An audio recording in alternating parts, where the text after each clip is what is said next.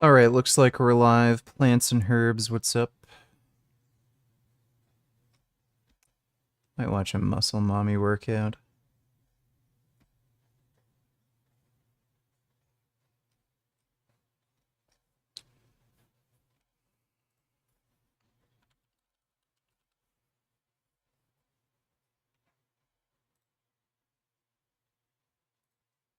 Oh boy.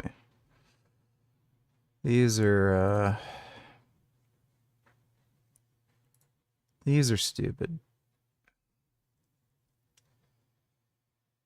What's going on, everybody? Yeah, I took a couple days off. All right, sue me. Get the f*** out. Okay, Dude, really? If there's an exercise that's more of a clown show circus exercise, I've never seen it. This is peak clown work.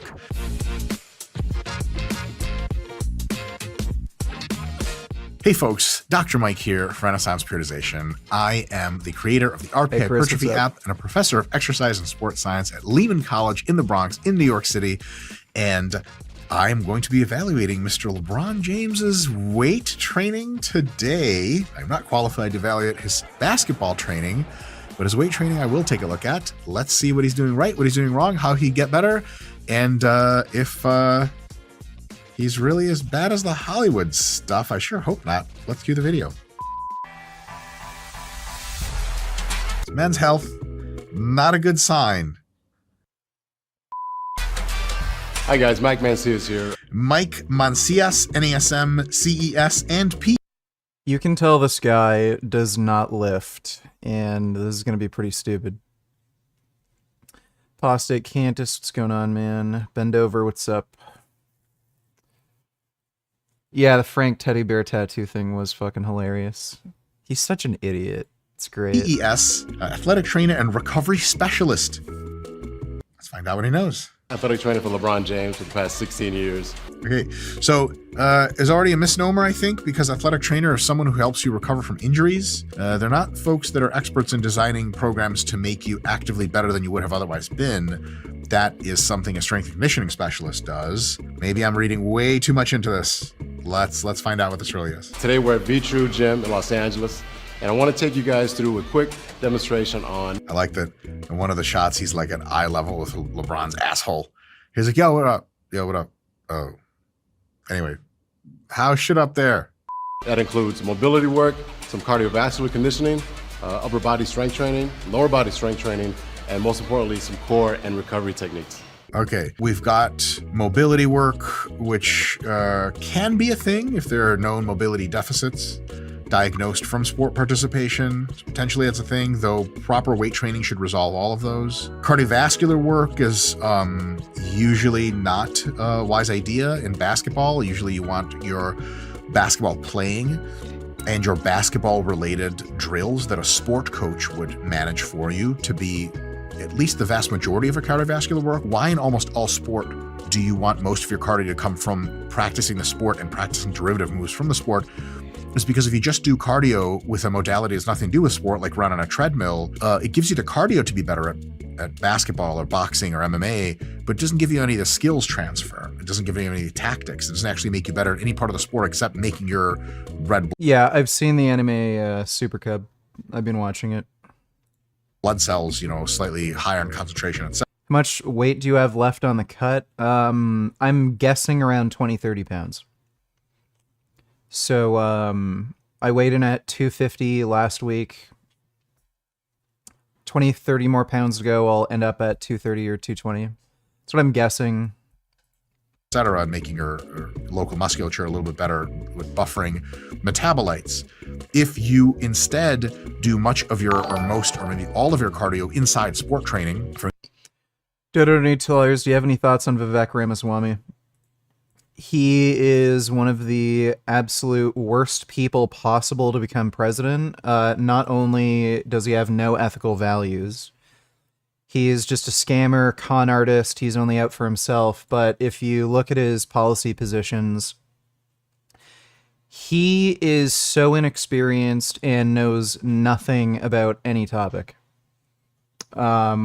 so he's like literally useless. You'd be putting an ignorant fucking moron in the White House who doesn't care about anybody other than himself. That's the worst possible leader you could possibly have. Thanks for the donation there, Dodo.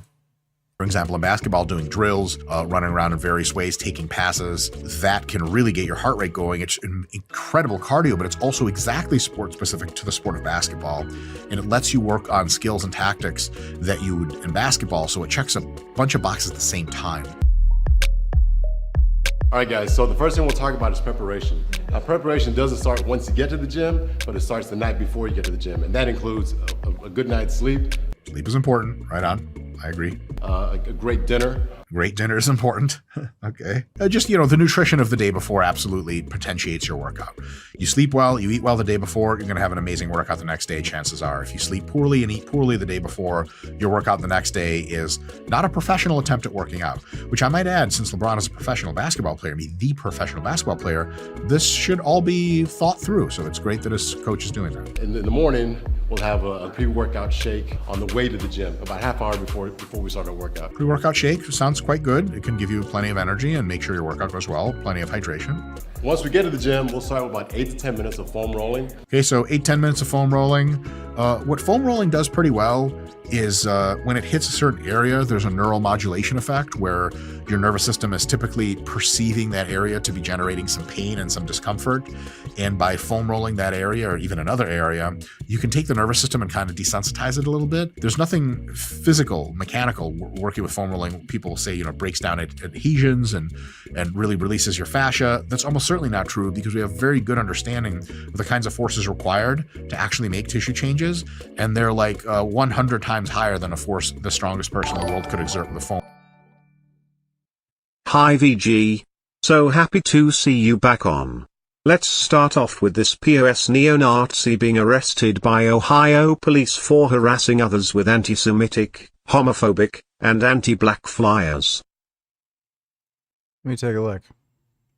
The bags with the rice in the driveways. Not flying. Flyers? Yeah, it's not illegal. Yeah, it is. Stand up. Rogers is handcuffed, placed under arrest and charged with ethnic intimidation, aggravated menacing, and littering for distributing flyers in driveways that were anti-Semitic, anti-blacks, and homophobic. A box full of flyers taken by police as evidence from his home. Maybe people want to see that. Why are you putting the bags with the rice in the driveways? Wow, this guy's a massive piece of shit. He has a Nazi flag in his room, too. Not flying. I think that's a portrait of Hitler as well. Flyers? Yeah, it's not illegal. Yeah, it is. Yeah, wow, what a scumbag. Glad they arrested him. Turd. Thanks for the donation, bend over. People are saying I use my Black Sea Fleet to attack civilian centers. What the media omits is the Ukraine Nazis deliberately build apartments and hospitals under our Great Peace missiles. Thank you, Elon. Yeah. The hell is this? Discharge. Discharge. Discharge. It's clear. It's white. Nice. It's yellow. It's green. Gonna go get it checked. It's clear. It's white. Nice. It's yellow. It's green. Gonna go get it checked out. Little bit here, little bit there. It's on my underpants. I don't mind, because if it's clear, if it's white, that's nice. If it's yellow, it's green, go get it checked out. If it's clear and white, I already told you that's nice. If it's another color, if it smells real strong. I think even the inflatable pool toy doesn't like this weird thing she's doing. If it's new to the underpants, get it checked out. Discharge. Discharge. Discharge. What the fuck is this? Hey, what's going on, guys? So, all right, well, thank you for that quest. Appreciate it. Foam roller. Like, you could make the fascia change in its conformational structure if you rolled like one of those asphalt rollers over it. What's in my salad? If you want to put your leg apples. under an asphalt It's roller, just apples I and suppose it'll lettuce. really warm you up permanently. But you'll be really ready to be a pancake forever, which is nice. If LeBron needs it and it makes him feel better, dope. If this is more like sort of a prophylactic thing, prehab thing, which prehab is the stupidest thing in the world, then yeah, then it's not a good idea. Then it's just kitsch, just throwing things at the wall. And now the next exercise that we'll incorporate after our foam rolling is called the Spider-Man exercise. Spider-Man. Now, truth be told, Scott the Video Guy, how off color can we get here? I mean, Max can always cut it. The editor can always get it. Thanks, Max. I was inclined to believe that the Spider-Man is when, you know what I'm saying, this is going to get real as fuck. With the consenting partner, everyone's having fun. You pull out right when you're about to skeet, and you skeet into your own hand, and then he or she or they look up, and you go, all right, if you guys like that, we have an extended cut available for members only, so hit the join button to become a member. Johnny here's going to demonstrate for us. Oh, it's a crawl. How pathetic. The proper technique for a Spider-Man. Great range of motion there. Great hip opener in preparation for activity. It's not that great of a hip opener. You can open your hips much more if you just sink down into a slow sumo squat and you take your hands and you push your knees open. Squeeze your shoulder blades as your chest nears the floor. And he's like, I don't know who makes up these tips. Oh, there's a dog in this. There's a dog in the left-hand corner. He's kind of chilling. Yeah, insert random nonsense from Men's Health. After we're done with our hip opener and mobility routine, now we start with a total body cardiovascular warm-up. Total body cardiovascular warm-up, okay? One of the machines that I love to use in the gym is called the VersaClimber. All these guys use a VersaClimber. VersaClimber is very challenging. It is very difficult to do. It'll warm you up really fast. So about 30 seconds to a minute on the VersaClimber at a decent pace is all the warming up that you could need. Let's see what he says about it. We'll do 3 sets of 30 seconds each with about 15 to 20 seconds rest in between each set. Not terrible. Not terrible. Just one of those would be fine, but fine. All right, so Johnny's now going to demonstrate how to properly execute a VersaClimber technique. Okay. Huh. Never heard of those. Wonder how much they are. Oh, ton. Used on eBay, 2,200. 2,500. This one's 400 on Amazon. I'm assuming it's a pile of shit if the rest are like thousands. Dude, why are these so fucking expensive? Like, this would be great for an apartment because it has a really small footprint, but, like, holy fuck, they're expensive. Yeah, I wouldn't have figured that would cost that much. Like, you can get a good stair mill for cheaper than this. How the fuck are they this expensive? I literally do not understand. So he hits the VersaClimber real fast right away. Yeah. That is backwards. If you're going to do 3 sets, the first one you should be very lazy with, like literally moving really slow, just to get your body grooving. If you need this kind of warming up. The second set, you should do a pretty brisk pace. The third set, you should get into it and get a little bit out of breath at the end. Then you'll be really warm and it's safe the whole time. It's a graded warm up. That's the whole thing about warming up. It's gradations. This guy just gets right into the VersaClimber really fast. I don't think he needs to warm up if he's ready to just go. All right, strength training, finally. One of our favorite exercises to do for upper body core conditioning and strength. Again, upper body core conditioning, which I really don't know what that means. That's Yeah, 3 words thrown together, and I don't know how they link. This guy doesn't train. Like, he literally doesn't lift. This is what people who don't lift say. Welcome back. Rationality Rules is an animal product eating douche nozzle. Speaking of vaginal heath, it's now time for an educational public service health announcement. Let me take a look, Quest. Discharge. Discharge. It's clear. That was a very bad attempt at humor, but thanks for the donation, Quest. We're gonna react to the Rationality Rules video a little later. Thanks for that donation, man. Hey Richard. What are you eating? Can you give me your thoughts on this video? I'm eating romaine lettuce with 2 apples. That is my meal for tonight. I have to eat a little bit later too, but for right now, that's my meal. Let me take a look.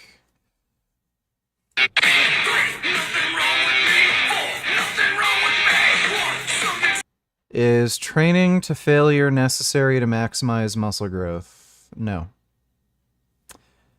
So, according to the best research, there's no difference between training within 3 reps of failure and training to absolute failure. Doesn't create a stronger hypertrophic response. Secondly, if you train to failure constantly every set, you're not going to be able to train as long or do as much volume. And your mesocycle length is going to be shorter, and it's going to be much harder to actually progressively overload. Because if you're training to failure constantly, how are you going to outdo that the next session? It's going to be much more difficult. You're basically relying on progress itself rather than progressive overload. So you could maybe make the argument in a single session, if you're only ever going to work out once, maybe you should like train to failure. But again, according to research, there's no difference between training within 3 reps shy of failure and absolute failure, even for advanced lifters.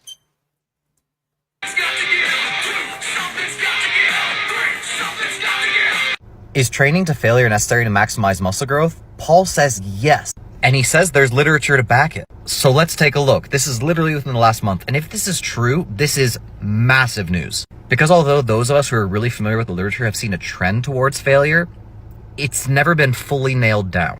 So this is to failure, and this is with reps in reserve. It's not really looking that good. Oh wait, that's strength. This is what the hypertrophy curve looks like. Not only did failure show better results, but it was exponential. So this whole idea that people have been preaching to you about reps... Yeah, I don't know about exponential. For strength, it makes sense because you're like, if you train all the way to failure, you're going to have more of your volume have less power output. So for strength, it makes sense you wouldn't see any relationship. Hypertrophy, I don't know. I have to look at this paper because from what I understand, there's no difference. Reps in reserve and diminishing returns as you reach failure might be the opposite. I mean, I've known it's better and I've been telling you guys this, but this is even better than we expected. And I don't know what he means by exponential as well, because what it, like, compared to what? look, I'm open to more data in the long term that maybe shows that it's not exponential reaching failure, but it's certainly... I don't know what he means by exponential. ...better, and I'm trying not to be completely insufferable. Because I'm assuming this is looking at training plans or, yeah, a workout regime that takes place over the course of like 8 to 12 weeks, something like that. So when you show, oh, you double the amount of muscle within an 8-week period, that doesn't really mean anything.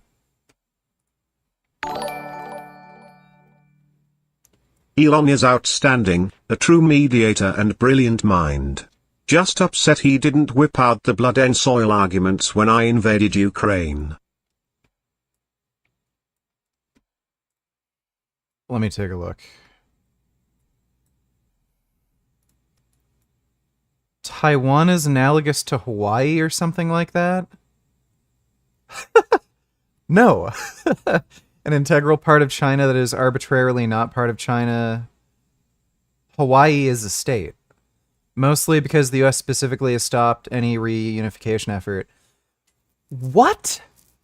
No, Taiwan doesn't want to unify, you fucking idiot. No, that's it. I think I understand China well. I've been there many times. I've met with the senior leadership at many levels in China for many years.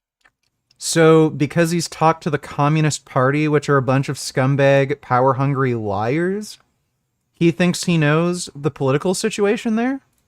And so I think I've got a pretty good understanding, at least as an outsider of China. So ask Xi Jinping what the fucking GDP is, and he'll fucking lie to you.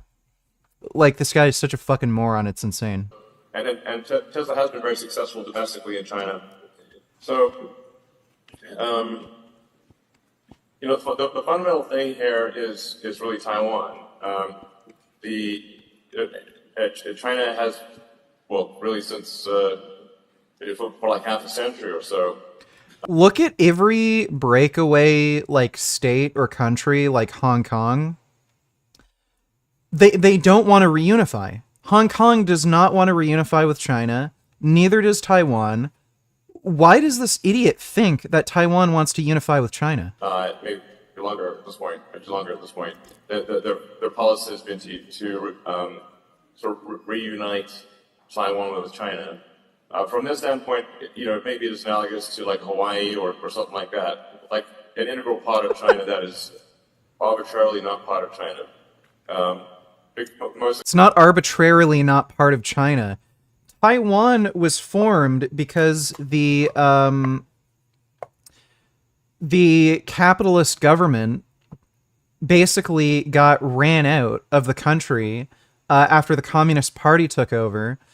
So all of the political dissenters, all the capitalist government went to Taiwan, and they made their own fucking country there.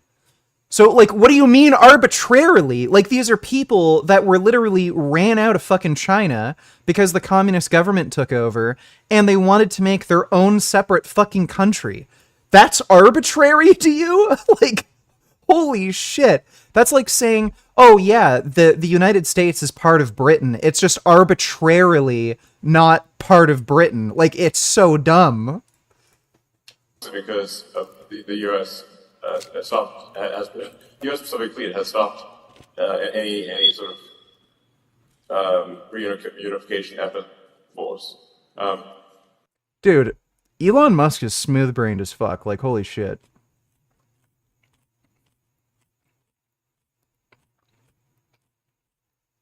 So, yeah, back to this video. I think the one big flaw here is that they're probably looking at papers that have a training system that lasts 8 to 12 weeks. It's possible, like that's one mesocycle, basically. So it's possible that training to failure within one single mesocycle for a beginner might be beneficial. You might see more hypertrophy gains just because you're doing more total volume. But if you extend things out to like months or years, you're probably not going to see a big difference. I think you're just going to have to see longer term studies on this where maybe they go through a cycle of 3 or 4 mesocycles at least to see if there's actually any difference in the long run. There probably isn't. But I'll read this later on my spare time. Relationship between estimated resistance training proximity to failures, strength gain and muscle hypertrophy, a series of meta regressions. There we go. I'll look that up later.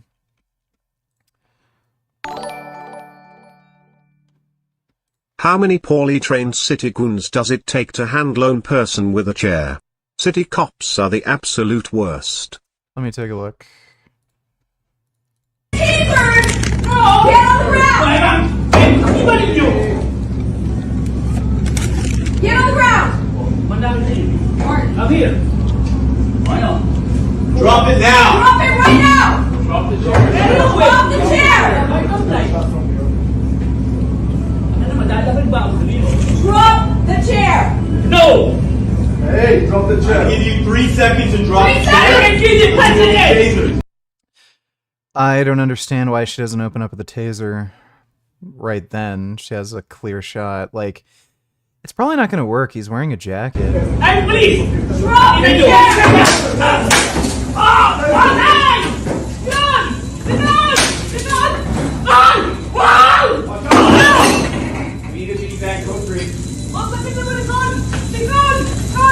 These cops are stupid as shit. So I don't have a problem with them deploying a taser against this guy. The problem is, if you're going to deploy a taser, you need to be ready right away to apprehend the guy. So, like, if he's not on the ground, get him to the ground. If he is on the ground, handcuff him right away. They're just tasering him and standing there, so they're just going to waste the battery, and then they're back to square one. Get on the ground! Get on the ground! Get it! This guy's clearly Get on the mentally ground! ill. Get it! Wait, Mark, wait. Why did they do that? Like, again, if they're not going to try to handcuff him and use the taser to apprehend him, like, why are they even deploying the taser? Get on the ground. Now! Get on the ground. That's kind of what the taser was for, stupid.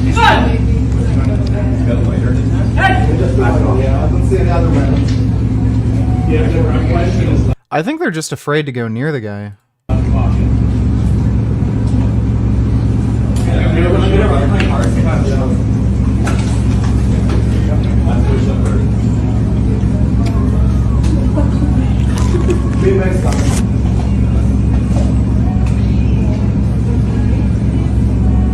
I don't know what they're doing.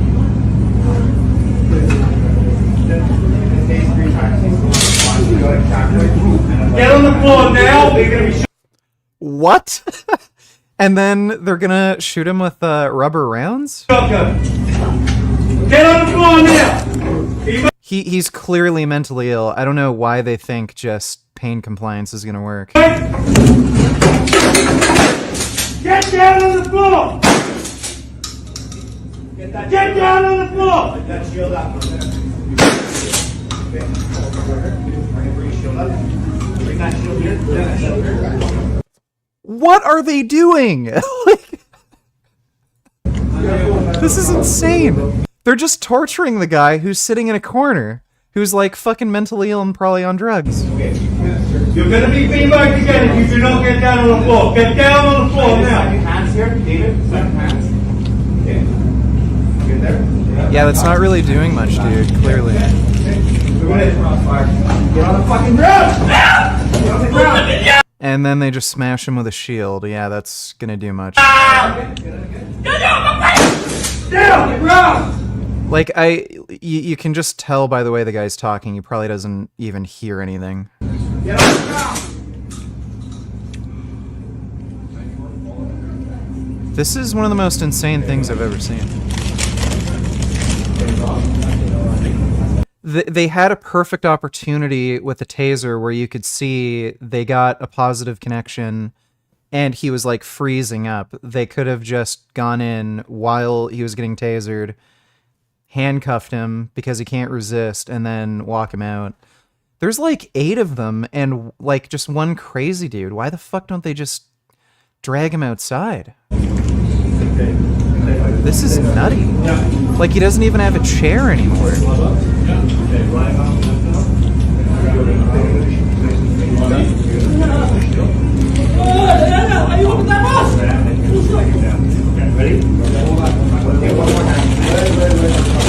They're going to shoot him again with more.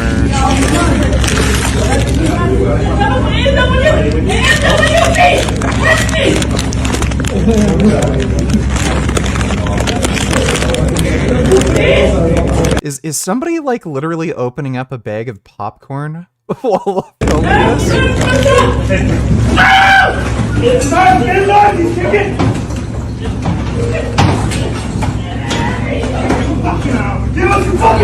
Okay, it looks like they're actually hitting him again. Like, I don't understand why they're doing that. Clearly, pain compliance isn't doing anything. I got that.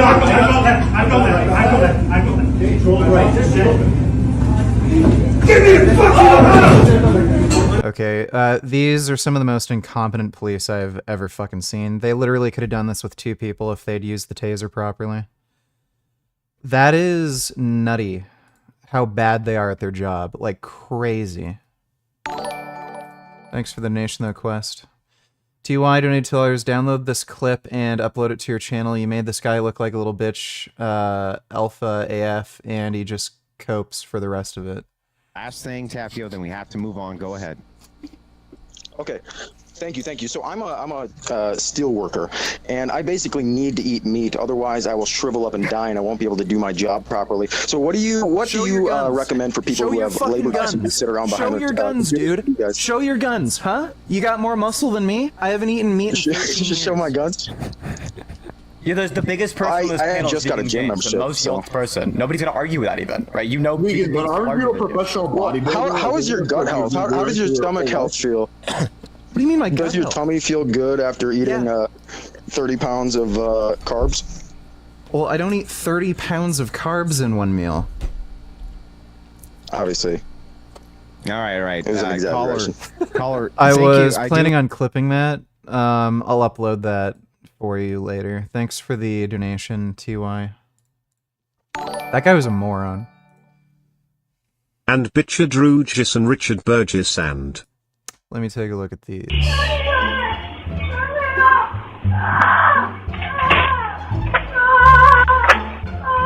While tending to his car in the driveway, the sound of cries for help echoed from inside his house. Strangely, the man remained unfazed and continued working on his car.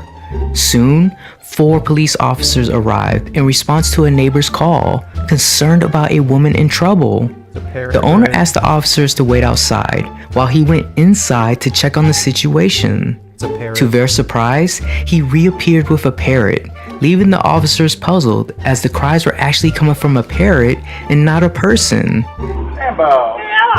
Hi. Hello. Hi. The officers found the scenario rather amusing, and later, the owner introduced the parrot to his neighbor, and they all shared a good laugh about it. If you found this That's pretty funny. Yeah, I figured it'd be a parrot. I love parrots. Let me see. I probably shouldn't do that.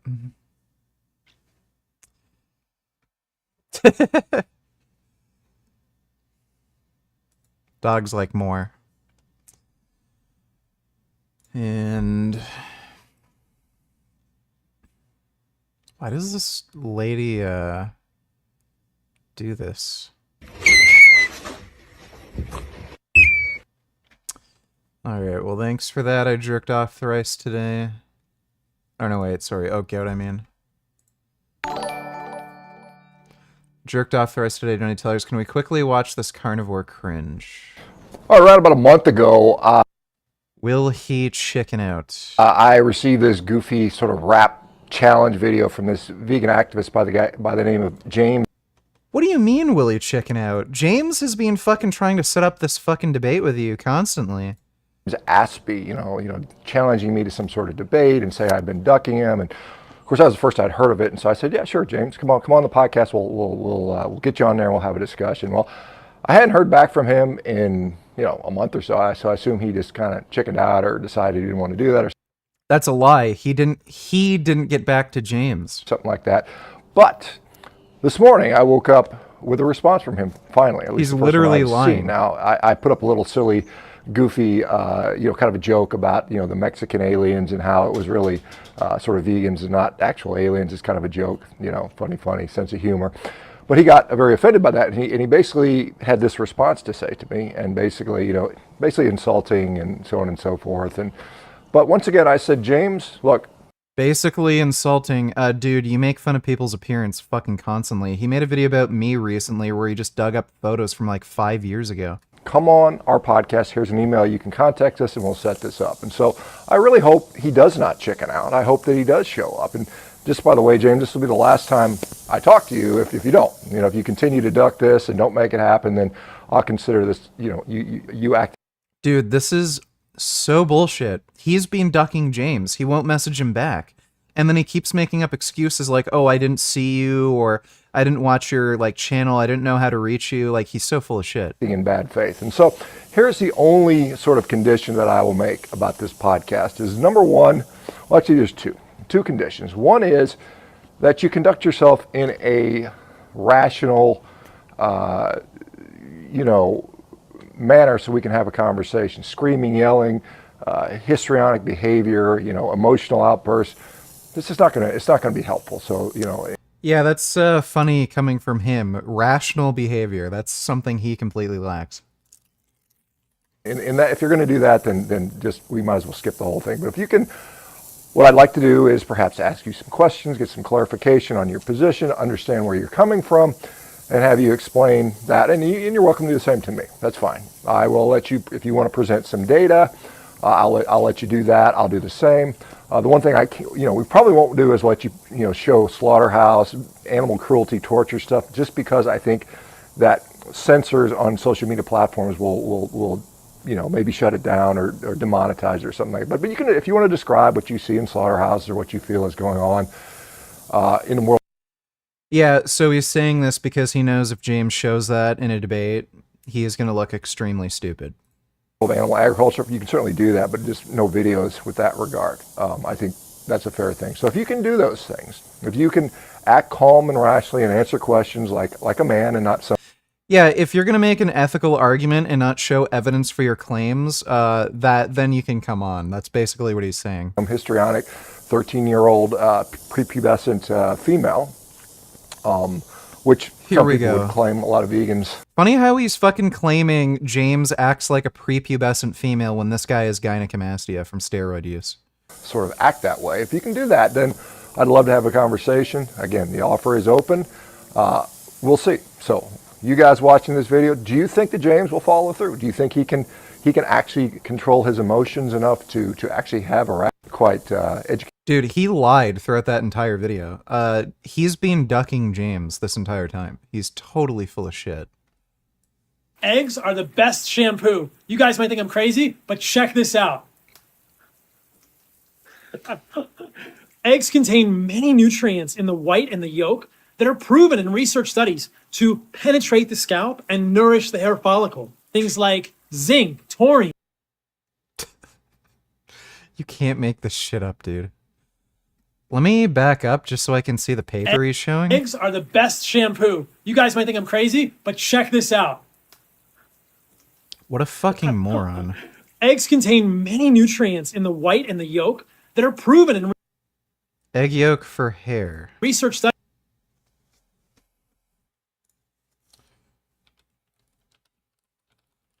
That is not a paper. That is from the website Healthline.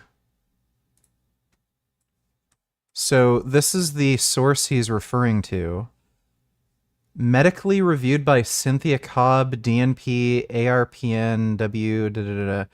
I don't know what some of these titles are. Nurse practitioner. And she specializes in women's health, aesthetics, and cosmetics and skincare. University of Du, BSN, MS, MSN, DNP, women's health nurse practitioner. So she is not in research.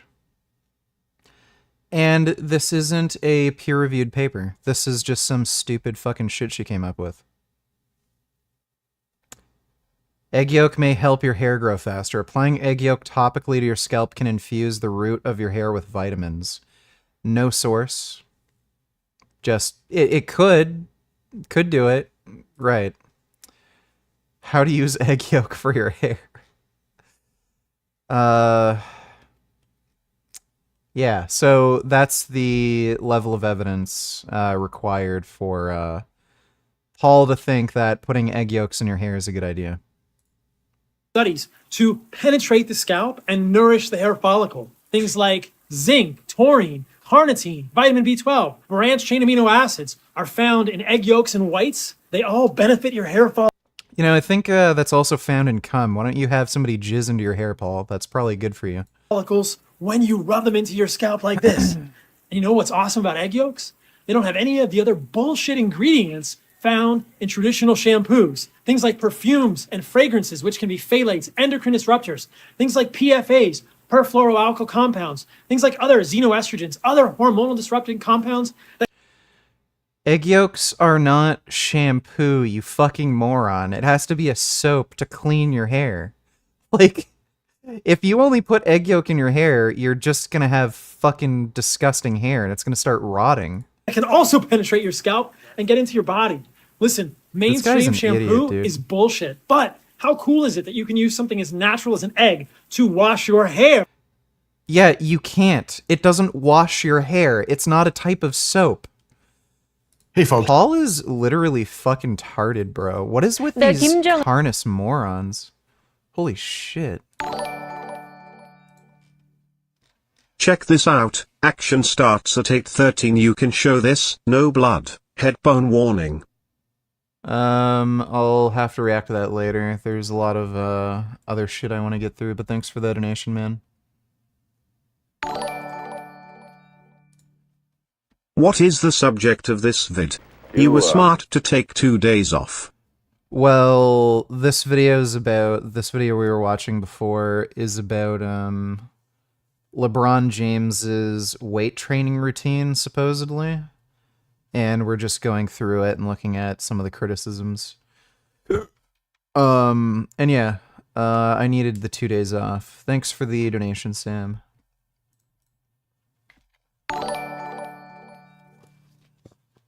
New donators. I have a friend who got in a bad car accident and has injuries to her spine. Her neck and hands are messed up. She's in PT but wants insurance coverage for a chiro. Told her it's a bad idea. Can you recommend an alternative treatment instead of chiro? Yeah, go to a actual physiotherapist. Chiropractors are fucking morons, and all they're gonna do is probably injure her more if she's that fucked up. I don't know why you'd go to a chiropractor. They don't do anything. So yeah, just go to an actual licensed physiotherapist. Thanks for the donation, though, New. Giro Zappelli donated $2. It's safe. I thought this guy was a bitch, but he weren't no bitch. Let me see.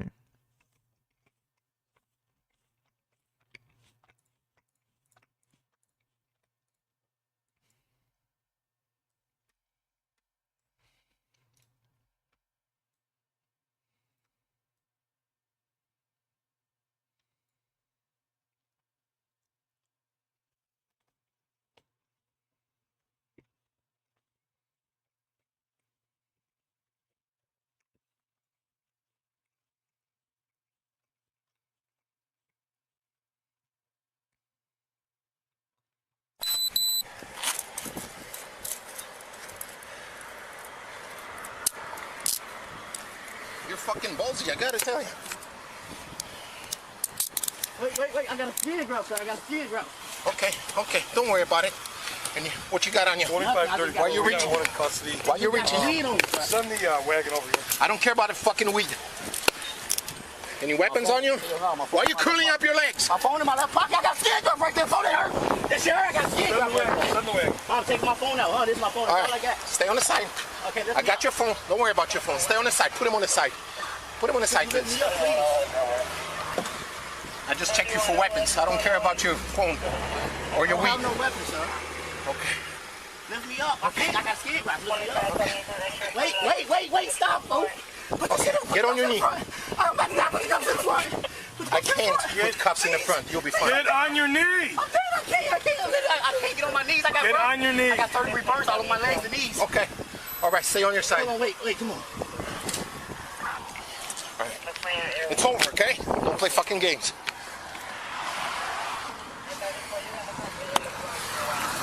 You can slow it down. We got it. Put me in the car. We got it. Take the cuffs off, put it in the front, please. I'm not putting cuffs in the front. You got to, sir. I have medical. Look in the car. How much issue? I'm not putting the... All right. It was... Understand one behind the 20 feet. Got shots. He's behind the Impala. He's behind the Impala. You okay? Shot. I know you're shot. He got loose and shot him? Okay, whatever. Don't know why you sent me this. Kind of waste of time. Breaking news, Don't Lad Trump is leading. Well, during that very same interview with Kristen Welker, Trump was asked about the Mar-a-Lago documents case, that's the Florida case, also a federal case, and whether or not he directed one of his staffers to erase security footage. The president said in responding to that, in the super of a special counsel, Jack Smith's investigation, prosecutors alleged that Trump's valet, Walt Nauta, and maintenance supervisor, Carlos subpoena ordering that the tapes be turned over. Nauta and De Oliveira, who have both been charged with obstruction of justice, told the third staff member that the boss had requested that the security video be deleted.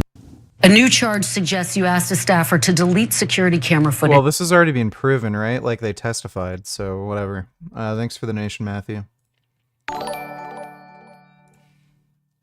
Are you gonna play MK1? Yeah, when it's released. I don't know if it's out on consoles already, but right now it's coming out September 9th on PC. Or 19th, I mean. So it's not released yet on Steam. Thanks for the donation, though. Knucking figure.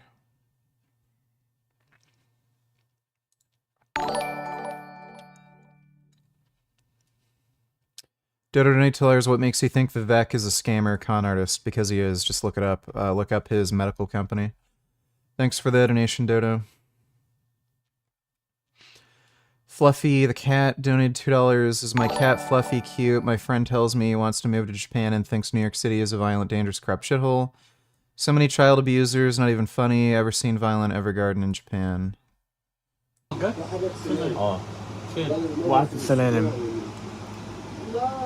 That is a nice fluffy cat, indeed. Very handsome.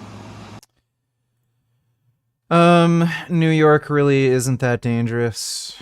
Like, what's funny is they'll fucking say that shit about the US and New York, but they'll just ignore all the human trafficking and shit in Japan that the Yakuza are involved with, so. Whatever. Thanks, Fluffy the cat. Frank has some new gay twink vids out. Can you please watch and react to these 3 shorts? I love your penis LLL. Sure, why not? Son so dumb, IQ 21. He tried to make friends, but they call him Ching Chong. He eat the wonton, but he fat like Kim Jong. He's so ugly when he smile, he look like the King Kong. My son useless, can't play ping pong. He tried to get a date with the girl Soo Young, but she said hell no, cause he not that handsome. And my son so broke, can't buy the dim sum. Yeah, yeah. It's not racist because an Asian did it.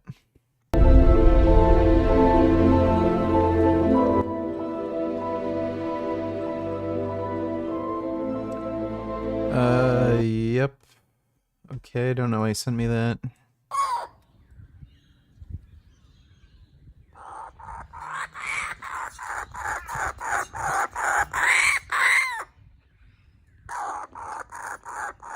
Kookaburras are weird birds. They're like little flying fins. Alright, well thank you for that, Fluffy the cat. Or, I mean, gay twink niggas for Trump. You were away for 2 days, why? I needed a little break, that's why. Thank you for the donation, Matthew.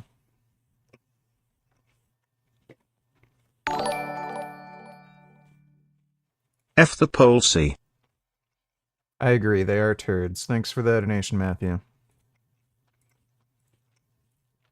And I'm a professor. I wonder what he knows that I don't. Let's find out. It's called the inverted row. The inverted row is one of the easiest exercises ever. What? And that's the movement right there. All right, guys, so for this, the count rep is about 8 to 12, and we'll do about 3 sets of each. Why is that guy only coming up to like 2 inches under the bar? The idea that LeBron James would only be able to do 8 to 12 reps on an inverted row is fucking crazy. Touch the bar, motherfucker. You look, real talk, as far as a movement of upper body pulling, this is a great movement, great for LeBron. He's got long ass arms, be nice and challenging for him. if you grade it, progress it, find out how to load it, maybe have him wear a heavier weight vest over time, this movement can be an awesome addition to being able to make him a stronger, more muscular basketball player. So the movement is good. The justifications are generally nonsense.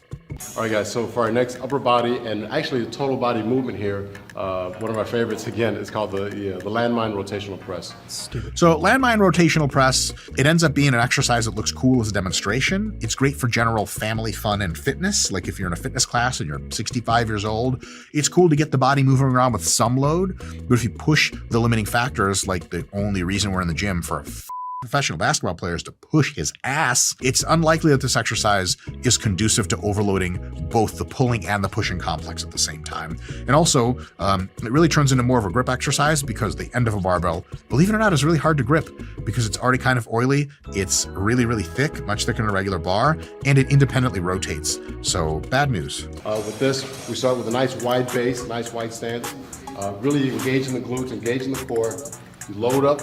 Engaging the glutes and core is what people say when they have nothing else to say. They just say, like, stay stable and don't. Matthew donators are going to love this. Let me see. The Sandy Hook families who successfully sued Alex Jones for defamation are now sharing their frustrations over his insane spending, especially as they try to collect the $1.5 billion in judgments against him for calling the 2012 mass shooting at Sandy Hook Elementary a hoax. Now, those lies led to all sorts of harassment toward these family members who had literally just lost their children as a result of this mass shooting. He didn't care, his families. Now, the conspiracy theorist and InfoWars host has been paying his own wife, Erica Wolf Jones, $15,000 a month, according to the most recent spending report he filed in his bankruptcy case. Payouts called fraudulent transfers by lawyers for some of these shooting victims' families.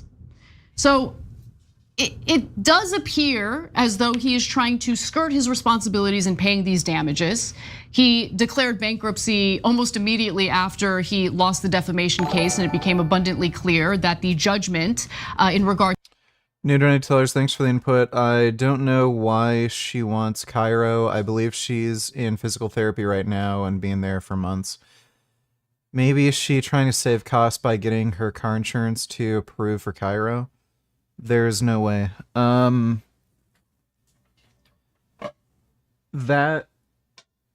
That would be completely covered by car insurance anyway.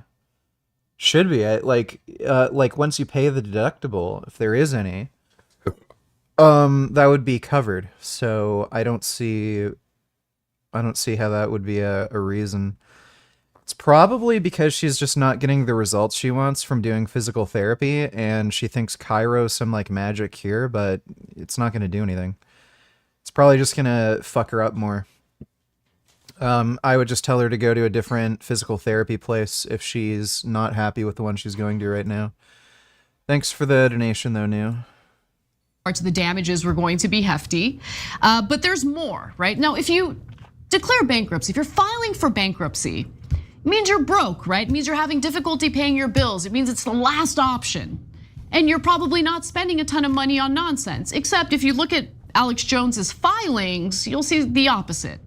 So for instance, in July alone of this year, he spent $7,900 for housekeeping, $6,700 for his Texas lake house, $6,300 for meals and entertainment. I can definitely believe the meals part. $5,600. Dude. This guy is spending more on a maid and groceries than I like earn in a month. This is fucking insane. $600 for vehicles and boats. And by the way, the meals do not account for groceries because he spent an additional $3,400 on groceries in July alone. So if you tally it up, his personal expenses for July topped $93,000, up from holy shit. He's basically spending as much as I make as in a month on food. Nearly $75,000 in April, not including legal fees and other costs for his court cases, according to bankruptcy filings. Okay, I want to focus on three numbers here. And it's not even How am I the feeling? grocery Feeling shopping. good. That's some awfully expensive. Got lots of energy and everything. I just needed to catch up on sleep. That's why I took 2 days off streaming. But I'm feeling good. Of crudité that he's apparently buying when he goes to the store. But he's not eating crudité. Yeah. Dude, that is insane. I have no one to talk. All right, so first off, I'm broke. I'm only spending $93,000 a month. Guys, that's over $1 million post taxes. Yeah, what that is the an fuck, unbelievable dude? amount of money for a guy who's broke. His company, according to them, they're trying to hide every piece of money that they can, and even they report they make $2.5 million a month. That's $30 million a year. Okay, now, dude, give me that money. Fuck you. Like, why the fuck do retards like Alex Jones or just cancerous pieces of shit get that kind of money? Holy fuck, bro. You know how much you could get with if you're like making $2 million a month? Damn, I could get like every fucking motorcycle on the planet. Now they say they have expenses that are near that, I'm sure, right? And other reports previously have put their revenue at over $100 million a year. Doesn't exactly sound broke. How the fuck does he make that kind of So money? is he trying to hide the money? Of course he's trying to hide the money. But my favorite out of all the numbers is, and by the way, look, he wants to make all this money and his audience loves it and they buy his brain pills and penis pills and they get ready for to be in their bunker and they got their gold, they got everything that he bought them. That's up to them. God bless, okay? He gets rich by doing. That's crazy. Don't round over like a question mark. That's not the same thing as engaging the glutes and the core. I think people say that just because people go, okay, core, that means I'm gonna have lean abs. Glutes, that means I'm gonna have a sweet ass. People are gonna look at me and wanna have sex with me. I think that's why people say it a lot. It has nothing to do with how anyone should ever be teaching this movement. You know, part of LeBron's game is playing above the rim and transferring energy from the ground up into the rim. And that is so stupid. If you wanted to increase his vertical leap, so that he can like jump better, you would make him do things like power cleans, not the stupid fucking exercise. This doesn't help you generate power. Exactly what that exercise is doing. Holy fuck. So that is stupid. You can't be too explosive with this exercise because you'll throw it and then it'll flip onto someone and kill them. If I want energy transfer from the ground and explosion, I would much rather see LeBron do a traditional CrossFit style thruster, which is basically a front squat that ends in a push press. You could also do a variety of weightlifting derivative movements, push presses, push jerks, squat press. Dodo Nudes, have you ever seen LeBron highlights? He is entering his 21st season. I didn't know he's been playing for that long. Fuck me, dude. He's a pretty insane athlete. But yeah, I'm not a big basketball guy, but I've seen some LeBron highlights. Thanks for that donation, Dodo. All this other kind of stuff. You can do loaded jumps, you can do medicine ball throws. This is an exercise that, though looks like it sort of does triple extension, does nothing. Which is when you extend at your ankles, at your knees, and your hips. The jump movement, the most athletic movement that humans can do. It's only cosmetically so, because it's not ballistic. An exercise which you really want power transfer from to fuel athleticism, you want it to be powerful, which means explosive. And ballistic means at the very end of the exercise, you're throwing it. He is not throwing shit, he's just finishing the movement and locking it out. It's one of those exercises, unfortunately, there's very many of these that people do and program and trainers like to talk about. It looks athletic, but it's not nearly as athletic as it looks. For someone of LeBron's ability, I would qualify this whole workout so far as a warm-up. A warm-up to something, I'm not sure what. But if we were to take that exercise and make it something LeBron could benefit from, we would either need to do it explosively, where he gently sinks into a lunge and then blows completely back out, jumping as high as he can, or he does it for reps to build hypertrophy and build resilience, but then he would have to wear a weight vest or hold dumbbells or something, because bodyweight lunges are not nearly difficult enough for an athlete that can dunk a basketball. What do you get when PhD sports scientists collaborate? Cryotherapy actively reduces the hypertrophy. So good. Here we go. Let's talk about recovery, since we worked so hard. So recovery for us entails 3 different things. I don't understand. They're talking about recovery when he didn't even do a workout. It was just some like shitty gay warm up and then like one stupid dumb exercise. Things. It's nutrition. Nutrition, check. It's mobility. Does not have anything to do with recovery mobility, but fine. And it's a little bit of cryotherapy at the end of the day. Cryotherapy. Okie dokie. Cryotherapy actively reduces the hypertrophic and probably strength yield of your program. Cryotherapy. Yeah, cryotherapy and using ice or ice baths or any kind of cold doesn't help with recovery. In fact, it prevents recovery. The inflammatory response post-exercise is part of the adaptive process. So if you get rid of the inflammation immediately after exercise, you're not going to adapt to the training as well, at least. And on top of that, if you're colder, that causes like metabolic slowdown. That's not going to help you recover faster. Be something you do when you have like back-to-back basketball games and you don't want to be sore from one of the games into the other game. You do some cryotherapy immediately after that first game or really hard practice is concluded so that you never start to make the positive adaptations to your body to begin with.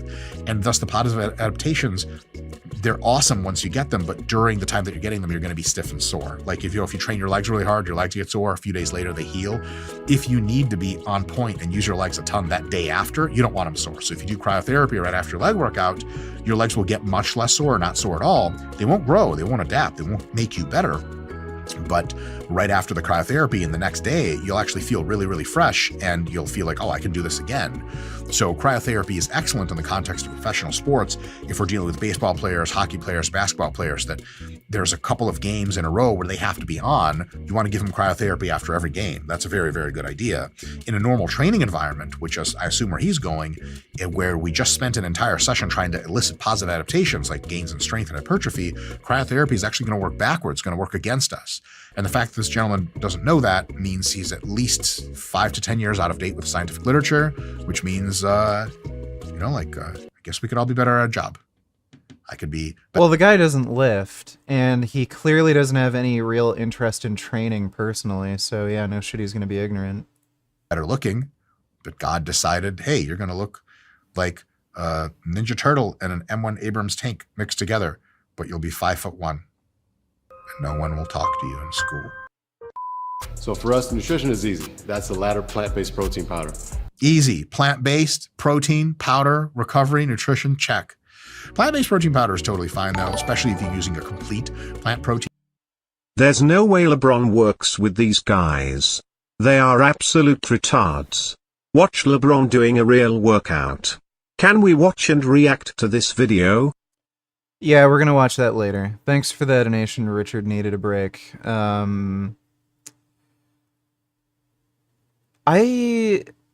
don't know if he works with them or not. I'm really not sure. He might, but I've seen some of his workouts. Some of the stuff he does is a little goofy. Some of it's, pretty good, makes sense. But yeah, a lot of strength and conditioning coaches, quote unquote, even at a high level, are pretty terrible. Thanks for that donation. Richard needed a break. Which they often have to congeal together from a couple of sources, unless it's soy, and then it's actually quite good for you. So plant-based protein powder is cool. I would prefer to also have carbohydrates in there. Proteins plus carbs after training is better than protein alone for a variety of reasons: recovery, potentiation of anabolism, so on and so forth. So just the protein shake alone is a good start. It's not the best, but it's a good start. Okay, so B+ so far, B-. And the second is mobility. Again, mobility is the ability to have strength through a given range of motion. Anything to do with recovery. Mobility is flexibility plus strength. So I know exactly what that has to do with recovery, and I'll cue you guys in on this. When you have a high level of cumulative fatigue, you've been training for weeks really hard, part of your body's reaction, mostly mediated by the nervous system, is it actually makes you less flexible.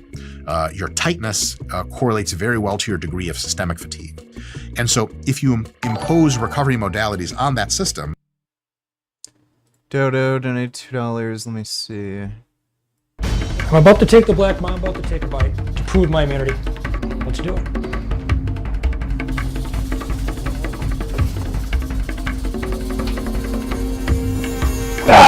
Got me twice, 3 times. Shoot. Right in the finger. I'll do one more in the arm. Tell me when you're ready. Make it fast. And 2 more bites. Man, is that a throb. Is that too much venom in your blood?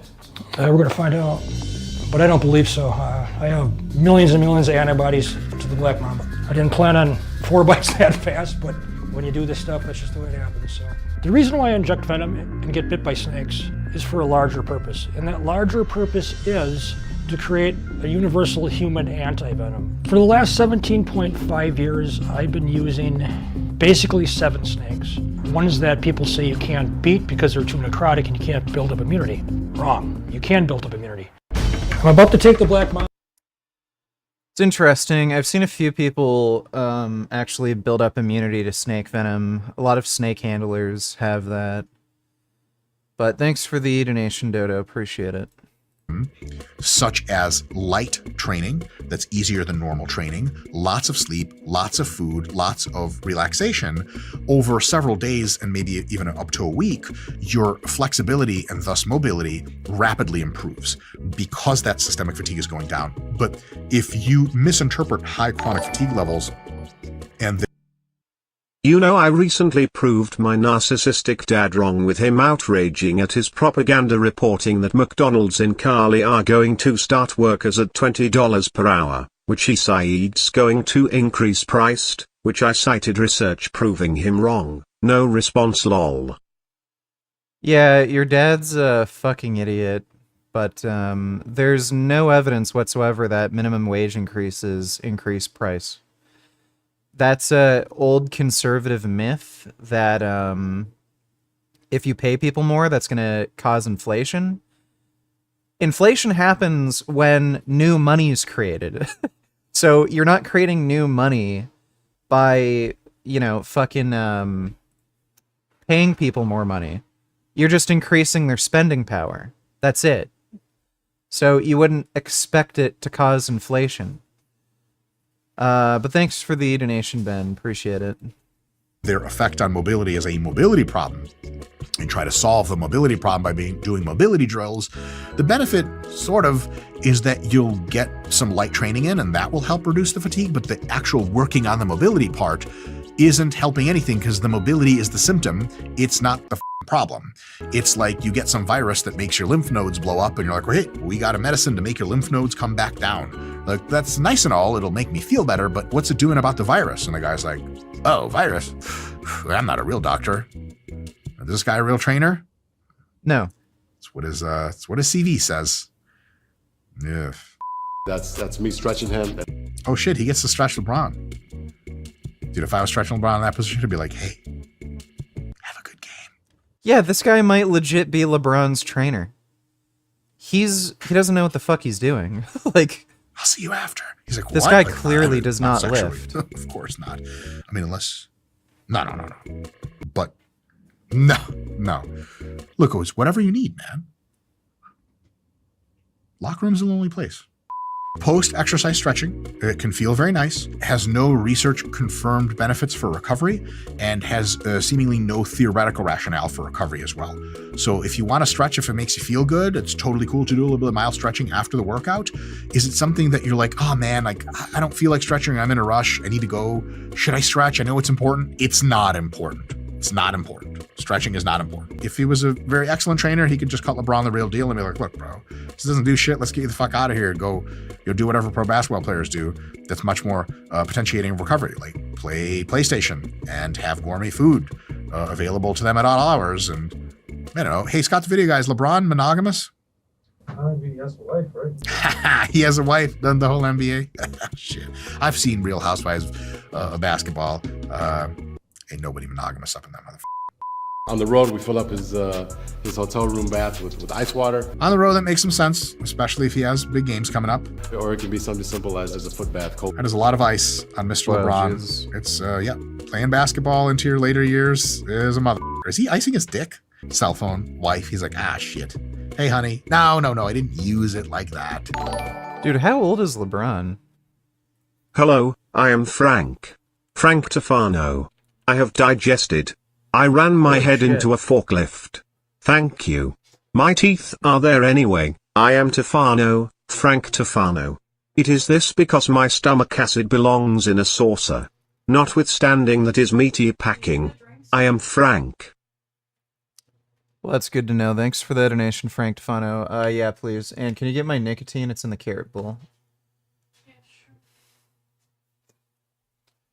Yeah, 38. He's old to be playing basketball. No, baby. Oh, wait.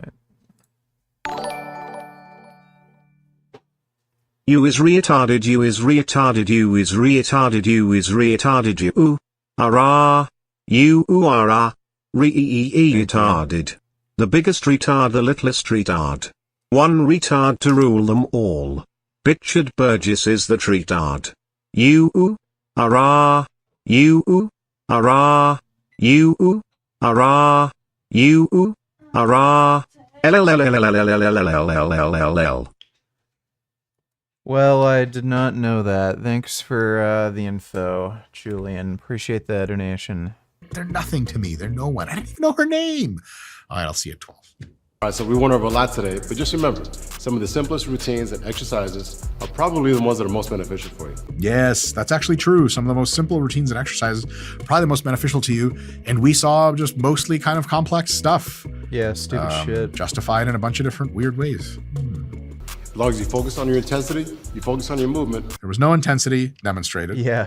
Focus on your movement is a good idea. And that's when you'll see some results. Great. Cannon fodder for Men's Health. They're like, just say stuff so we can have outro music play. Ugh. More f***ery. Get the f*** out. Okay, if there's an exercise that's more of a clown show circus exercise, I've never seen it. This is peak clown work. This entire exercise is going to confer one advantage. It's a good practice to do this trick on social media. As far as general qualities that can be siphoned from this to go to basketball or any other thing, that's not a thing. General balance training does What is the Bully XL band in the UK? I don't know what that is. not transfer to various other sports, and LeBron's basketball specific ability to balance is so frighteningly high. The only thing that can improve that is his challenge on the basketball court with motherfuckers pushing him around. That's it. I love that there's gangster. The fuck? When you turn around, he's going to be facing your way. Officers coming up that ramp, he's facing your way. He's coming down the ramp towards the officer. Yeah, he is fucking stupid, but he is a useful idiot since I don't pay much in bills living with him and of course being in his will. I hate that whenever my bro and I prove him wrong, he doesn't respond and can't admit he's wrong, but I guess that's narcissism. Yeah, in your dad's case, it likely is narcissism. Could also be him just being an old retard. Could be a bit of both, too. Thanks for the donation, though, bend over. Coming down the ramp towards the officer.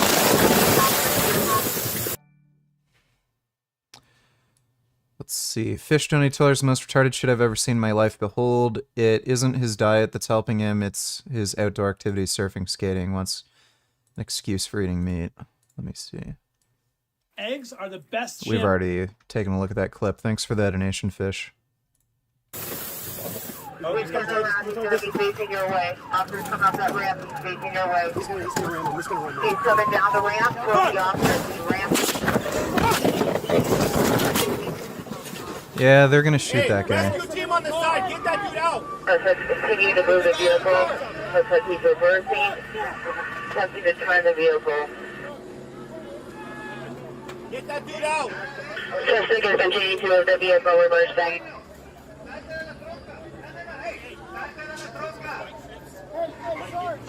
Yeah, they're gonna blow him away. Yep. There he goes. Suspect is running the... Well, he probably intended for that to happen. Will vitamin K fix your gut health? No, it will not. Yeah, probably. Hey, Frank, why are you always... Why does he, like, I don't understand his hair. Why does he always do this with his hair? Where he looks like he's getting ready for a fucking school photo and he's like 10 years old. talking about the liver? Well, your overall health is really how healthy your organs are and cells separately, but in order to have healthy cells, you need to have healthy organs. I really don't know what he means by that. Like, yeah, if you have kidney failure or liver failure, you're going to be in bad shape, but I mean, there's other health problems aside from that. Like type 2 diabetes, that doesn't really have anything to do with any particular organ, but it's horrible for you. Organs. And your liver is by far the most important organ in your body. It is not even close. The liver is like the master organ. If your liver is healthy, you will be healthy because... No. Where is he getting that fucking idea? Like, you can have a good liver and be diabetic. What are you fucking talking about? Your metabolism will be better. You'll be able to tolerate so many negative stressors and free radicals in the lifestyle. So very, very important.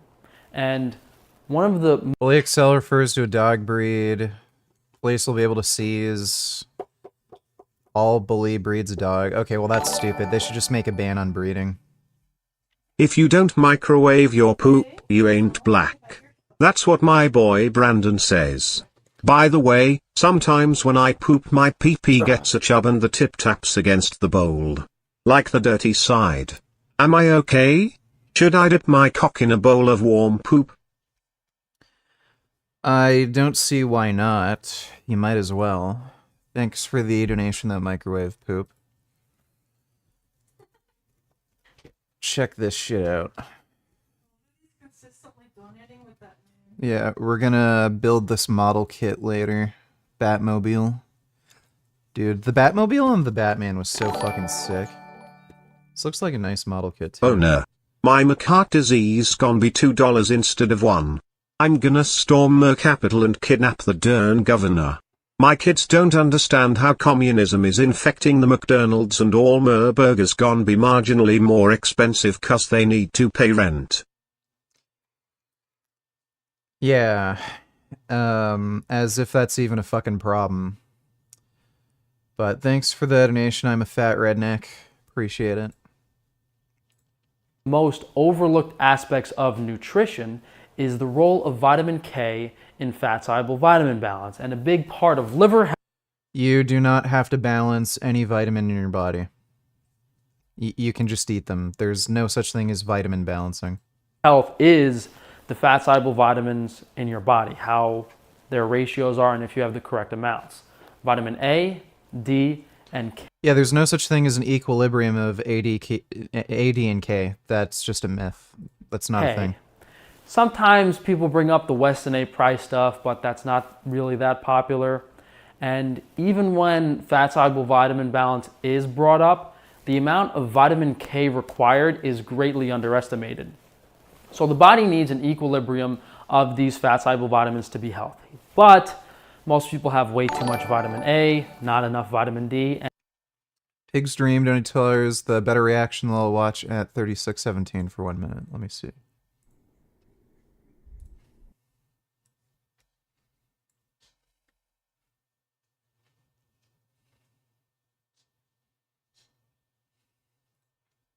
overlooked aspects of nutrition is the role of vitamin K in fat-soluble vitamin balance. Oh, daddy.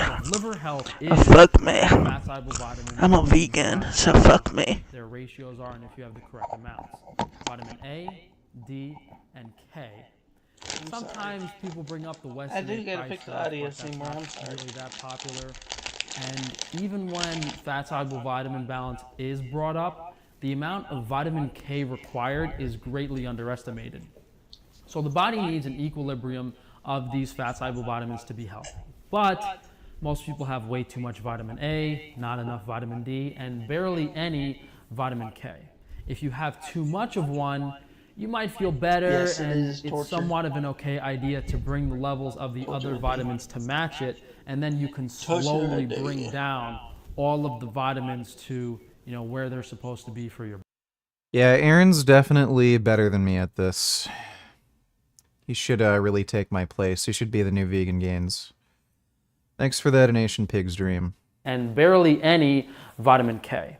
If you have too much of one, you might feel better, and it's somewhat of an okay idea to bring the levels of the other vitamins to match it, and then you can slowly bring down. You do not have to level out and balance vitamin levels. Again, that's bullshit. All of the vitamins to, where they're supposed to be for your body. Because, if you have a cup and you fill it up with liquor and you say, oh no, I need a vodka soda, well, it's not as easy to pour nutrients out of your liver as it is to pour liquor out of a glass of water. Let's just leave it at that. What the fuck is he talking about? I don't understand that analogy. You can't necessarily fix it. So if you're really out of whack, if you're really imbalanced, you might have to fix your diet for a while before you can really balance things out. Now, if those vitamin imbalances and the diet and lifestyle. What was the echo and reverb? That was probably just the way Aaron P has his audio set up. What probably happened was he's having OBS record the audio on his computer, but he's also playing the audio through a speaker, so the audio is playing back twice. So it's playing back through the capture software and his microphone, so that's probably what that is. Thanks for the donation, though, Sam. If you need any more tech expertise, I am your guy. Has been out of whack for a long enough period of time, you'll start having problems with your liver. And vitamin K has... Sverige made another black pill video bashing people who work out. Maybe we'll react to that later. Has been demonstrated in many studies to have a healing effect. One little side note, there are different forms of fat-soluble vitamins. A has retinol, beta-carotene, different type of stuff. Vitamin D. Beta-carotene is not a form of vitamin A. It's a pro-vitamin A carotenoid. Has D3, which is from the sun. Vitamin K has K1, which is in plant foods. Vitamin D is not technically from the sun. It's cholecalciferol. It is produced when 7-dehydrocholesterol is exposed to UV light. But it's not just produced from the sun. It's not really that available. I do sometimes wonder who actually watches Frank unironically. Like, are there people who hear him and see him and think, yeah, this guy seems smart and credible? Then again, Trump did become president. We're so fucked. We need an island to send them to. Yeah, I mean, the problem is there's so many stupid people who have no ability to really judge what is good or bad information, so you end up getting idiots like Frank able to convince people that he's right. I mean, you don't even have to do anything to appear credible. Like, he's trying to dress nice and have a fucking whiteboard as if that does anything. He looks like a fucking moron, actually. But if he was like a fucking crack addict, like sitting on the side of the road screaming about how you have to like make sure you don't consume too much of any vitamin, like there's going to be people who believe him just because there literally are people who lack critical thinking skills to the extent that they'll just believe anything they hear. Thanks for the donation though, Adam. Appreciate it. Vegan gains frozen sperm cells, no $2, bruh. Do you think whoever dates Xena is safe from harm's way? Then would it be an issue again? That's what... Dude, being around her, you are in danger of like losing your fucking mind. She's one of the most toxic, annoying people ever. Never talking to her again. Then would it be an issue again? That's what I'm saying. Because it's not. Shut the fuck up! God, let me talk. You get fucking triggered for one fucking word. You're talking. No, I am. The shit already got Apparently she has bipolar disorder. fucking handled. I wasn't having an argument with you. So of course when I said if you're mad about it earlier, you said I'm not mad. Why now are you bringing it back saying you are mad? So then what? You're lying? You are fucking mad? Then it is a fucking problem, and you didn't want to disclose that, and then would it be an issue? Yeah, I mean, the problem is there's so many stupid people who have no ability to really judge what is good or bad information, so you end up getting idiots like Frank able to convince people that he's right. I mean, you don't even have to do anything to appear credible. Like, he's trying to dress nice and have a fucking whiteboard as if that does anything. You know, I don't like after dealing with her personally, no one should ever talk to her. No one should ever talk to her. She's just a cancerous moron. Thanks for that donation that vegan gains frozen sperm cells.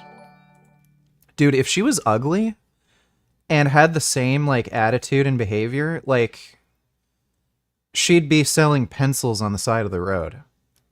If that. I don't even know. Like she might just like rot in a fucking dumpster somewhere. I don't even know if she could handle selling pencils. The only reason she's not homeless is because she's good looking. But like, holy fuck, is she horrible to actually deal with. See, Dutch, you don't need to tell us. Remember when you impersonated Paul Saladino discussing how bad toilet paper is? Guess what? Oh yeah. Come on, he I'm thinks gonna show you toilet guys paper how I is terrible for you. poop. Obviously, I sit here, but I actually don't use toilet paper. This is just for the guests. I have a bidet on this toilet because I learned that toilet paper, paper towels, all kinds of paper products that we use contain BPA and other xenoestrogens, and I don't want to rub my butt with that. Sure they do. So I just use a bidet and I rinse my butt with that when I poop. So that's how I poop. But be aware that paper towels, printer paper, toilet paper, tampons, maxi pads, a lot of these paper products contain BPA. I don't know if that's actually true anymore. Maybe they do, but I don't really care if he uses a bidet, whatever. It's not the end of the world. He's what you'd call a crazy wacko bitch. But thanks, Dutchy. Adam Donate Tiller, speaking of Frank's fashion sense, it's Pat. Let me see if I'm signed into my account. I'm not. Good. Yeah. Literally. Oh my god. Frank is dressed the same as Pat. He literally wears the same clothes as Pat. Thanks for that donation, Adam. Yeah, he has a fucking teddy bear tattoo and dresses like Pat. It's fucking amazing. Thanks, Adam. I have a question for you, VG. My vegan brother and I will be attending the Nashville Veg Fest this Sunday, like we do every year lol. What would you say would be the minimum that every vegan should get from veg fests? Such as souvenirs, food, etc.? Well, you're there to enjoy yourself, so do whatever the hell you want. I think I've gone to 2 Veg Fests so far this year, the Burlington Veg Fest and the Toronto Veg Fest. I'm still dieting, so I kind of went easy when I went to those 2. There's going to be one next weekend, the Food and Drink Festival. I'm probably just going to eat whatever I want when I go to that one, because by that point, I think that'll be that'll be 6 weeks of dieting. So if I maintain the same rate of weight loss, I will have lost about 60 pounds by that point. So, why not just enjoy myself a little? But, yeah, just eat good food. Huh? Okay. Yeah, just eat good food. Relax. Hit on some sexy vegan girls, and maybe get some t-shirts that you think are good. What? I'm telling somebody else to do that. But thanks for the donation, Bendover. Appreciate it. Dodo donated $2, gave me a Reddit, or no, Twitter link. So what's this shit? Shannon Sharp asks Deion Sanders, what's the hardest thing to do? Play football, play basketball, or coaching? Deion Sanders played 9 seasons in MLB while also having a Hall of Fame NFL career, hitting that baseball.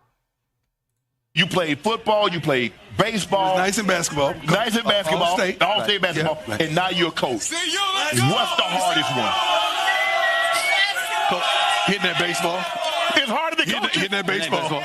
Hitting that baseball. Right. Yeah, that baseball ain't no joke. That's why they fail 7 out of 10 times and they still making 400 million a year. Right. You played.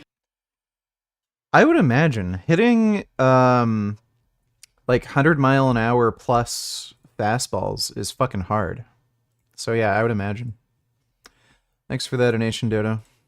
K2 in different forms, MK4, MK5, MK7, and we'll get more into that later, but these studies cover a few different ones. All right, so let's see what I scribbled on the board at 3 a.m. last night. Reports of fat-soluble vitamin ratios. Equilibrium of A, D, and K is needed for ideal health. And I've spoken dozens and dozens of times that about is how not you need needed this for ideal health. You know, physical development, you know, basically. Nigga, you gay looking ass, Mexican looking ass. I'm gonna need you to fix that attitude ASAP before I talk out the belt, Richard. You won't like mommy when she's angry, you had little boy. What would Jasmine think of this inappropriate behavior? Bitch LLL. Well, to be honest, I don't really even have to hit on any girls. They just come to me. But, you know. I don't make a move. I just, you know, let them have their fun and then walk away. Thanks for the donation, I'm a bitch. Appreciate it. Straight out of the womb, you know, the reason you're not attractive is because your mother or father combined didn't have correct ratios of vitamins in their body.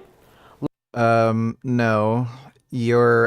So first of all, beauty is in the eye of the beholder. Like, if you're fat as shit, some people might think you're beautiful. If you're skinny as hell, some people might think you're beautiful. I think really big noses are beautiful. Honestly, the bigger the nose, the better for me. Some people think big noses aren't attractive. Like, there's plenty of facial features that some people find attractive or unattractive. So that's what's going to determine how beautiful you are, just whether or not other people think you're beautiful, not the vitamins you consume. I don't even think any of those vitamins affect your actual facial structure. You can end up having weak bones, so like low bone mineral density, but that doesn't actually seem to affect actual like growth of bone. So probably not, especially if you're talking about facial bones. Like, they're not really weight bearing. If you have like rickets of vitamin D deficiency, you can get like bow-leggedness, but again, that's because they're weight bearing. React to these. The first is just a teaser, another trailer is gonna drop in 3 days. And also this. Oh damn, separate ways? Fuck yeah. President's daughter, Baby Eagle. It's likely she's in this village. Don't get careless. And Ava was the one who shot the church bell, right? Ada out. What terrible actions will be done in its name? And who will pay its dark cost? Sick, dude. Find Lewis. Fetch me the amber. Have you changed, Ada? Or are you just trying to use me again? Jasmine, get Richard a Diet Coke. Joking lol. Well, she did actually get me another Diet Fanta. I'll look at that link in a second. Thanks for the donation, Mac. Because in this world, someone always pays. There's someone who needs my help. Best not to ask who or why. Sweet. It's what I researched for all these years, Ada. And I see the symptoms already showing in your eyes. Oh, nice. That's coming out in a few days. Awesome. Yeah, I was wondering if they're ever going to make it. Let me see this one. Yeah, we're fucked. They're totally gonna eat us. Fucking sickos. I mean, who does that? Who eats meat? Sickos. Is it really that hard to go vegan? Yeah, man. Piece of cake. Yeah, totally. I'm mostly vegan, so... Yeah, do you... What? No, I'm mostly vegan, you know. So I'm with you guys. What is What do you mean that? mostly vegan? Yeah. You can't... You're either vegan or you're not. Yeah. Well, no, like, when I go to restaurants, right? I always get the vegan options, so... You're a horse. This is great. What? I'm with you guys. So you are vegan. Well, mostly. See, What do you mean? What are you mostly? eating that's not vegan? Well, you know, like steak. Oh, fuck off. What is wrong with God, you? What? dude. What? It's a good source of protein. Cows are living sentient creatures. Well, they're tasty living sentient creatures. fucking asshole. Cow I killer. don't kill cows. I just eat them. Heartthrob? More like heartless throb. Yeah, where were you when the Felix fairy was handing out all her feelings, huh? Yeah, bitch. You can't say hand. I'll say whatever the fuck I want. Excuse me. God. Can you eat us already? Or whatever Yes, the fuck please. you're gonna do, Just please. put us out of our no, misery. I'm not with these guys. Shut up. That's fucking great. I gotta share that. Fuck, damn it. Yeah, that was a great one. Thank you for that. Mac, let me see this link. Oh, his eyes make the stars look like they're not shining. His hair sheds everywhere without him trying. He's so adorable, and I tell him every day when I see your face. That's a good kitty. That's what I think about Prismo. He's special. Thank you for that. Levels should be balanced and reduced. As we said with the glass of water, like if one vitamin's way too high, like if you took toxic levels of vitamin D for a year, then it's going to be hard to get everything balanced. You kind of have to avoid. You don't have to balance anything. You just have to take less vitamin D. The toxic nutrient for a while. So if your imbalances cause health problems, autoimmune issues, organ dysfunction, yeah, the issues can get really, really crazy and who knows what Vitamin happens. K You get immunocompromised toxicity. and the modern medical system will not end up taking care of you. Now, what's really interesting is vitamin K supplementation appears to be very safe. There is no reported toxicity, which cannot be said about the other fat-soluble vitamins, vitamins A and D. If you look up Well, I don't know if that's true. I'm pretty sure you can get an overabundance of K2 if you're actually taking it in a supplement form. It's just that... Yeah, it's just that there probably aren't any case reports of anybody actually doing that. It's just as simple as that. And then the food sources of K2 are pretty rare. You're just not going to be able to get enough. And absorption of K2 isn't great either. So and I think there's some mechanisms to prevent K2 absorption if you're consuming too much. Dreamzation, donate $2. Interesting in hearing the Cope's religion tards come up with for this one. I don't know why it asked me for age verification for that one. That's weird. You're an omnipotent creator of the universe. You create some people, place them on a track, and make a trolley hurtle towards them. You promise to save them if they accept that you're the creator of this situation. Are you evil? Yeah, you are. That's actually a really good one. I'll save that. Thanks for the donation, Dreamzation. Yeah, I know. This hair is fucked. toxicity, vitamin A, toxicity. Yeah, Michael Jackson was not a pedophile. I don't know why people keep fucking asking me that. Vitamin D, there's case studies and it has to be treated. Vitamin K, there is no evidence that vitamin K supplementation in physiologic or even higher doses causes serum enzyme elevation, liver injury, or jaundice. Why would you expect it to cause liver injury? So some what of does you that might have to do think with anything? Let me see if I can find anything. Vitamin K overdose. Vitamin K toxicity is extremely rare. The only reported toxicity comes from metadione, which has no use in humans. Its toxicity is thought to be associated with its water-soluble properties. When toxicity does occur, it manifests with signs of jaundice.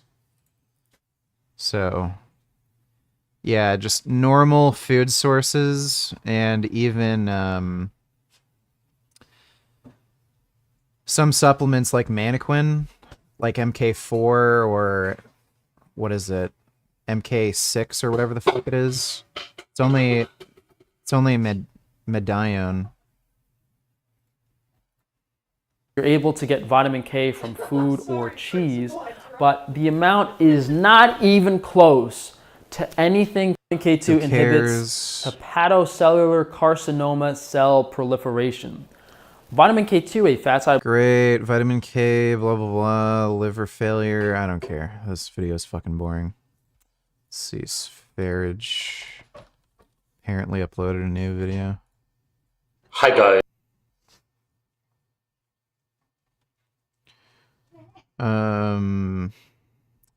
Self-improvement versus genetics. That's an interesting title because your behaviors affect genetic expression.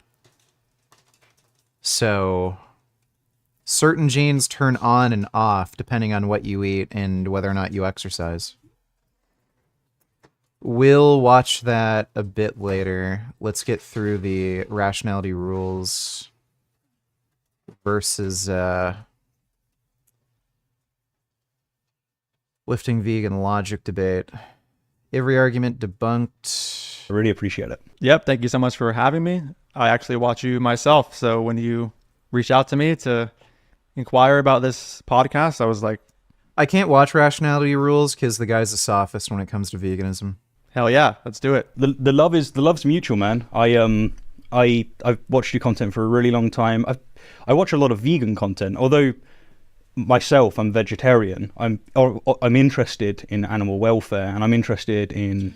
If he actually has an interest in animal welfare, obviously being vegan would be in the best interest of animal welfare. So he's completely full of shit. He doesn't have an interest in animal welfare. The philosophy behind veganism, and so I watch basically everyone in the niche. I know the names. I get to enjoy them. Saying bad things about me. It's good fun. How did you decide on a 1,000 calorie diet? Was it because it was roughly a quarter of your 4K diet? Will someone who eats around 2,000 calories a day lose the same amount of weight like you did, or do I need to eat even less? Thanks. So there's sort of a limit to how many calories you can burn in a particular day. If you look at research on this, you could technically eat more, but also expend more. But there's a limit to how much you can do that. So if you did like a ton of training, what'll end up happening is your non-exercise energy expenditure will also go down because you're going to be so exhausted from the training, and it'll end up being like balancing things out. So you might think you're burning a ton of calories by training more, but you're actually not, because you're too zonked from training to actually do normal people things. So like, go for a walk, work on your car or something, just do a lot of moving around. You're just going to sit, like, watch Netflix or something. So you can only do so much training and so much physical activity. So really the only way realistically you could expect to lose like 10 pounds per week, like I've lost in the last 4.5 weeks now, is if you eat very, very little. The reason I'm eating 1,000 calories per day is because that's the absolute bare minimum that I can eat without getting like hypoglycemic, really dizzy, without it impacting my training. I can still train very hard, and I can still like actually make progress. So I'm not lifting all-time PRs, but I am able to progressively overload still. So that's why it's just the absolute bare minimum I can possibly eat while being able to maintain my activity level, training intensity, things like that. I would not recommend anybody do it. I don't think most people could. I think you have to be an extremely rare individual to train as hard as I'm training right now and lose the weight I'm losing. And you also have to consider I'm on a few medications. So I'm on Wellbutrin. I'm also on this other med that's an antipsychotic, and it's dopaminergic. And those two things crush your appetite. A lot of people who take those meds have very reduced appetite. They're also activating, like they give you more energy. And on top of that, I'm also taking nicotine. I take 8 milligrams total per day on average. Sometimes I'll only take 4 grams. Sometimes I'll take 16, or not 16, 12. So, and I also will have like 1 coffee per day. So all that included, that also makes it easier for me to eat less and have more energy and shit. So don't even try. You're just going to do that for a week or two, be absolutely dead, and then you're going to, just rebound and eat like crazy. But, you're probably not going to lose 10 pounds per week eating 2,000 calories a day. That's, like, practically impossible. Thanks for the donation, though. Forgot my namification. Appreciate it. And I particularly like your content. I like your style, I like the way that you approach things. Your sarcasm's amazing. If it wasn't for your accent, I'd think that you're British. So this is actually a really nice thing for me. I'm really excited to be able to have this conversation. Now, I would launch this podcast by asking what inspired you to write your book, but as a vegetarian, I know why you wrote the book. It's like if I go to a party and people figure out that I'm a vegetarian, it often quickly becomes a quick round of bullshit bingo with just about every crappy argument coming out under the sun. But the animal is already dead. Eating animals is natural. Just look at your canines. We've been eating meat for millions of years. But with you being a vegan activist, I'm sure that you get this and then some. In fact, the first 3 arguments in your book are the 3 that I've just listed. So I thought it might be befitting for us to launch this conversation by getting your views on each of those arguments. So, Danny, let me give you the first one. Here you go. What do you say to anti-vegans who come up to you and they say, but the animal is already dead? Yeah, so this is an interesting one. It seems to come from a place of not understanding how supply and demand works. Of course, there's nothing bad happening to the animal that's already dead on the shelf. They're dead. They're no longer sentient and such. But it's the process by which these products come in. Oh. Look at this shit. Yeah. Prim's over there. And I don't know if you can see it. He's looking at a fly. It's crawling across the wall. Hey, little Prim. Yeah. You go meow. Oh, Prim, why don't you come here?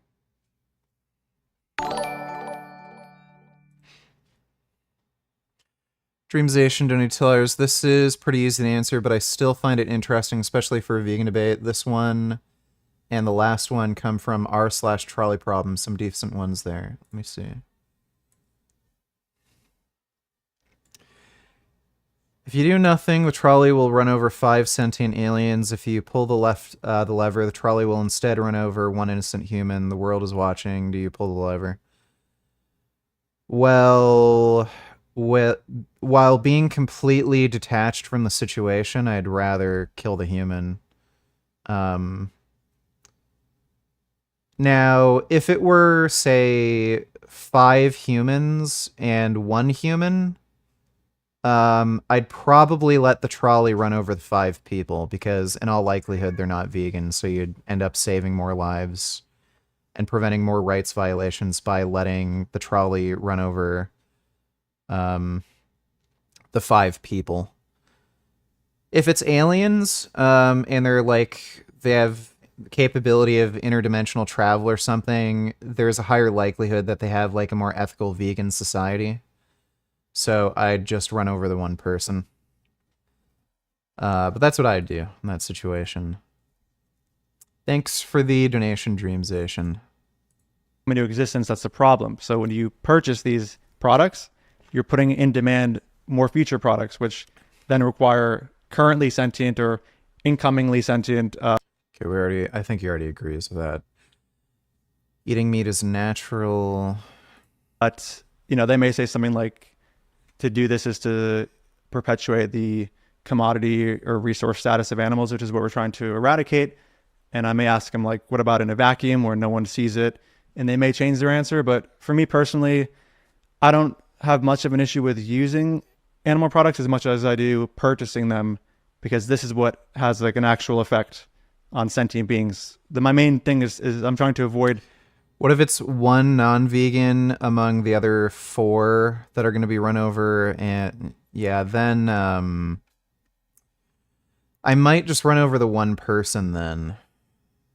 Just because I don't like the idea of punishing an innocent person in order to prevent or to punish, like, you know, non-innocent people. Generating the existence of animal rights violations and suffering to an extent, right? So yeah, makes sense. And for people listening, this is the first argument that Danny goes into, so you can buy the book. I'll put a link in the description. Eating meat forever, 3-layer tier system. Let's see that. Yeah, so similar to the appeal to nature fallacy, this is another common fallacy. Goes by appeal to tradition, I believe is the name. Okay, let's skip that one. Subjective veganism. What was changing is not so much, at least from what... You guys see the cat? Yeah, I know, you're a meow meow. Yeah. That's a cat butt. How are you doing, Prim Prim? Hmm? Stop by to say hi? Hmm? Smells so good. You know I love you. You're my little Prim Prim and I love you. Such a good boy. Yeah, you're so good. Don't go on my desk. There's not even any space. Why do you want up there? Okay, yeah. Just, sit up there, I guess. Yeah, he's looking at the fly on the ceiling. Oh, I like that I have a cat here. It's really nice. What I was reading from the way that you were writing, the difficulty in refuting the position, but rather the complexity that's required to refute the position. So you need your opposition to understand a couple of key terms, or you need to flesh out a concept that people intuitively think about a lot, but don't actually, you know, they don't sit down and really reflect on it. And because you need to do that work Would first, I ever write this a is why book some like vegans LVL? struggle to I be don't able know. to respond adequately to these arguments. And so they take a bit more time. And I think that reflects with how much writing you dedicate to each of these arguments. Some of them are quite simply, that's an appeal to nature fallacy, whereas others you delve into name the trait, and you have to talk about philosophy and deontology and consequentialism, should it come up, and things along those lines. Yeah, definitely. So you claim at the beginning of the book that you think that morality is subjective, but then you argue that we should be logically consistent. Now, one might look at this and think that you're being hypocritical here. Doesn't claiming that morality is subjective undermine your appeals to logical consistency? What do you make of that objection? Yeah, so when I use the word should and say like, you should be logically consistent or anything like that.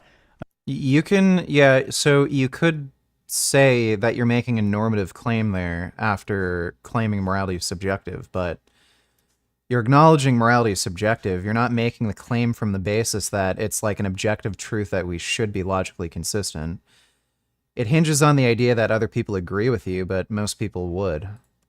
I'm using a normative term with respect to my own subjective morality, right? So I'm not saying like in some sort of mind I'm scared of any way, animals. It's right. I would be worried if I came into contact with a chimpanzee or a gorilla. I don't think any other animal scares me, though. Yeah, it's just chimpanzees and gorillas, because I know they can, like... They're smart enough to actually knowingly and willingly torture you. Crocodiles, sharks, bears, they don't really do that. Or it's required or morally obligatory for you to be logically consistent.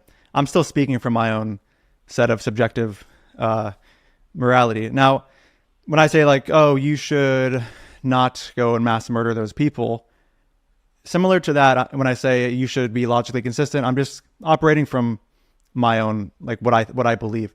Now, of course, someone could be, someone who doesn't care for logical consistency. Yeah, I mean, if you don't care for logical consistency, you're just going to be able to have any position, but like nobody's really going to adopt that idea that you can have two opposing positions. Consistency in their moral system, but I just don't know like how a conversation with them would go in a productive way. Because if somebody doesn't care about their morals literally being incoherent or having a sort of contradiction, I don't like anything that you catch them on in terms of inconsistency. They could be like, yeah, well, I just don't care about my morals literally making sense or being coherent. So yeah, that's kind of the... Is it fair to rephrase that to say that you're essentially providing an inner critique of whoever you're interacting with? So yeah, if that's what it's similar to what we've just done with those first three arguments, you're going, right, here's the... Name the trait is both an internal critique and also a challenge. You're basically saying there's no way to take away animal rights without also logically taking away human rights. So, technically, if they name the trait as human, you could say that's a way around not taking away human rights, but when you run the reductios, so like, okay, let's say black people weren't human, you could say it, you're not necessarily taking away human rights, but people that have personhood or beings that have personhood that we would want to grant rights to, those rights would be taken away. So it's both an internal critique and a challenge that there's, no way to take away animal rights without also taking away human rights. Position that you've espoused, allow me to work with your position and show that you don't actually hold that principle, or that your principles entail something that you're uncomfortable with. So because you're working within their framework, it just does not matter about the objectivity here, because you're able to just walk in and go, listen, I don't care about objective morality. It's not important for me to be able to convince you off like a hefty proposition. I just need to show that your position entails that you should care more about animals, perhaps even be vegan. Yeah, beautifully put. Yeah, absolutely.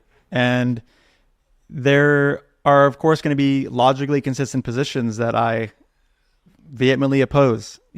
Just because a position is going to be consistent, it's not going to mean... Yeah, I mean, you could have a consistent position where you think no life matters and you should be able to do whatever you want. But again, it's kind of psychotic. Let's go to, is culling ever justified? And I think that there's conversation to be had. There's certainly learning that can be done on my behalf, and I'm really interested to delve. Dude, Prismo and Faye are both hunting a fly.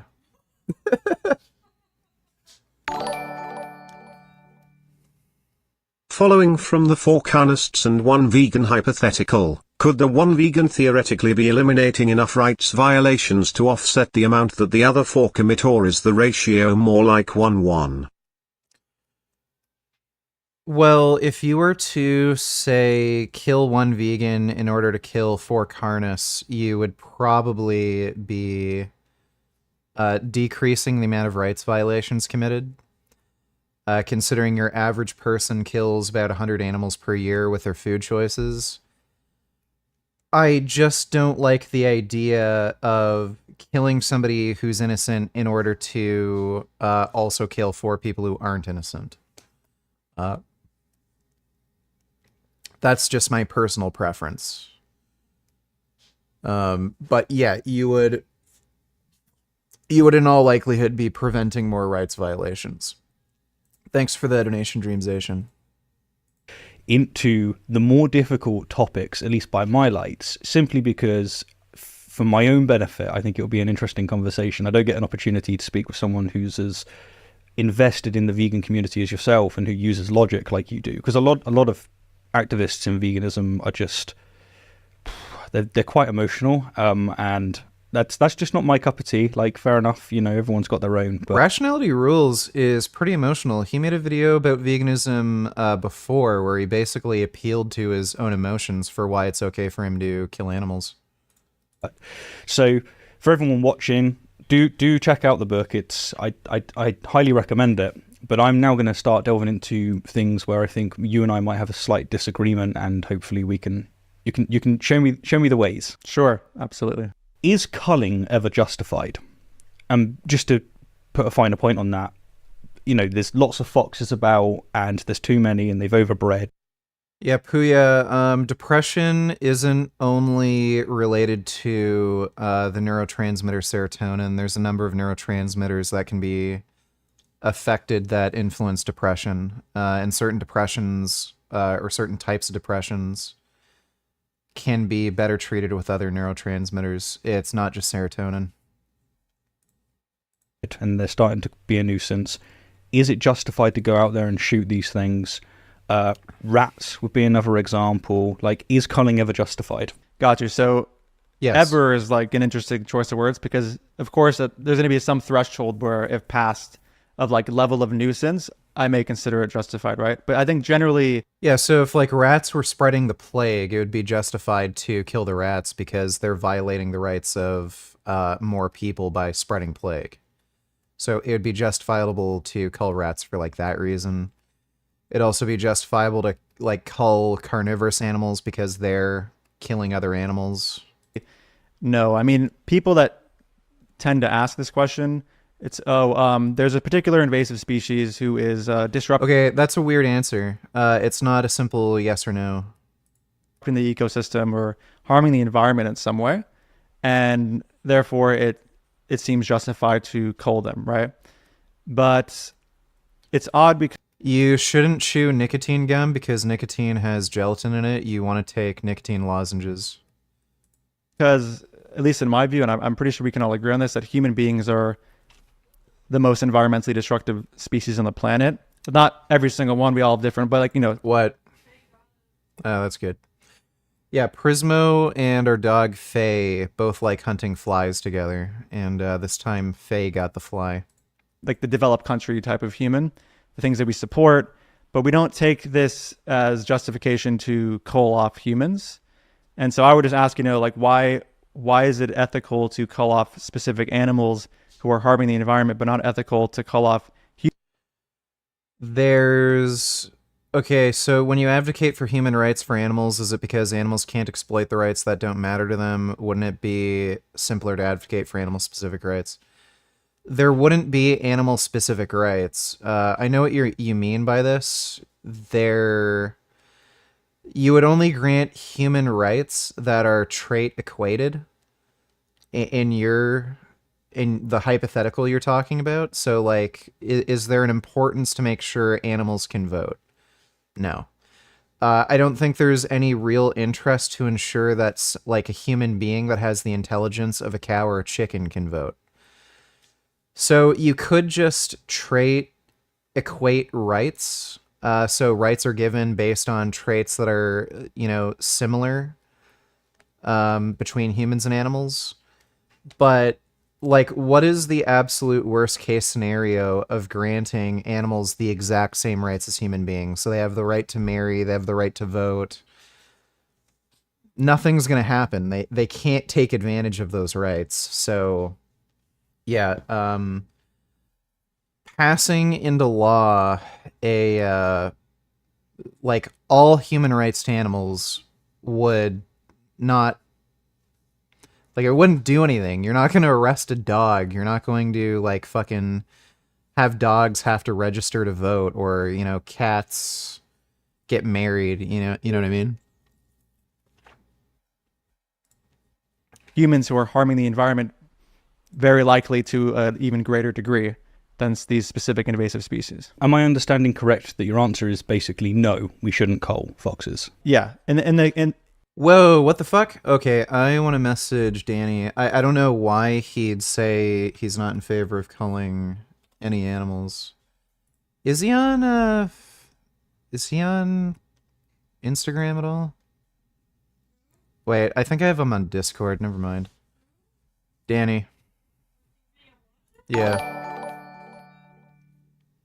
Sorry, let me clarify. I meant, can someone who typically eats around 2,000 calories be able to burn 10 pounds a week on a 1,000-calorie diet? But I think I understand you have more factors like meds. Thanks.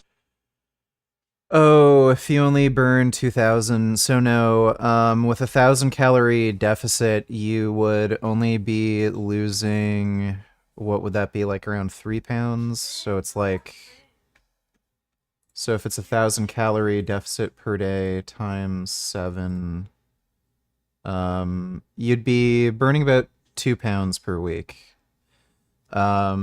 So my deficit is much higher. Like I'm a bigger person. I have a really high level of physical activity. So my deficit would have to be like close to 4,000 per day. Thanks for the donation though. Forgot my namification. Appreciate it. You lose about a pound of fat per 3,500 calorie deficit. So if you lose 3,500 calories more than you eat in a week, then you're going to lose a pound. So that would equate to roughly 2 pounds of weight loss per week if you are in 1,000 calorie daily deficit. Thanks for the donation. Appreciate it. Didn't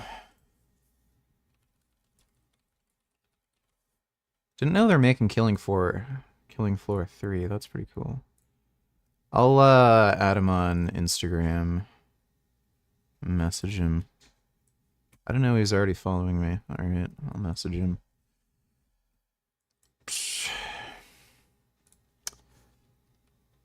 Hey, saw your chat with Rationality Rules.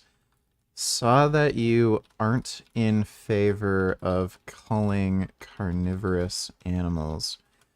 Care to chat about it? There we go. Yeah, I don't know why you wouldn't be in favor of culling foxes. That's kind of weird. But what the thing is, like, when I say generally speaking, I mean, because like I said before, there's going to be some threshold. Like if there was some species that was going around like just murdering everything in its path, like like just some crazy like alien species or something like that, just a hypothetical, and couldn't be stopped, and it was like torturing its victims and this and that, then there might be a good reason to like, hey, well, we should probably kill off this species, right? But in the general case, I'm not sure. It would have to depend. It's like a very specific, like case by case basis type of thing. If there is a threshold though, doesn't that like constitute a violation of rights? So if you want to say that foxes have a right to live and you really shouldn't just go in there and you shouldn't cull them, but there's a threshold, aren't you really denying that they've got rights? You're saying that at some point, at an arbitrary situation, no, their rights don't matter anymore. What do you make to that concern? Yeah, it'll depend on like the kind of rights-based vegan you're speaking with. You might say take the position that this rights violation is morally permissible, given that. Do cheat day meals boost your metabolism? No. There are a few benefits to cheat meals. They do give you more energy, so you're going to be able to train harder. And the benefit of, you know, that like one cheat meal in a week or a day where you eat more calories, that might extend throughout the entire week. So you might eat at maintenance or say in a caloric surplus for one day, but that surplus for that one day might allow you to train maybe 10% harder for the rest of the week. It's also a good mental break. Dieting can be very stressful, and having a day where you just, you know, take time off essentially, it can help get rid of both physical and mental stress, which is beneficial. It can, in some circumstances, help with diet adherence because, again, you're taking a break. So dieting is usually most effective when it's very short. People can adhere to dieting periods for short periods of time. They can't really usually adhere to a diet for a very long period of time.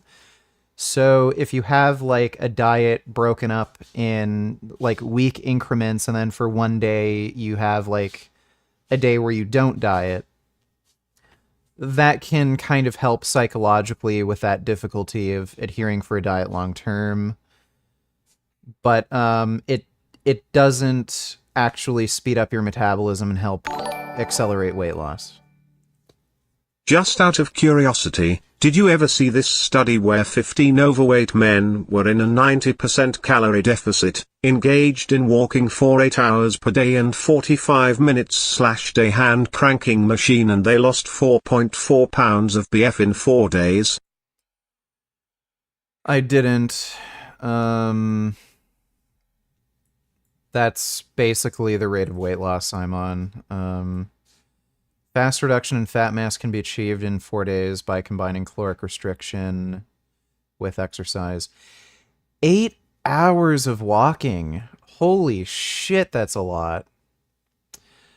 I am training a lot personally. So I'd estimate like probably total training is like close to 4 hours a day. Plus I do like other shit during the day. So, my activity level is probably higher than theirs if you account for like calories burned per hour. Yeah, reduce calories 3 days.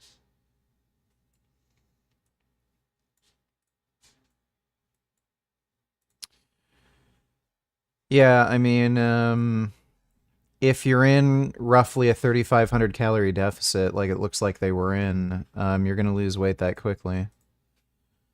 Thanks for the donation, though, Ben. I don't know how anybody could maintain, especially if you're obese and, like, overweight, 8 hours of walking per day. That's just crazy. Thanks for the donation, though, man.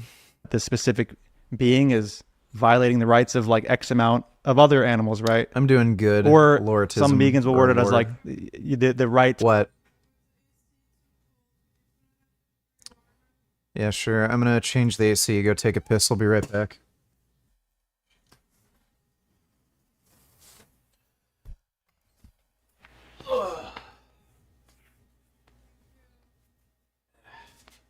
Half a degree?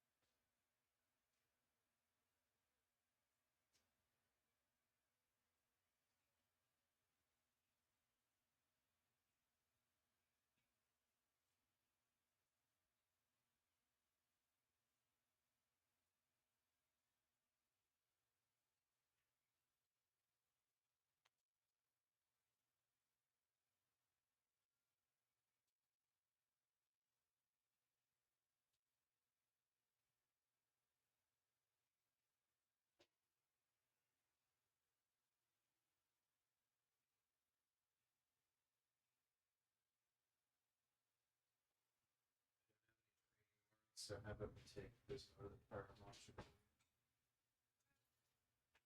Just make sure you charge your bike.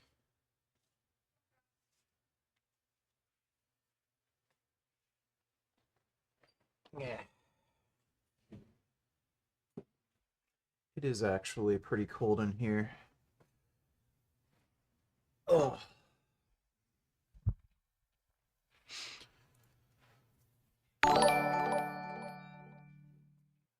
Yo, how are you doing? I know Sean Strickland is a retard conservative, but I was so happy that he beat Adesanya. Did you want Adesanya to lose? Apparently Adesanya sexually touches his dog too, weirdo, so glad he lost. Yeah, I don't like him. He's a fucking weirdo. He performs sex acts on his dogs, and it looks like he actually has a dog fetish. So there are people who like to do, like, animal play in bed, if you could call it that, like where a girl pretends to be a dog, you put a leash on her, like, that's hot, but he's actually sexually interested in dogs. It's really fucking weird. I don't like him.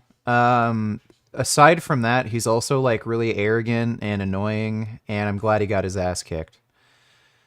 Thanks for the donation, Farce.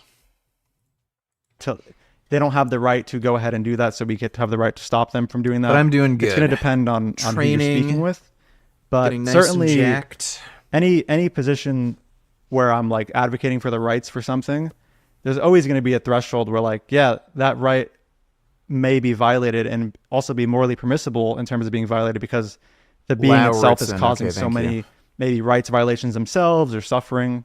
So it's going to depend. Yeah, I guess I could pivot the question like this. If you're not okay with culling foxes, why are you okay with culling moles for... If your wife/GF had saved pictures of her exes in her PC just because she wants to remember the good memories she had back then, should you be worried or not get jealous? I mean, if you had a good relationship with somebody and you wanted to remember some of those memories, I don't see the problem. There'd have to be some other evidence along with that she's not necessarily that happy with you and she might prefer her ex. So that alone doesn't really say anything. Thanks for that donation though, Blur. crops? So, yeah, so we can get into the crop deaths thing if you'd like. I guess like I want to get more into the crop death. Sauceboy donated $2. Hey man, hope you're doing well. So I have social anxiety when it comes to attending college classes with a lot of people. Any suggestions you would have possibly? Feel like it's all in my head, thanks. Take anxiety meds. Fuck every girl in the class so that you're seen as cool. Glad you're well, bro. You look insane. I saw the pics on Insta and now some of the biggest natty arms I've ever seen. Well, thank you, Farce. Yeah, the dieting and training's going well, and I think I've actually built some muscle, even though I've lost a ton of weight, so yeah, things are going good. This is the easiest time I've ever had dieting, especially considering the weight of weight loss. I just don't get hungry, so I might have some stomach pain, but I don't get hungry. Thanks again, Farce. Yeah, so I would probably just take anxiety meds. You could also fuck every girl in the class so that, you know, you're the top G in there. You could maybe just go to class, and then if you're still anxious after a week, maybe just consider taking anxiety meds. But that's what I would do. Thanks for the donation, Sauceboy. Stuff later, but here I'm trying to see what the symmetry breaker is. It's like, it seems to me that when we want to expand as a civilization, which humans are doing, our populations are going up dramatically, we don't just have our crops. What we do is we say, right, we need more crops. And so what that means is that we walk into what is nature, and we just go, hey, we're having this. We go in there like the Europeans did, and we just Yeah, so the reason why new farmland is being created is because of animal agriculture. So that's kind of a strange claim to make. I mean, supposing if the human population grew enough, you would have to make new farmland, but that's not necessarily a problem. So there's this idea that if you cut down forests, like you're also killing animals. That's not how that works. Animals move, they leave. So like if there's squirrels up in a tree or rabbits living in the ground or something like that, if they hear big, loud, scary mechanized equipment cutting down trees, chainsaws, shit like that, they leave and they go somewhere else. That's what happens. So you could say, oh, you're pushing them out of their home. Well, again, they live in trees or the dirt or in bushes. It's kind of like telling a homeless guy, hey, you're going to have to pack up your tent and like move down the street. That's not the same as telling somebody who actually owns a home to move, pack up all their shit and leave. So I don't really see that as a huge problem. put down our flag and we go, that's ours now. And then when the poor mole the next day tries to go there, we shoot it and we go, no, that's, you violated our rights. No one is shooting moles. Just nobody's doing that. Do you not see that as an issue? What are your thoughts on like the expansion element rather than By the just way, that's not the same thing as culling. the preservation? Got you. So When it comes to this topic, it's actually interesting because it is distinct from defending food supply. It's more, how do you go about actually creating the crop field? Now, at least presumably, you can't create a crop field unless you say somebody owns it, right? If I wanted to go make one, I can't just do that. Now, if someone wants to create a crop field and there's people on it or humans in your area, you have the right to almost like push them off, whether it be through, hopefully I would say do it non-violently, whatever. But if they don't end up listening, violence is considered justified, I think, in this case. So I just don't know why this same attitude shouldn't extend to animals. That's my basic view on that. Now, I definitely have a preference. I mean, I'm not sure exactly how land is expanded upon, but I would hope, right, that it's done in a non-violent way. That maybe not even is the case, but same with the human case. I'd prefer, hey, let's try to do this in a non-violent way at first. If they don't end up moving, you have no choice, right? And same with the animal case. And then when I can weigh that up against, say, what crop fields do, what they supply. Wait, let me see. Today's Friday.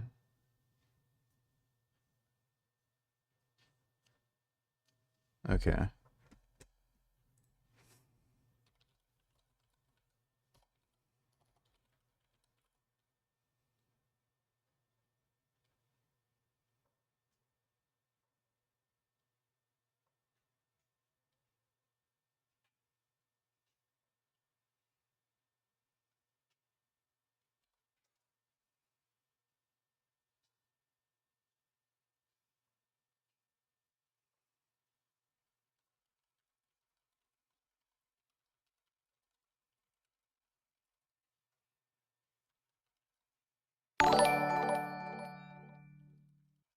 PSA to everyone, never fucking drink magnesium citrate. That shit is so fucking nasty, and not only that, you will literally have molten shit and want to end your life from the pain. It's the only thing that helps with my pelvic floor dysfunction toe.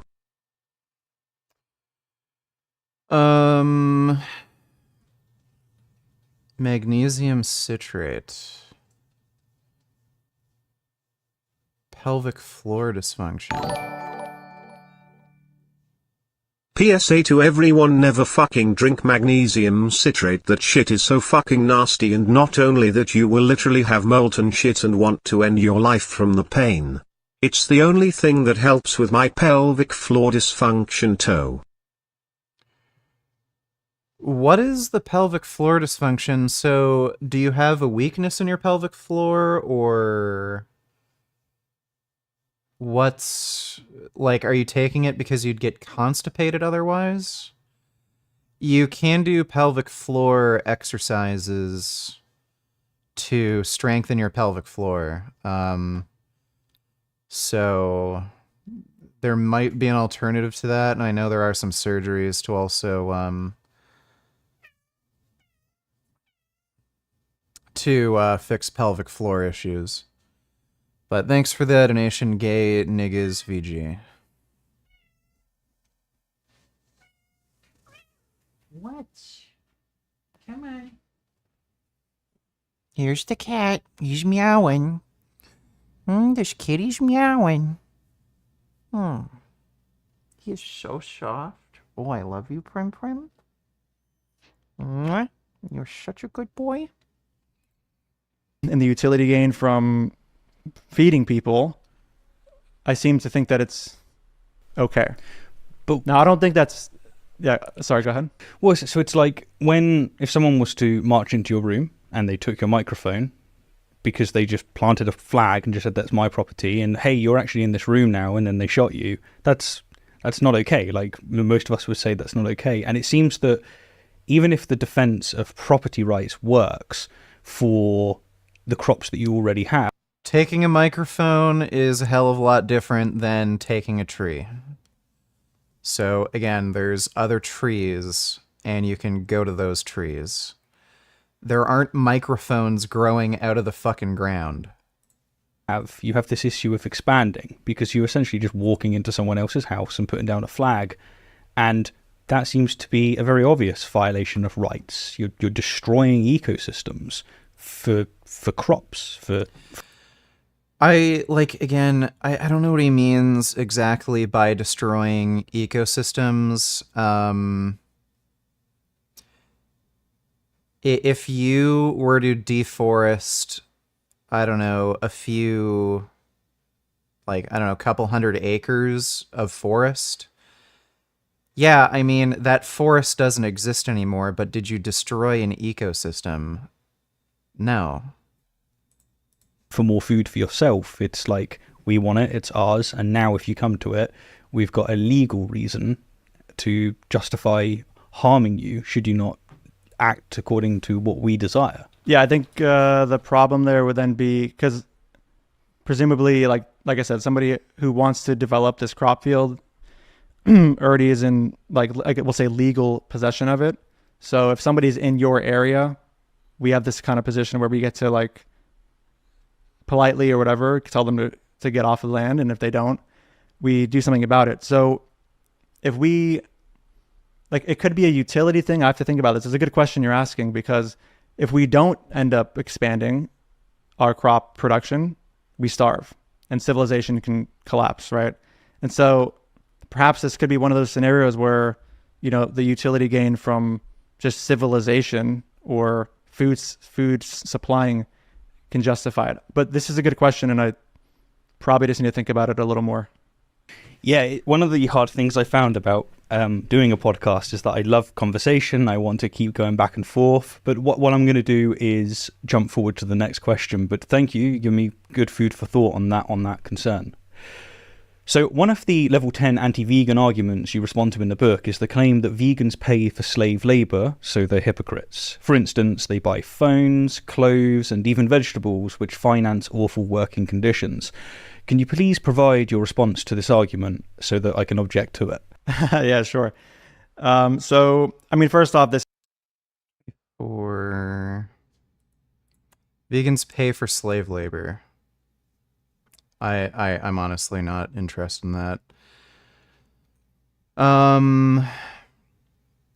Yeah, I think I disagree with Danny on the culling thing. I don't know how the hell he could possibly justify not culling foxes.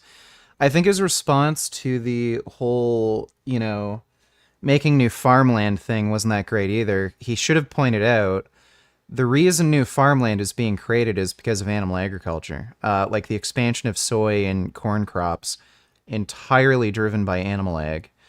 And secondly, even if theoretically we got to like a high enough population level where we had to make new farms, even if it was totally plant-based, the idea of pushing animals out of their habitat isn't necessarily like a big deal. It's kind of like telling a homeless person to walk down the street and find somewhere else to sleep. Animals don't have like these very complex societies where it's not just so easy for them to just move somewhere else. Whereas humans, like your job, your finances, you have so many possessions that are hard to acquire, difficult to move, hard to build. It's not the same thing. So, yeah, cutting down a bunch of forests to make a bit more farmland, it doesn't negatively impact these animals so much. This is like a bit of a tu quoque fallacy, just a sort of appeal to hypocrisy, which, anytime someone's doing an internal critique of your view, I don't really take it that you're getting any closer to justifying your position by just pointing out that the messenger may be doing something that conflicts with the values they're espousing, right? Because someone's doing an internal critique of you. So, just put simply, the tu quoque fallacy is at play there, I would say. Mm-hmm. And I think also the accusation of hypocrisy carries a heavier burden than people think. I mean, vegans differ very heavily on what they value. And so I think it'd be reasonable to gain a nuanced understanding of what a specific vegan thinks before making accusations of hypocrisy, especially in this case. So simply knowing someone's an ethical vegan, I don't think is enough. I think you should probably maybe gauge their view a little more.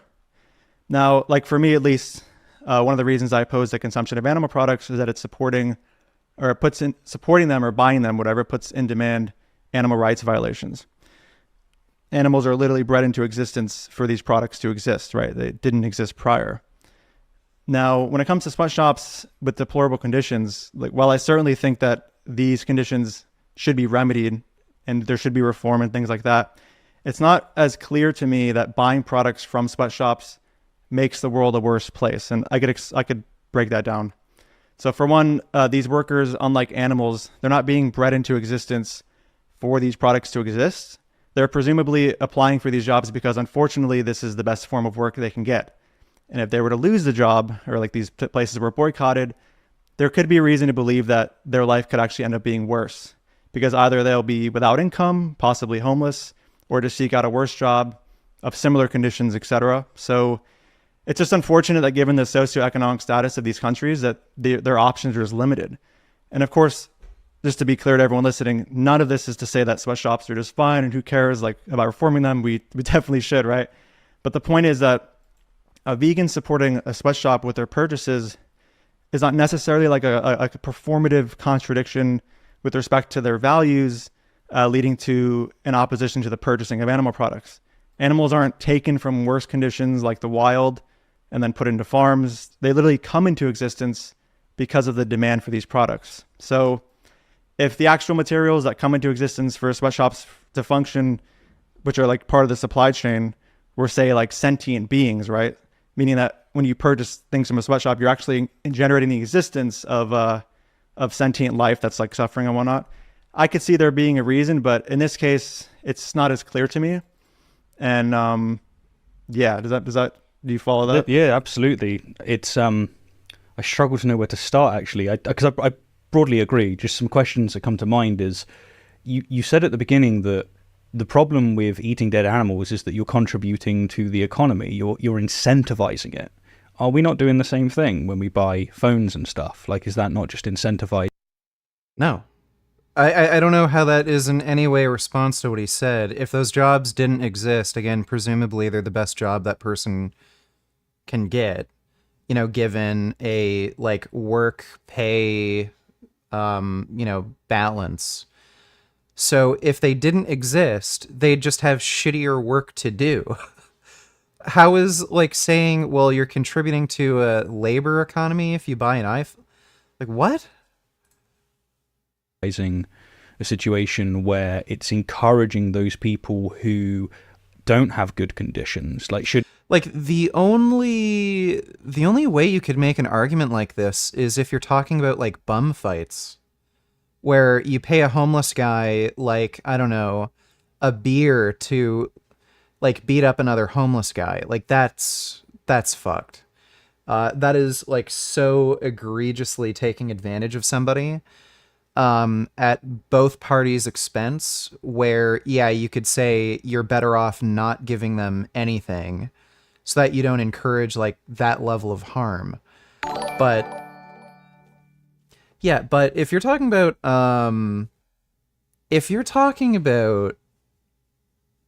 working at like Foxconn and assembling iPhones, I mean, again, presumably the people working there, that's the best type of job that's available to them.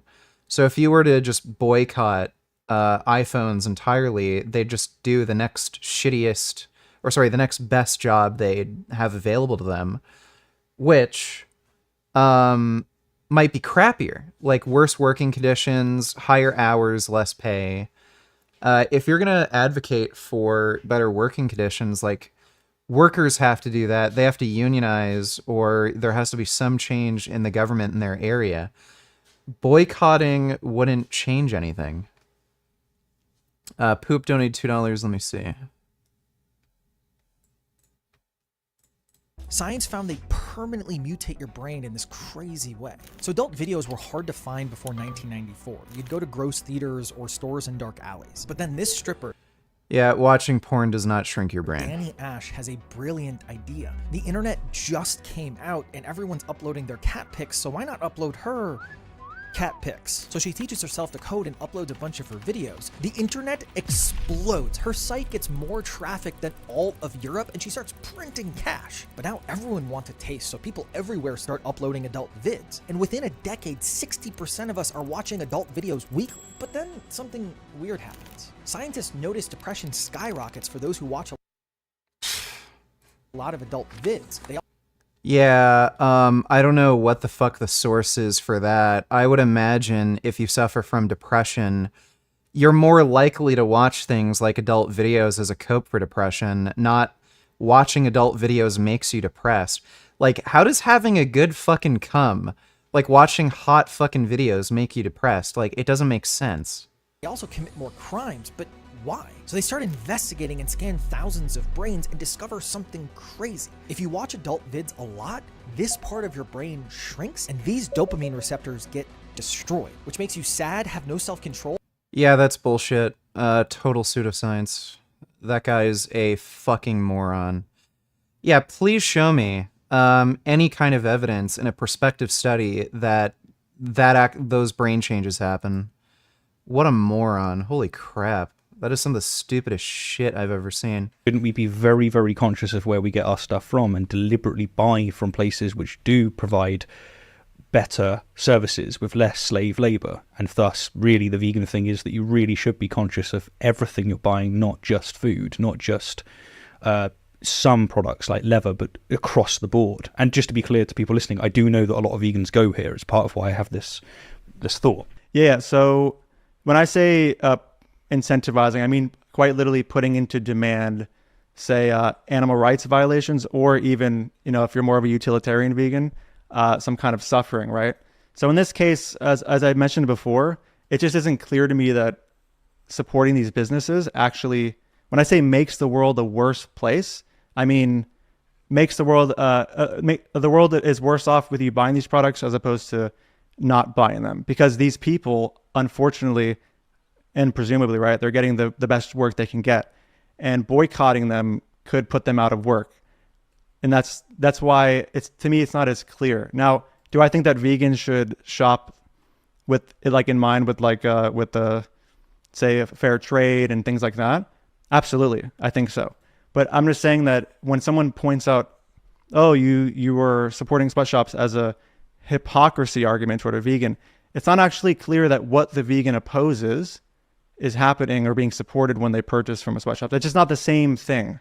It would be, I think, if say let's say this is a weird it's hypothetical, but like, let's say that these sweatshops are making sentient socks, and like when you buy these socks, these sentient socks made in sweatshops, these socks are like suffering and they're being almost bred or manufactured, right? That would, to me, would make it a bit more of a parallel and a justified accusation of hypocrisy. But yeah, this doesn't mean, I just want to be clear, I'm not saying like, therefore vegans don't worry about this whatsoever.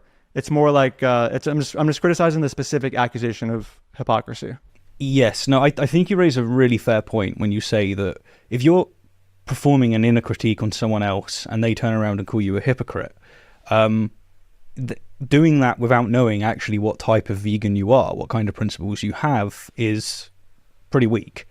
But maybe we could characterize it like this, because I'm not sure it's meant as a tu quoque fallacy, even though it might be.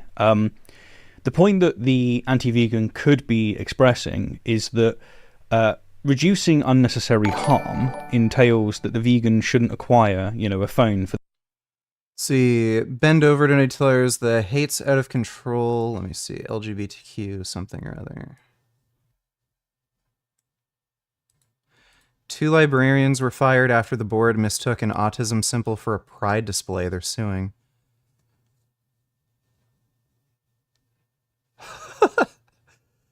The display featured 2 rainbow images that were actually about disabilities. Wow.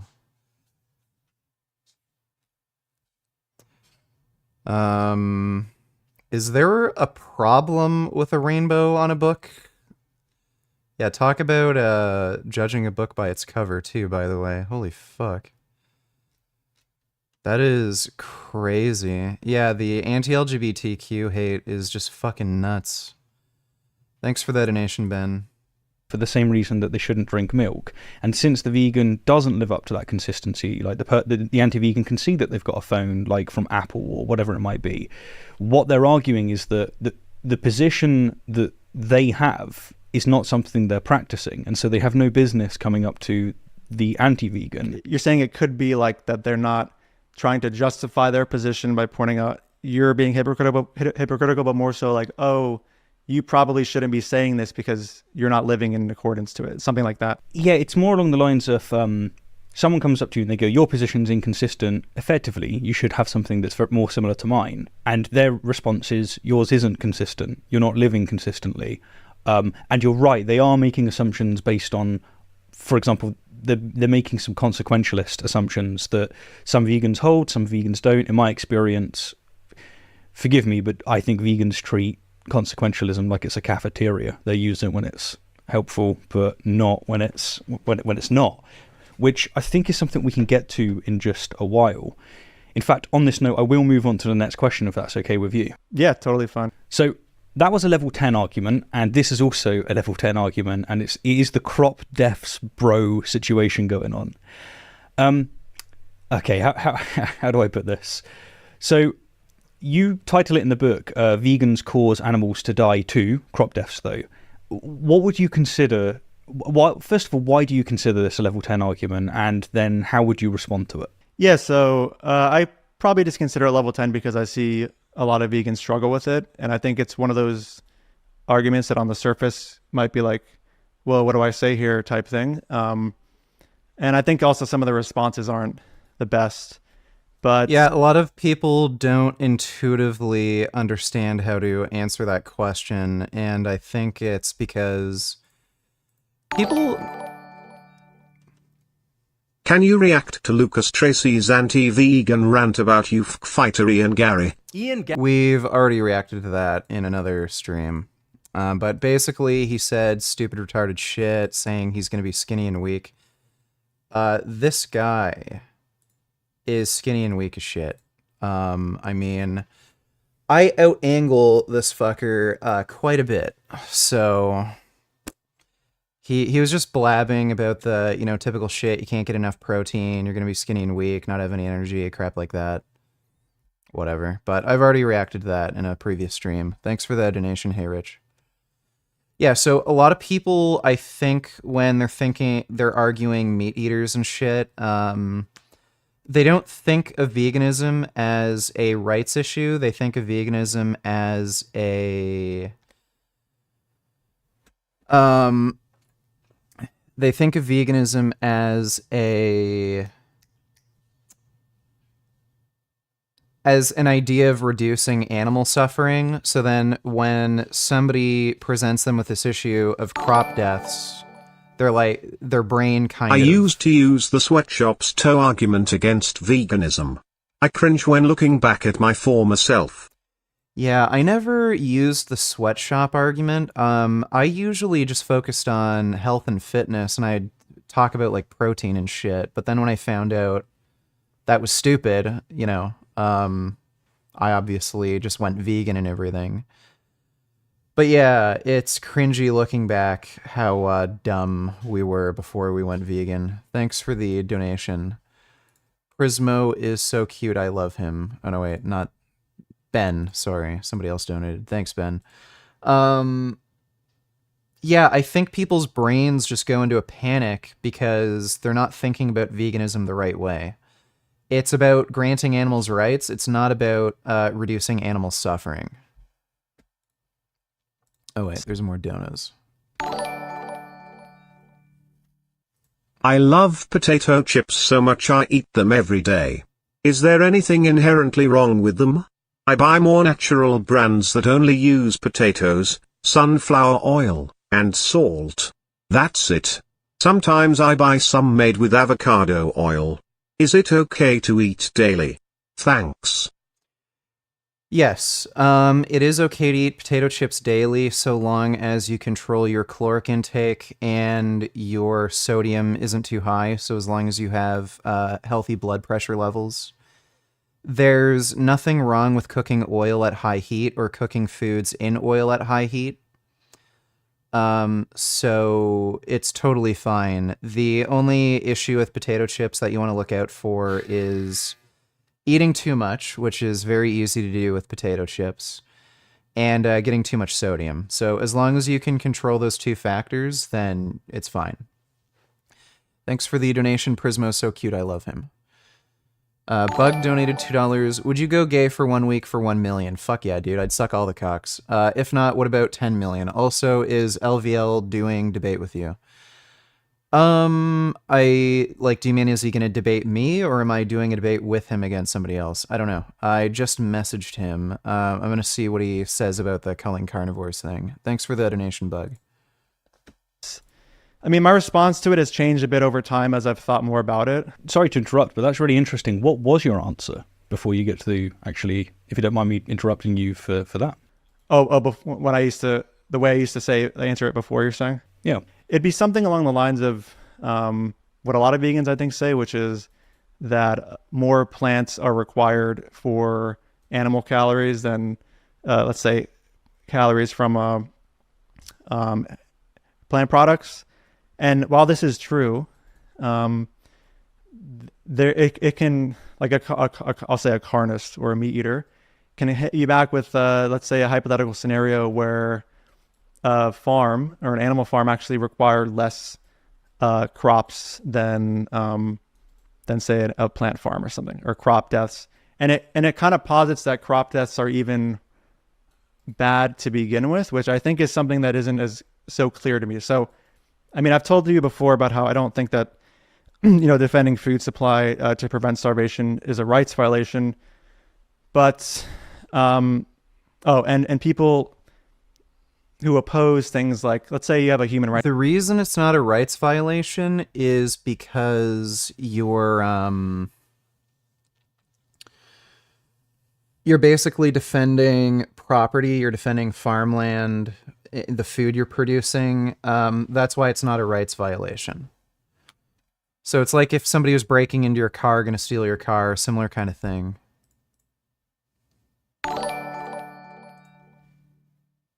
You know, if there's any point in taking supplements that claim to boost immune system like elderberry extract, turmeric, ginger, black pepper extract?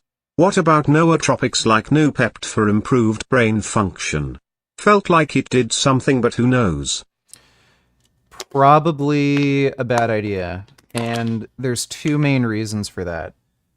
The claim that it improves your immune system is dubious, and especially considering those are things you can eat from just eating normal food. Like if you eat curry, you're getting turmeric. If you put pepper on your potatoes, you're eating black pepper. So you can also include ginger in your meals. You can easily add a bit of ginger to your fruit smoothies, and it tastes really good. It gives it a kind of a fizzy taste.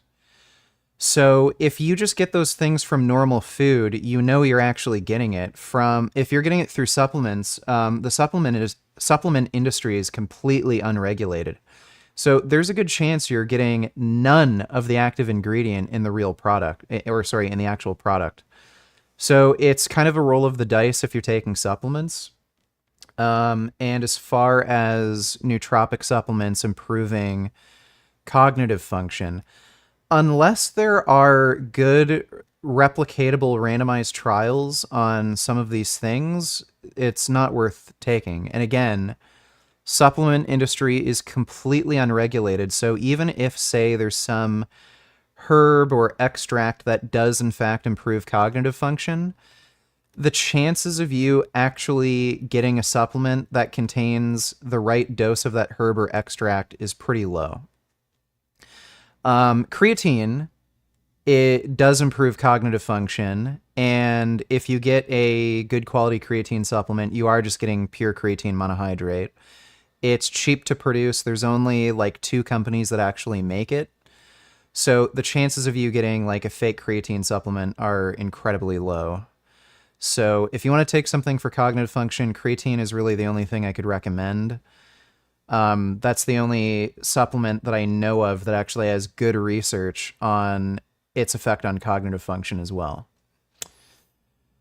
But thanks for the donation, one. Hope that answers your questions. Rights activists, right? They are against, say, things like human murder, killing innocent people that aren't threatening you, things like that. But if you ask a human rights activist, like, is it wrong to kill in all scenarios? They're going to say, like, no, there's going to be some times where I think it's okay. And maybe defense is one of them. So it's kind of like in that regard, like how I view the whole like defense killing thing, like defending resources, preventing starvation, etc.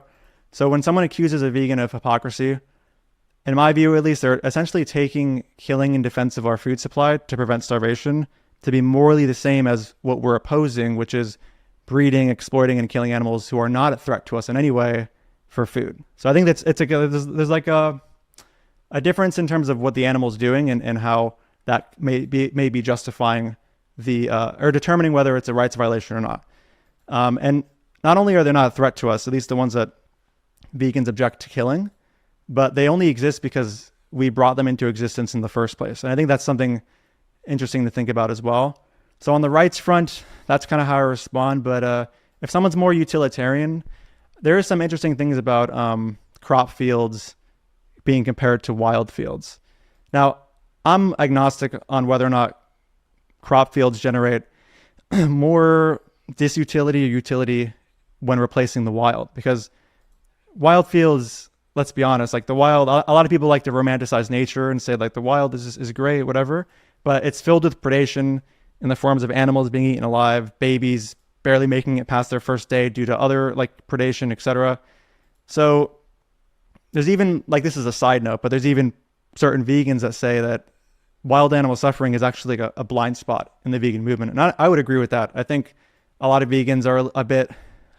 Yeah, so if somebody brings up crop deaths, like, there is kind of a calculation you have to make on whether or not you're actually killing more animals by making farmland, because animals live very difficult lives where they get predated upon constantly in the wilderness.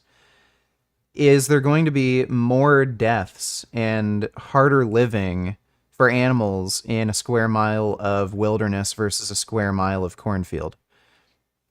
Like, there's a good chance there's more death going on in a square mile of wilderness. So that's another factor you want to consider when people bring up the whole crop deaths argument. Afraid of addressing it because it kind of it comes with maybe the possibility that interfering with nature might be a good thing in particular scenarios. But yeah, so in short, I'm not really even convinced that crop fields increase overall death. They might, you know, but I need some sort of like comparative analysis. I would say they probably don't. You like, especially if you exclude insects from the equation, the amount of deaths in animal agriculture, or sorry, plant agriculture. So you're talking about like ground animals like squirrels, rabbits, voles, mice, stuff like that. It is extraordinarily low, like lower than you could even ever imagine. Can't remember what the exact number is, but like for an entire farm, like I think they calculated like 2 or 3 animal deaths. It was like fucking nothing. And those ground animals, like rabbits, they were more likely to get killed by things like predatory birds or snakes than they were to get killed by farming equipment.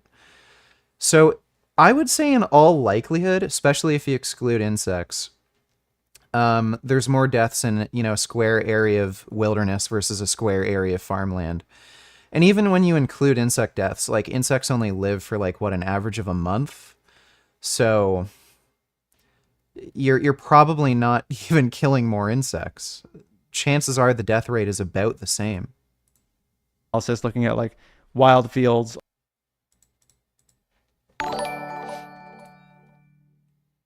If I lack omega-3 in my diet / take an omega-3 supplement, am I more likely to experience psychosis? No. Omega-3, so EPA, DHA, it doesn't seem to help with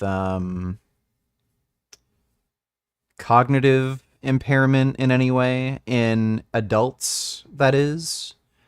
In children, it seems like there's a benefit to taking an EPA DHA supplement, and possibly in pregnant women as well.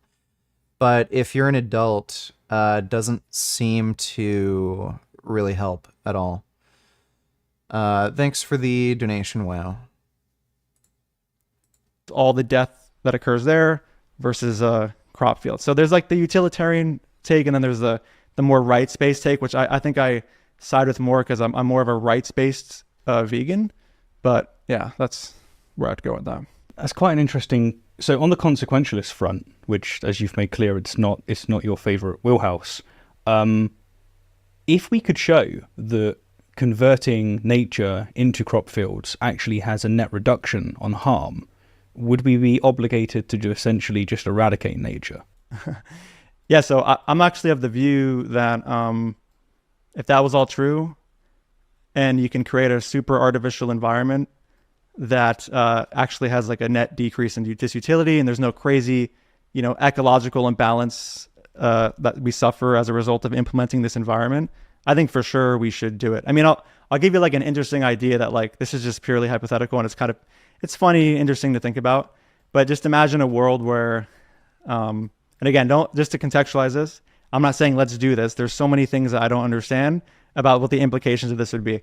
But you can just think about it in your head. So imagine we were to take like all the predators and isolate them from herbivores, and then you have lab-grown meat put onto AI prey that run around, and then these predators are actually hunting down, say, non-sentient prey that have a bunch of meat on them for them to consume, and then the herbivores are isolated away, and we can maybe inject a proportion of them with like some form of birth control so they don't overpopulate. And yeah, like ideally, really, you'd have maybe a Jurassic Park situation where predatory animals are kept somewhere else, completely separate from, the herbivorous animals, and you feed like the carnivorous animals some sort of specially produced vegan-friendly diet, and then the herbivores can just, eat plants like they normally do. Like, that would be ideal. Create some sort of artificial system to, let these animals live their lives the best way they can. There's this weird idea that for some reason, like, nature is better or superior in some way, and we should have reverence for it. Like, again, if these animals can live better lives without getting, like, killed by other animals, that would be ideal. And this way, no one's getting eaten alive, and there's probably going to be less overall suffering. Now, of course, like I said, there's so many externalities that I probably don't understand, but that's an example of, like, say, an artificial environment maybe being preferred over a natural one. So to directly answer your question, like, yeah, if crop fields were shown to be like a net positive, I think for sure we'd want to do that, unless, of course, doing that would cause some crazy imbalance that would lead to more overall suffering. Yeah. So would you sign off on that personally, or is that just you're saying a consequentialist should, or would you sign that off? Yeah, I think I would. Yeah. I mean, I don't know what would be the problem besides it's like, oh, the world's not as natural, but like I don't really care about that. So like on the one hand, it's we don't want to cull foxes because they have rights.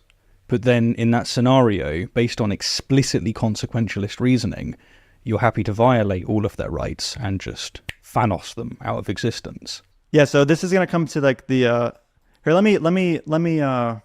me walk back what I said, because it always comes back to like if the particular threshold is met, right? So let's say because we don't have the utilitarian calculus for this right now, but See, Danny is a Doom fan based. If there was a threshold met where like, oh, eliminating nature would actually like prevent so much animal suffering, like such an insane amount of animal suffering and disease and starvation and all these things that occur in nature, then I would consider it morally permissible. Now, if it's not like anything crazy, then no. Does that make sense? So there's always going to be like some sort of threshold. Yeah. Do you apply that threshold to humans? So would you say that if you could show that actually if we eliminated all humans, then we should press the button and just eliminate everyone? If the threshold is met, then I'd have to, yeah, just to be, yeah, for sure. Like if let's say that eliminating humans somehow led to like infinite well-being, just a weird hypothetical, like zero suffering and infinite well-being, just wave the philosophy wand and pretend this is a thing, for sure. Now, obviously, my threshold isn't infinite well-being. It's going to be somewhere between 0 and that. Where it is, that's hard to determine because I don't know. Are you familiar with things like I think it's called the Sorites paradox? I don't think I am actually. Yeah, it's like basically the concept of not knowing when a particular thing becomes, say, like another thing. Like, say, when does a pond become a lake? Oh, is it like a heap of sand kind of thing? Yeah. So yeah, I'm aware of it. Yeah. That's why, like, when people ask, like, oh, so where is the threshold? I'm like, I don't know. You're just gonna need to show me 2 different things, and I'll tell you if it passed the threshold or not. What's funny is that I think that someone could say to you, name the grain. Yeah, name the grain that's going to make it so that you're like, okay, and you can't. And yet, one of the criticisms that vegans have of non-vegans is that they can't name the grain. It's like, yeah, I think that this actually does apply across the board to pretty much all. I don't know how those 2 things are related. Yeah, Danny might have been able to explain this a bit better. Again, you'd be in favor of culling carnivorous animals like foxes if it would reduce rights violations. So if they're an odd order predator. That's why you'd be in favor of culling carnivorous animals. I don't know how that would relate to naming the trait. Of these kind of like views when we break them down. What's interesting with what you said there is that it seems that your position is committing you to saying murder is wrong, it's a violation of rights, but genocide is okay if a certain threshold is met. Is that fair? Yes. Well, like, again, it's a genocide of creatures that are murdering other creatures. It's like, would you care if Nazis were genocided? No. Like, if they're actively fucking violating everybody's rights, killing Jews, and killing any political dissenters, then you wouldn't have a problem with genociding Nazis. Because every action that we consider wrong is gonna, at least for me, will become morally permissible if a certain threshold is met. Like if you had to, this sounds really dark, but like if you had to... Yeah, this doesn't really have anything to do with thresholds. This has to do with whether or not it would reduce rights violations. Torture a single person to prevent infinite people from being tortured.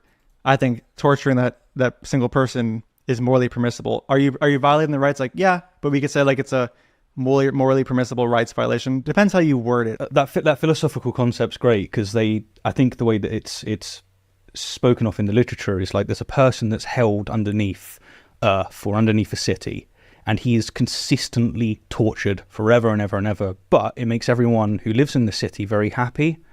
So are you saying that you would pull straws on this one, knowing that you could be the person that's tortured forever and ever and ever? Well, so if I was that person, it's like when you ask me what I would do and should do, I think those are 2 separate things. Well, in a situation like that, you have infinite suffering versus finite suffering, finite well-being. So I don't think it would probably be justified to have somebody, be tortured infinitely. Things like maybe I'd be compelled to not because I'm the one getting tortured. But what I think should happen is going to be the thing out of my favor that's in favor of the infinite amount of people not being tortured or something. Does that make sense? So maybe I can phrase it this way. You don't know that you're going to be the one that's picked, but I say to you, here, Danny, here is a load of straws. We've got 1,000 straws. Everyone that signs up to this, they're going to be super happy apart from one person. They are going to have the worst existence for eternity, like the absolute worst, unbelievably bad.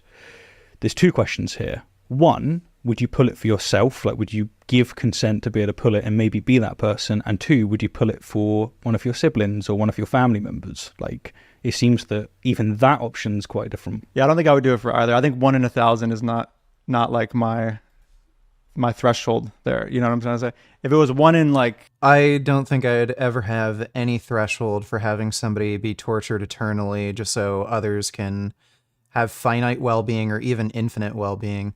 I think the only case where you might be able to make that argument is if people pull the straws willingly, but even then, you could argue that a lot of people would be ignorant to how bad torture is and it being eternal and them not being able to think on that time scale. I wouldn't be in favor of something like that. Infinity, maybe. But the thing is, I seem to have, like, my intuition's kind of more so. Dutchy Donatillers, can you supplement B12 from an energy drink so long it's only 1 can a day? I'm pretty sure the energy drinks have a very high amount of B12. So you probably can. I had a 12-ounce sugar-free Red Bull this morning, which has 300% my daily intake. Yeah, I think you probably can, because usually energy drinks have very high levels of B12. So yeah, if it's that high, I'd say yes. Thanks for the donation, Dutchy. So go toward suffering reduction than like well-being maximization. Like, I seem to have a higher value for reducing suffering than increasing well-being. So even if one person infinitely suffered, if it was like one person infinitely suffers versus 1,000 or even 1,000,000 infinitely experiencing well-being, I'm more inclined to just go with a different world where like not one person is infinitely suffering and like it's more of like an overall decent balance or well-being to suffering ratio. Does that make sense? Yeah, it's this is where that threshold deontology comes. The whole world goes vegan, but in order to keep it vegan, you have to meet up with Jason Blaha once a week to motorboat his butt cheeks, suck his pee-pee, and make out with him with his mouth full of vegan yogurt. Would you do it?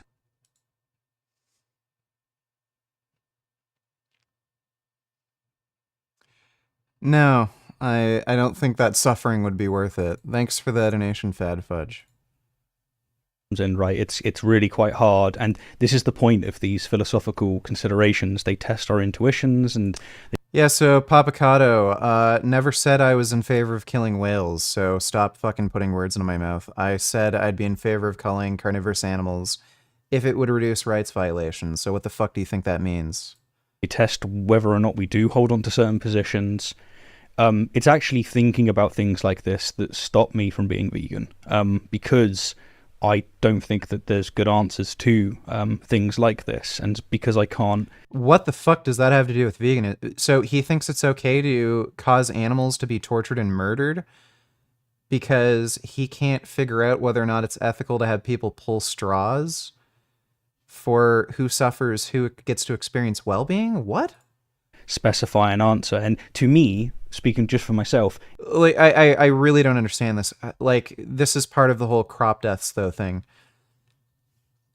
He thinks it's okay to torture and kill cows and chickens. He's vegetarian because he's confused about crop deaths. What? Fucking sophist. It's so obvious that I'm working from intuition and then post hoc reasoning after the fact. I'm trying to go, right, I can justify that with consequentialism, I can justify that with a rights-based, and it's just, I don't know, just speaking for me, I just sat down one day and was like, oh, I really wish this was true. You hear like religious people that they were religious and they go, damn, I really wish my religion was true. For me, it's like, I really wish that veganism was just the right thing. How is it not the right thing? Even if he's a consequentialist and he wants to reduce suffering to the greatest extent, how would veganism not be the fucking option there? You can get into it, like, and where I think, as a vegetarian, you probably should be a vegan. I mean, it depends on your moral system, of course, but we'll get there. Dude, it's always the fucking vegetarians.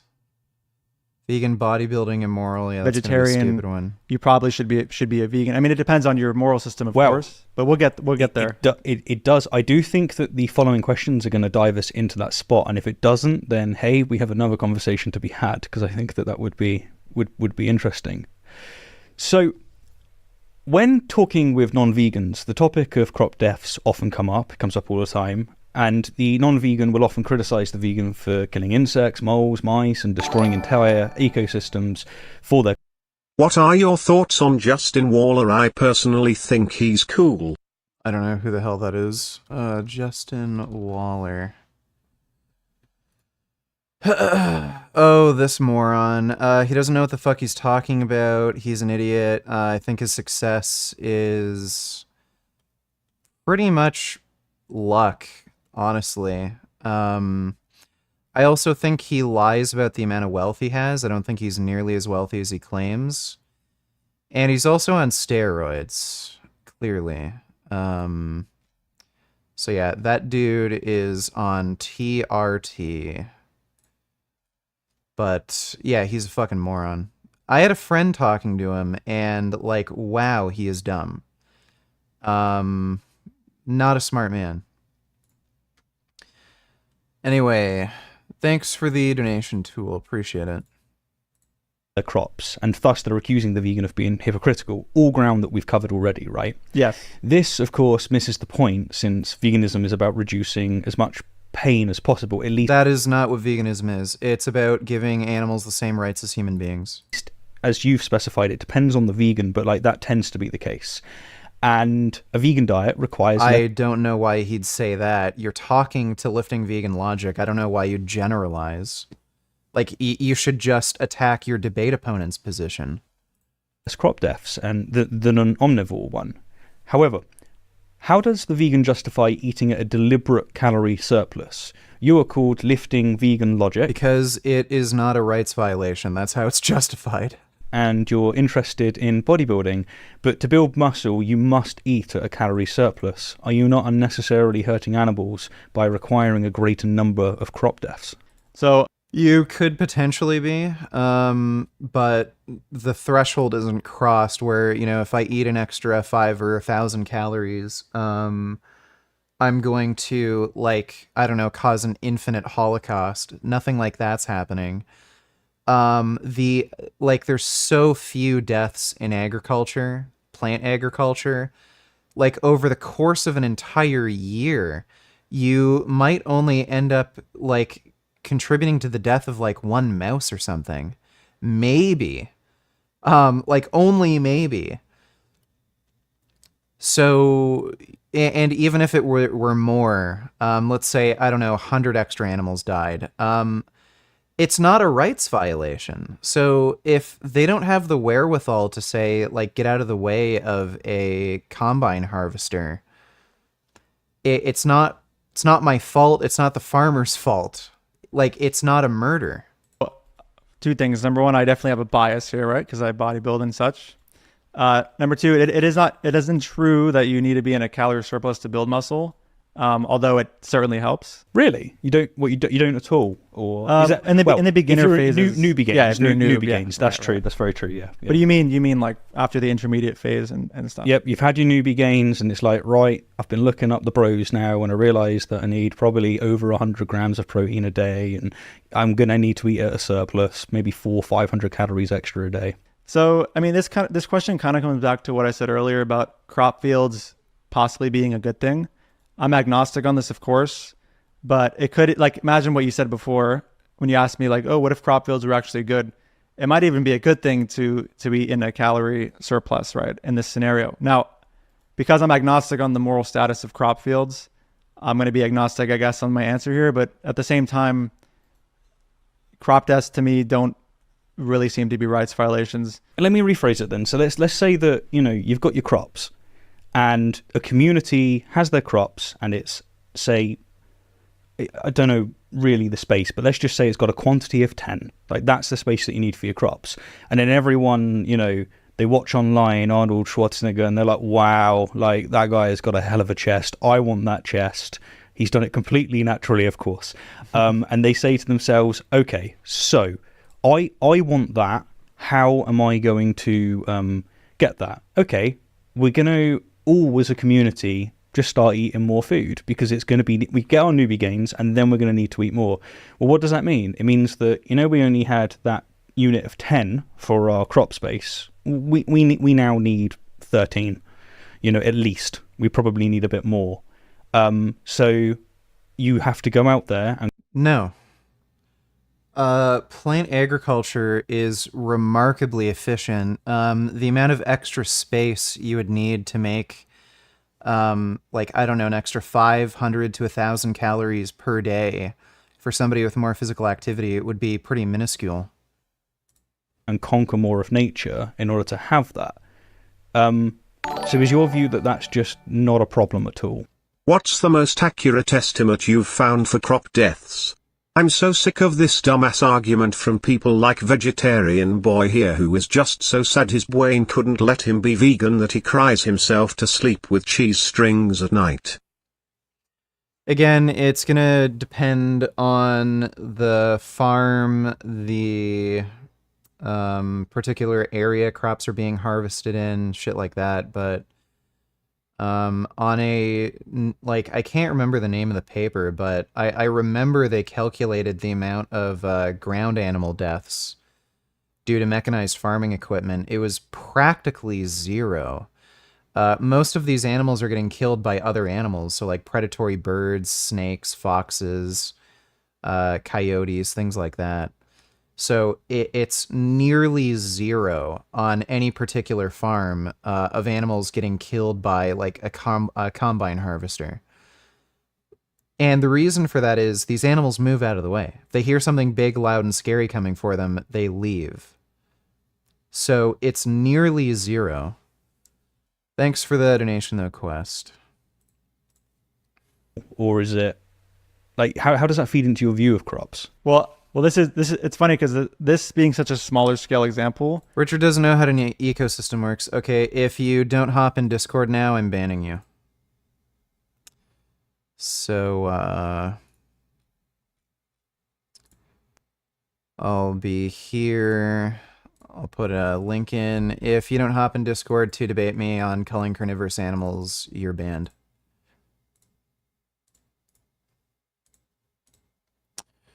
So, Papacado, Avocado, I'll give you a minute or two, but you're banned if you don't hop in Discord.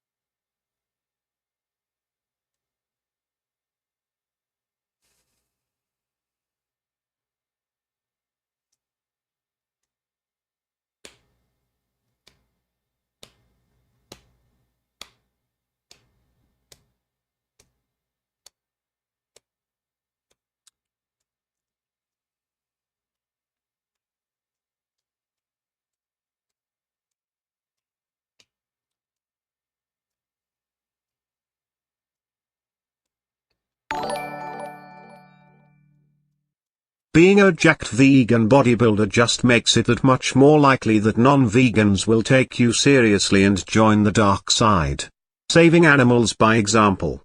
They see these broccoli gains and they be mirroring. Yeah, I think so. There's definitely a good chance for sure. Thanks for the donation, though, Adam. Appreciate it.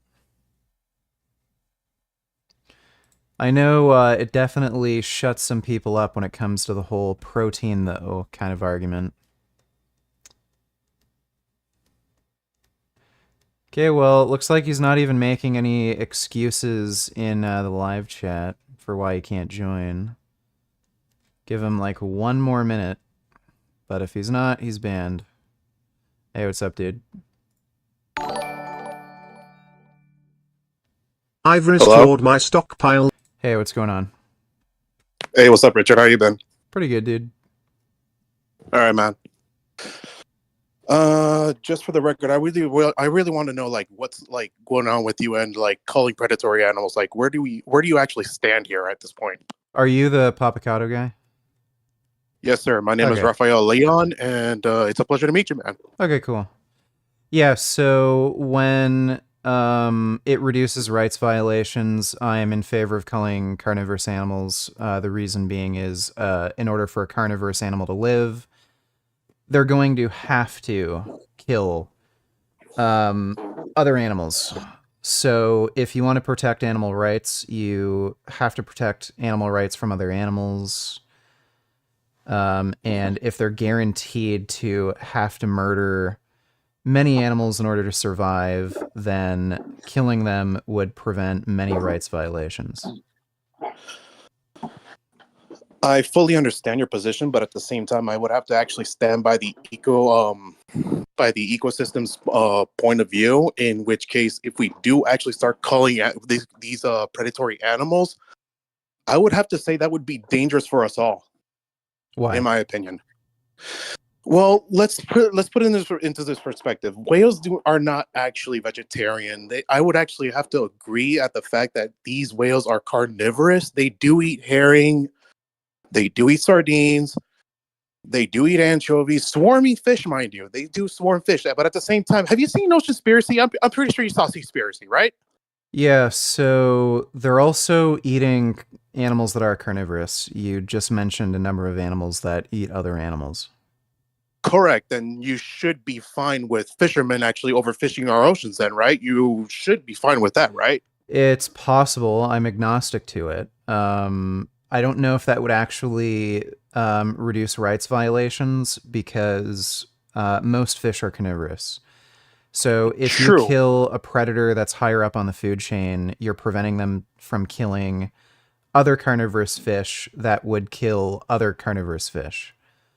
So it may actually increase rights violations, taking out some of those bigger predators in the ocean.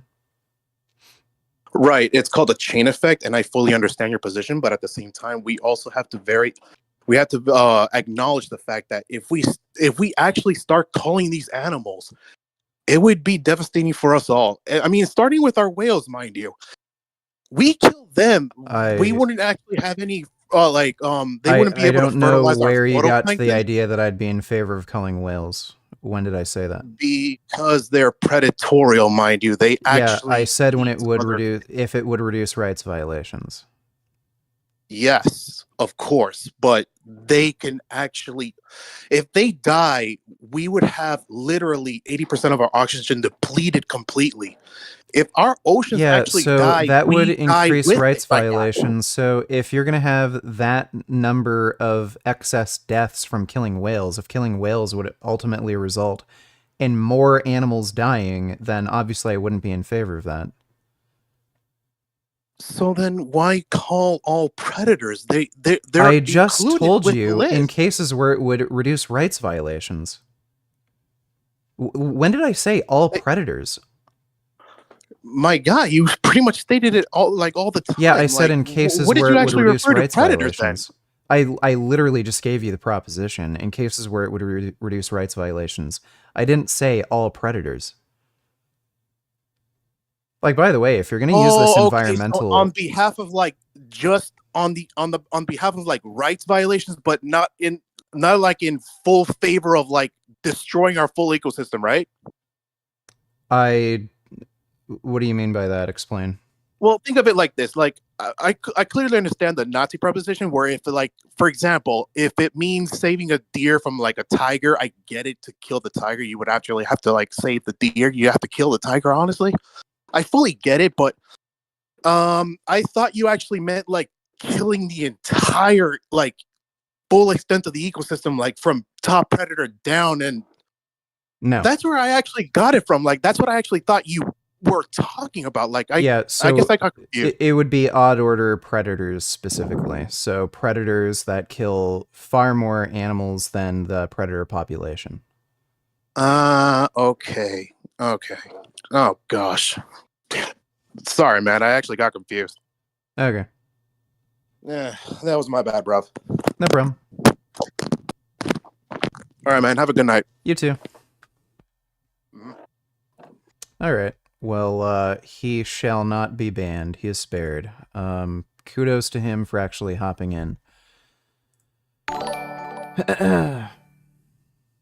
I've restored my stockpiles of Soviet-era artillery and I only had to travel to the desolate far east of Russia to meet the fat baby running North Korea to beg him to give it to me.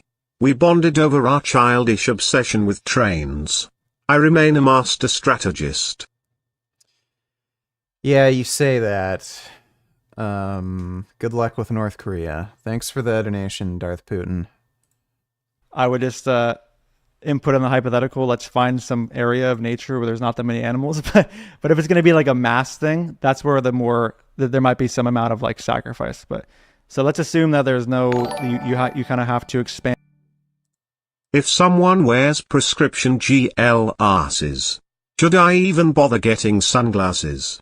Because my prescription glasses has UV protection, I believe. Your prescription glasses are not going to have anywhere near as much UV protection as sunglasses. So, yeah, it would be worth it. Thanks for the donation, though, Mike. Appreciate it. Your glasses probably also don't have UV protection. It's probably protection from blue light. A lot of them have blue light filters. It's just to prevent eye irritation if you're watching screens. But thanks again, Mike. And your farmland, and this may require, I guess, like pushing out animals or whatnot.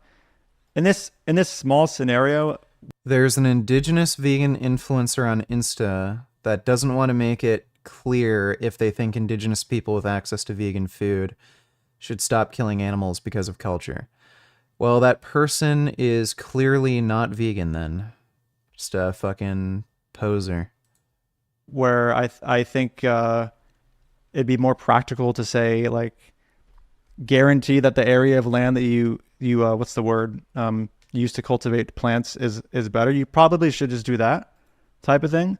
But it's tough, right? Because it comes back to like our concept of property and like when does this? Why am I lactating? Is this normal when you're on test? If you're taking extremely large doses, give me a second. Can you show me a paper comparing 1/2/3 rear training versus max for muscle gain? I can't find it. I'd have to look it up for you later. I can't remember any particular paper, but thanks for the donation, Horizon. So if you're taking high enough doses of testosterone or other derivatives of testosterone, it can cause such a high degree of aromatization that, yeah, you can start lactating. So it's not unheard of. It does happen. It's just that usually people have enough sense to take an aromatase inhibitor if they notice their breast tissue is growing. Set of 10 humans. They have to expand. Yeah, they have to expand, right? And also, like, if the number's the problem, we can just increase it. We can say 1 million. There's 1 million people. We say 1 billion. It doesn't really matter. The principle, what I'm trying to test here, is that you're going into nature, you're taking stuff that wasn't yours. So what I'm doing is I'm saying that the defense of saying it's our land and you can defend your property doesn't work here, because you're having to go and you're having to take land. You're having to be doing what the Europeans did, right? Not too long ago. You have to go in places and put a flag down and go, that's ours now, and then you see a mow over there and you shoot it, essentially. That's what happens with crops. And again, for people watching, I know that that's still better than, having that land for a cow, but the principle is still that you don't need to do it, and you're doing it for entirely cosmetic reasons. This isn't needed at all. It's entirely just so that you can put on a bit of muscle. Yeah, I guess it would just, I'd have to know maybe because when I think of like this whole expanding croplands and because you're eating more thing, what I said earlier was, I'm not sure about the difference between wildland and cropland in terms of death, right? So if I were to be arguing from a place of like trying to post, like you said, what was it, post hoc, like justified, we would just want to hope that crop fields are just better, and like maybe there's some sort of utility gain as a result or something like that, right? But that's why I really want to know. Who the fuck cares about utility? This isn't about utility. This is about rights. What is the difference between crop and not from you, I'm saying in general, like crop fields and wild fields, like because that would be obviously the justifier. At the moment, I'm just not convinced that it'd be a problem in terms of like death on the net. I want to approach what your agnosticism is there. So I suppose if I said to you, look, here's a gun and you're going to shoot in that direction into a target, but the target is concealed. It's concealed by trees. And there is because you're agnostic, you don't know that the path is clear. You might well shoot someone. However, you don't need to shoot, like, it's not necessary, but if you pull that trigger, and because you're agnostic, you don't know if the person's there, you've got a chance of shooting someone, I would assume that you wouldn't pull the trigger until that agnosticism was cleared. Shouldn't your agnosticism be exactly the same when applied to not knowing whether or not cultivating land for crops is going to cause more harm? So This isn't about causing more harm. This is about whether or not it violates rights. Again, like, it's not the right discussion to have. The Nutrivore has an amazing video about the culling fish issue. Check it out on your off time if it piques your interest. Alright, I'll check that out later. Thanks for the donation, nerds. I will say that there is some data, at the very least, comparing crop fields to pasture land and like levels of a trophic strata, which is like which tells you like levels of distinct levels of species, and that can translate to levels of predation. So crop fields at the very least have been shown to be better than pasture. And then the wild field scenario isn't necessarily proven, right? But I still think there's some, because of how horrific, in my opinion, nature is, I just think, like, when you say agnostic in this scenario, I think there's, I don't know if there's like, we don't say there's like a spectrum to being agnostic, but like I have some reason to believe, right, that this crop field could be better than, say, a wild field. Does that make sense? Whereas with this situation, it's like I could just not shoot this gun, and there's not, I know for sure that shooting this gun is either going to do nothing, or hurt someone, but it's not going to like increase over, like prevent death. Does that make sense? Yeah, but it seems to me that I could say to you, look, shooting that gun. Yeah, so the proper response to this is growing more food does not increase more rights violations. It just doesn't. I don't see how, even if we needed to clear out more forest for more food, violates these animals' rights. It might actually prevent rights violations because there's less wilderness for animals to get murdered in. Secondly, again, you're almost certain that there's more murder or more death in a area of wilderness than in cornfield. And I mean, if he's so worried about harm, why the fuck is he vegetarian? Like, we use the least amount of agriculture on a completely plant-based food system. So we need less land compared to the if we ate a vegetarian diet or a meat-eating diet. So, like, where is he going with this? It's so stupid. Let me see. Are fat vegans immoral? Gives a shit. Vegetarianism is more vegan than veganism? Oh, this is going to be stupid. As violating animal rights. And if you don't take, defending your food as a rights violation, maybe that's not so cruel after all. It's going to depend who you're speaking with. But yeah, there is like some, like, I don't think the vegan lifestyle is like necessarily perfect, right? I don't think, and acknowledging that is fine. And it can maybe help your interlocutor understand that you're just doing like something like the best you can. And veganism is a good representation of one of those things. No, that makes sense, and it's a very respectful answer. I appreciate that. So being a vegan means that you're going to be killing countless animals just by surviving. No? What? A donated $2. This death metal band named themselves after cats and always releases cat music videos.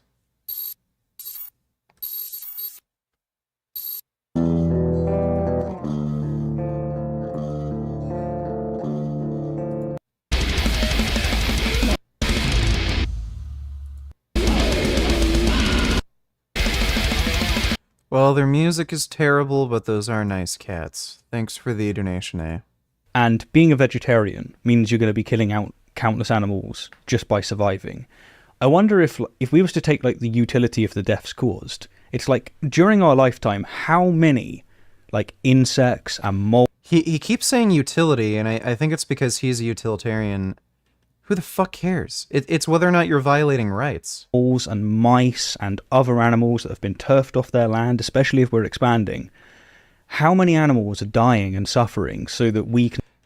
More animals are fucking dying because they're getting killed by other animals than us influencing the deaths directly through agriculture.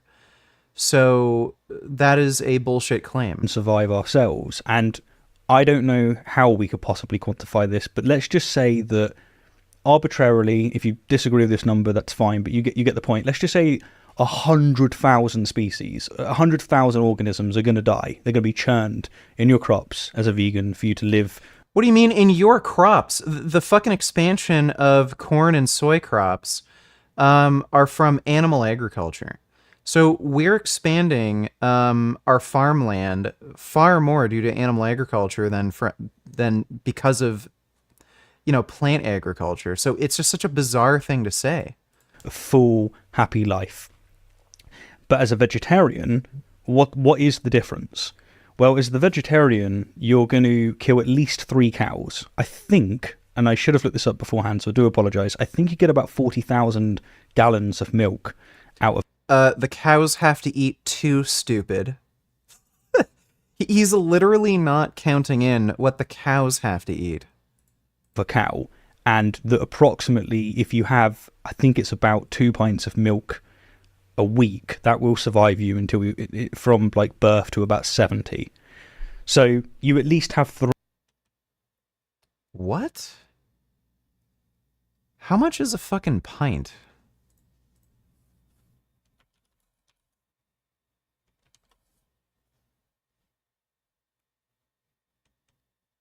What is he talking about? A pint is less than half a liter. He's saying with 2 liters of milk you can survive per week? No, you can't. You'd fucking starve to death. 3 cows. Really intelligent creatures, very sentient. Like they by my light seem to show more signs of intelligence than, say, a mole. Not by a great amount, but certainly more. And specifically the methods that are used are very harsh. And then, say, eggs. You're also going to kill... You want eggs. I think chickens produce... I've actually forgot how many. I don't know if you know how many eggs a chicken will produce in its life. And it's like... Well, they also... Well, they don't produce many because they only lay eggs for like a year or 2. They also cull the male chicks. I'm not sure, but I know per year it's about 250. So it's 250, and then you keep it for 2 years because they get killed way too young. So you're looking at 500 eggs. And if you calculate it all out, you might be able to go, look, the vegetarian is... The animals have to eat too, you dumbass. Is going to be killing less, say the 100... This is literally not supported by data. You kill less animals by being vegan than if you're vegetarian, you fucking idiot. Thousands actually going to go down. Like, this is just fucking baffling. This guy is just so dumb. Slightly, because they're getting the calories from the cows and then the chickens. But they're killing the cows and the chickens. Yeah, I would if just you ask, do like an approximation... Are you factoring into like the crops grown for these animals that are producing the... Good. So the crops actually are way higher for the milk and the chicken. Great point. Very, very true. But if you like calculate this all out... Even if you don't include crop deaths, vegans are still causing less animal deaths. And it's because plant agriculture is just so goddamn efficient. Suppose that it turns out that it's 100,000 organisms are killed for the vegan and... Cuteness. Let me take a look. Teo. Oğlum böyle doblocu enişte gibi oturmaz bir kedi. Wow, that's a good cat. Very handsome boy. Bütün So handsome. alternatif. Yes, kiss the cat. Teo'muz var. Onlardan verdiğimiz Teo'ya bu. Çok That's a fazla good kitty. gözüküyor. Well, thanks for the donation, Thee, then, though. 120,000 for the vegetarian. it just seems like these are completely arbitrary positions. I don't understand. If he's going to claim he's a utilitarian and he's acknowledging fewer animals die due to veganism, how, under his utilitarian ethic, would veganism not be morally superior? And it's like, just as we can justify going, I'm going to be able to consume an extra 20% calories because of bodybuilding, it doesn't seem to be any less like arbitrary, to use that word again, than the vegetarian just going, if you're a vegetarian and a bodybuilder, you would be causing more animal deaths. yeah, I'm going to eat an extra 20% calories because... Like, by the way, where is he getting this 100,000 death figure? Where? Like, he's saying 100,000 animals die. Where's the evidence? In all likelihood, if you look at the main sources of food for vegans, you're probably looking at something like literally in the tens of animal deaths per year due to plant agriculture. It would be in the tens. So you might end up, because of like farm equipment, killing a mouse or something, you might have 10, 15, 20, 25 animal deaths in a year, like an entire year, if you're vegan. And then he comes up with this 100,000 figure. Where the fuck did that come from? That makes me happy. Like, they're both not needed. They're both cosmetic. Yeah. I'm wondering what you think to that. Yeah, so I guess this is fucking retarded. Good news, Sneeko is now broke. We're having a period of, I think, craziness online. Well, that's good to hear. Because I feel like the thing I appreciate about the red pill stuff is like it's just entertaining. Like everyone's been so stuck up. Like BreadTube was so boring. And now it's like, you know, the red pill guys are really stupid, but at least they're funny. At least they're saying crazy stuff, you know. Which I like. Pill also pretty boring now. Maybe it was. It is now. It's boring now. But when it came around at first, it was so like people just weren't saying that stuff. The you know? problem is it's the same goddamn message on repeat for over a year now. Like you know, it's tired. Well, that's why Sneeko is grifting his way to IRL streaming, right? Dude, did you watch Sneeko get pressed so many times in that stream yesterday? I missed it. Did he get pressed? Oh my god, I felt like by the I don't know, by the prison dudes. I don't know what the call them. Sneeko gets pressed in jail. Oh, this was one of the times. Jesus. Oh my god, this is so cringe. Bro, how we get him? Get up on the top bar, bro. Yo, watch out. Sneeko. On the top bar, man. Come on, man. Watch out off my seat, man. Hey, my spot, bro. Hey, man. Feeling froggy jump, man. Let him do it. Everybody's scared, bro. Yeah, sit down, take a seat. Tighten up, player. Go ahead. You get up there first. Hey, sit down. Get up top, bro. Have a seat. Hey, where's my honey bun? Get up top, man. You right? Take a seat. Nah, I'm Gucci, man. I'm showing right here standing. I'm posted up. I'm standing up too. I'm posted up too. What would you have done? I don't think I would be in a mock jail with people that are way harder than I am, okay? I'm just standing up. I'm just posted.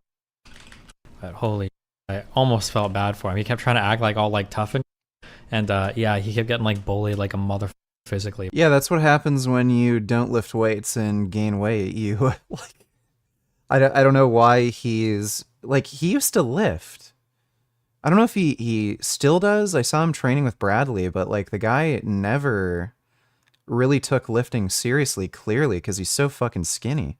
By a couple of the other guys there. One dude during lunch and then another time when he was like, especially when you're trying to come off as like some alpha male fucking dude who can give like man advice to people. Like that's pretty pathetic. Was it? When he was sitting at the table and the guy like that was one of the times, like a headlock or something. Yeah. And then there's another time where he was gonna sleep on the bottom bunk and the guy's like, get the up there. And then afterwards, Sneaker's like, okay, well, I'm just gonna stand here. And the guy's like, all right. And Sneaker's like, yeah, we're straight. I'm standing here, right? And he tried to like dab him. It's like, oh my god. Yeah, well, Sneeko likes to pretend to be with it, with those kinds of people, and he's just not. I think. Throw it up. I don't know where those clips are, guys. I don't know if they were posted in chat last night or my subreddit, but damn, they were funny. Holy shit. I like when Sneeko pretends to be like Hood. Yeah. I like that. There was something pretty funny in the subreddit, in Destiny subreddit. Somebody said that like Sneeko kept trying to imitate people and he's lost all of the people to imitate. So now like he's got like a doppelganger, and they're destined to like imitate each other to the Is end it of time. is it Neon? Is that what you're talking about? Who are you talking about? No, It's there's just a some picture of my random guy he subreddit of. found. Yeah. Wait, what? Looks I thought exactly that's... link me that. I want to see that. Oh wait, I thought it was a Photoshop of Sneeko. Is it actually No, another it's guy? literally another guy Actual- who was on his Yeah, it's stream. an actual other guy who looks just like him, and then somebody replied and posted one with like 3 of them in there. It was so funny. I'll try to find it.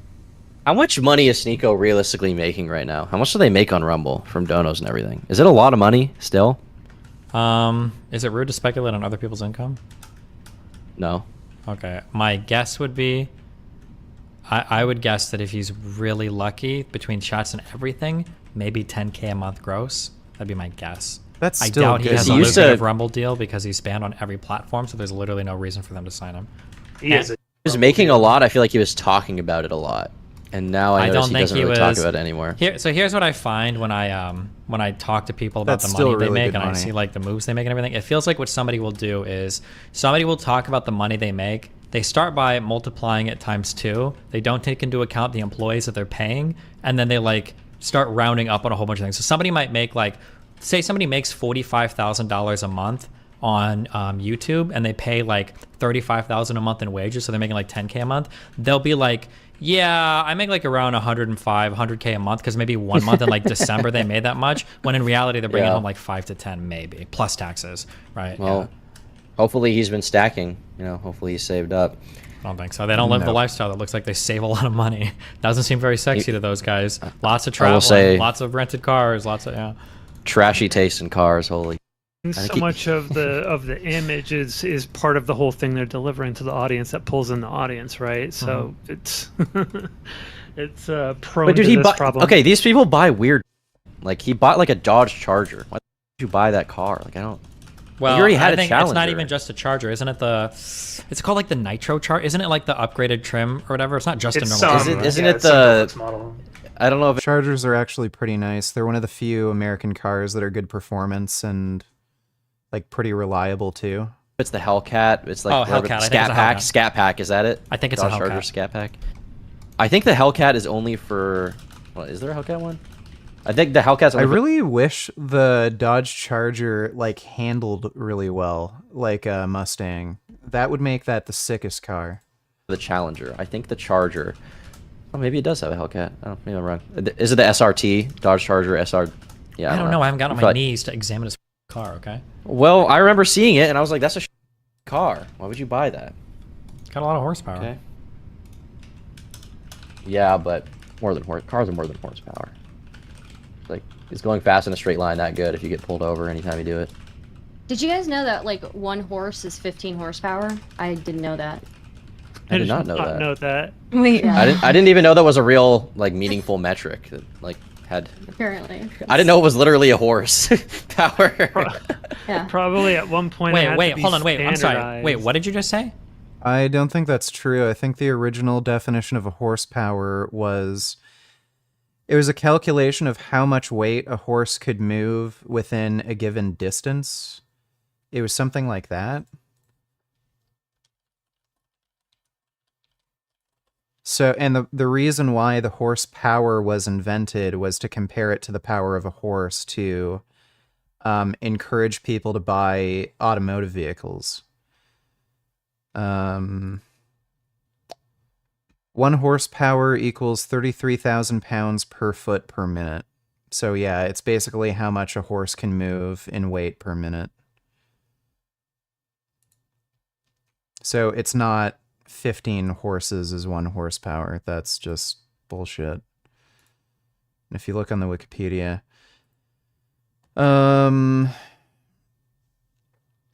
many different standards and types of horsepower. 2 common definitions used today: mechanical horsepower or imperial horsepower, which is about 745 watts, and metric horsepower, which is approximately 735 watts. Term was adopted in the late 18th century by Scottish engineer James Watt to compare the output of steam engines with the power of draft horses. It's later expanded to include the output of other types of piston engines, as well as turbines, electric motors, machinery. Yeah, so basically a draft horse could move a certain amount of weight within a given distance in a certain time, and so that's not true. Apparently, one horse is like 15 horsepower or something. No. Maybe our modern Yeah. horses are more powerful. No. They work out. They work out with vegan gains. Horsepower a Yes, long time yes, ago. it is. No.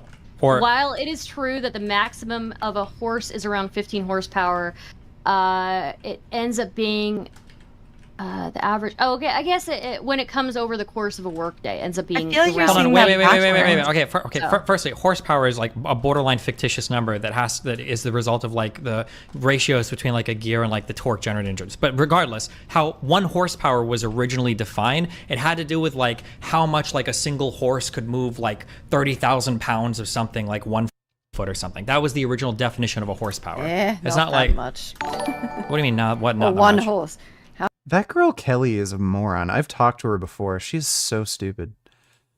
Poop donated $2. Let me see. If America decided tomorrow that there would be no war in Ukraine, there would be no war in Ukraine. That is not true. Ukraine would keep fighting. They have support from fucking, like, pretty much every European nation. So what the fuck is this guy talking about?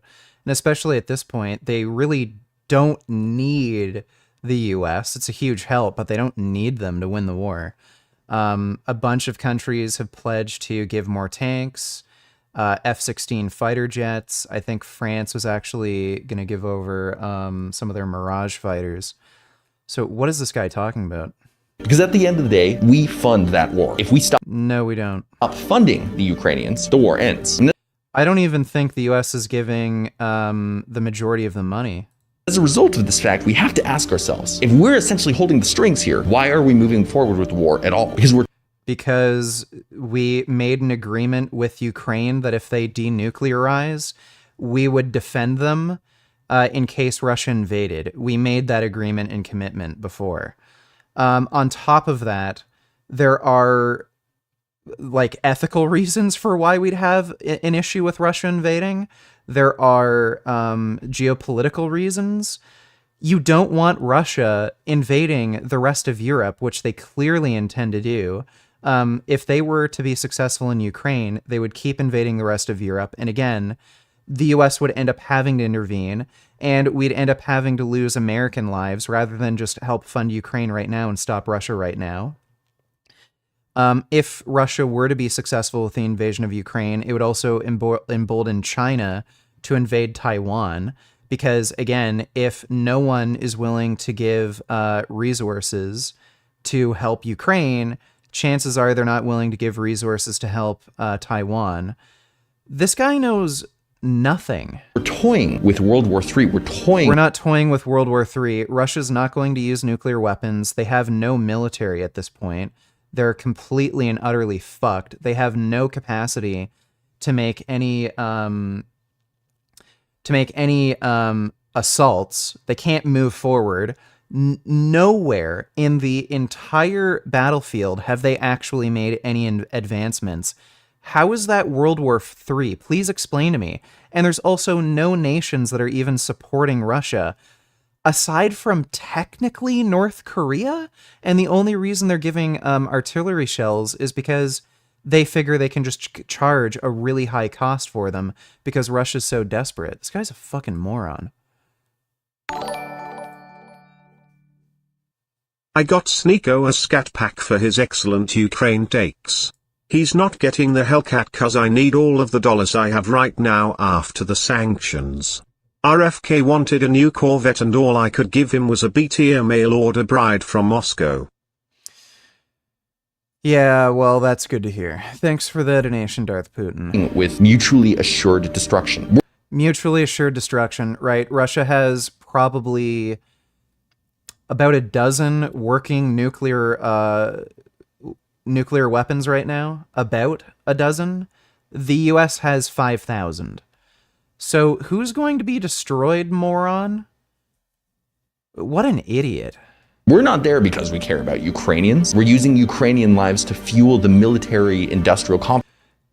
If you're going to attribute any financial reason for why the US is supporting the war in Ukraine, it would have to be because of oil. It has nothing to do with the military-industrial complex. That's a word he's heard before. That's why he's saying this.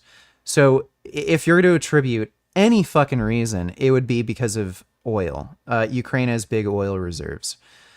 That has nothing to do with the military-industrial complex, you fucking moron. And the U.S. is losing money. Like, what? This is just baffling. Complex. And when the war is over, we're going to go in and rebuild Ukraine with BlackRock's money. So yeah, if we were to end the war today, would we likely have to sit down with Russia and concede Ukrainian territory as a result? Probably. But the real question... What does he mean, probably? What do you mean, probably? That's the only condition for which they'll negotiate. Question is this. Would you rather give up some territory in a country you probably couldn't locate? Yeah, so, dumbass. If you let Russia have some Ukrainian territory, they're going to invade again. You fucking moron. On a map? Or would you rather keep inching closer and closer to nuclear holocaust? Nuclear war. Okay, let's see. Russia has threatened to use nuclear weapons about 6 times now, and each time they've done nothing. In fact, they've threatened nuclear attacks against Poland since like the 1980s. They keep threatening nuclear weapons and they do fucking nothing. Every fucking time we've called their bluff, they've done nothing. Why the fuck do you think that they're a nuclear threat at all, you idiot? This guy is such a moron. Holy fuck. Who is this dumbass? I love these fucking retard channels. And he has a massive channel, of course. Yeah, I love how he's doing better than me. So this fucking dumbass knows nothing about the fucking war in Ukraine, doesn't know jack shit about geopolitics, why the US is intervening, and then he gets to make like 1 billion fucking views on these videos because he's a fucking idiot. Yeah, that's fair. How much did you say? It's probably like 500-600 pounds, right? It can't be like 10,000. Have no idea. Listen, Stardust. Okay, whatever. It comes back to like, if you're a utilitarian type of vegan, you're going to want to still go with the less death count. You might also want to still be vegan because you're opposed to all of the rights violations entailed by dairy and egg production. And so Rationality Rules is doing something that I think is really disingenuous here, and I wish Danny called him out for it. He keeps making utilitarian arguments when Danny isn't even a utilitarian. So, like, and fucking Rationality Rules is being self-contradictory here. He's saying use utilitarian, but then when he points out there's a better utility created from being vegan, he says, oh, but like, if I were to eat more food, then that would negate the benefit somehow, even though he can't even prove that, then eat less food. Like, if you're a utilitarian, then follow your fucking moral values. Like, even under a utilitarian ethic, his moral values would lead to veganism. So what he's really trying to say is he just doesn't give a fuck. This comes back to what I said earlier about how not all vegans solely care about harm reduction. So it might just depend on the vegan you're speaking with. Yeah, I think Rationality Rules is just being deliberately disingenuous there. That I might not be able to sounds like total bullshit. Okay, let's watch Spherage. Hey guys, as requested, I'm going to review a video called Genetics versus Self-Improvement.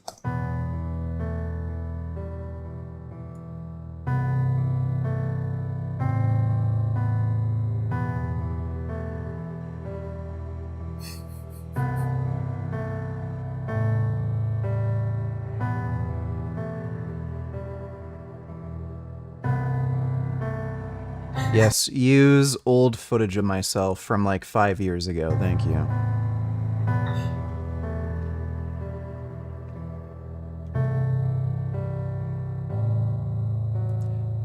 Their genetics. Oh, they're gonna show a fucking. They're gonna show footage of me from like years ago, right? If they even show a fucking photo.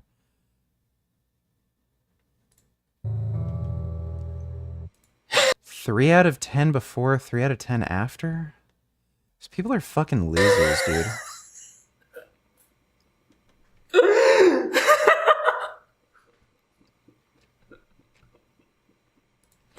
You want to bet this guy gets way more fucking pussy than the dude who made this fucking video?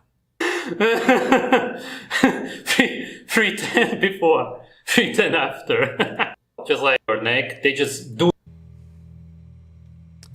Genetics will always beat self-improvement in any way, shape, or form. Right, because if you have, like, super awesome genetics to, like, I don't know, bench press 600 pounds, if you eat nothing but Cheetos all day and sit on your ass, you're going to look better than somebody who actually, like, works hard and eats well.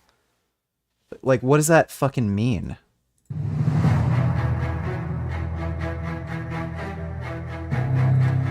Yes, women are into fucking twink bitches who do fucking fashion modeling, right?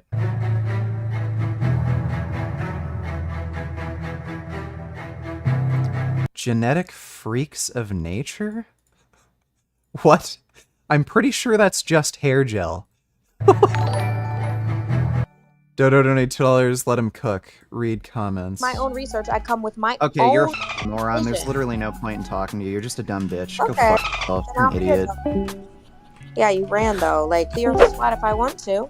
So, I didn't run. There's no point in talking to you. When I ask you to provide evidence for your claim, you say, that's just what I believe. I believe. When I said the Asking like, Wait, let her- why weren't they let her- stopped earlier? It's because they had other countries. countries.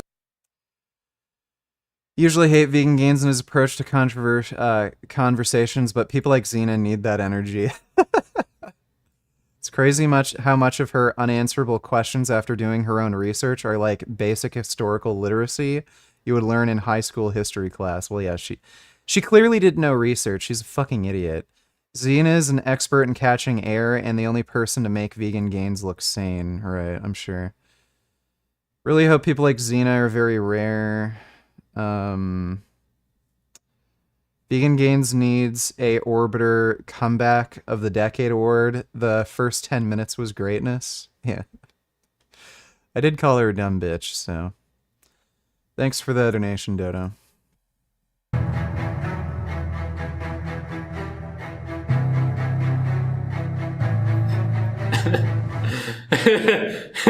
He has maximized his genetic potential. Exactly. Yeah, because women aren't into dudes who are, like, in shape or anything, right? But they don't see this. That's the thing. Also, he was showing Hamza. I don't know why he showed.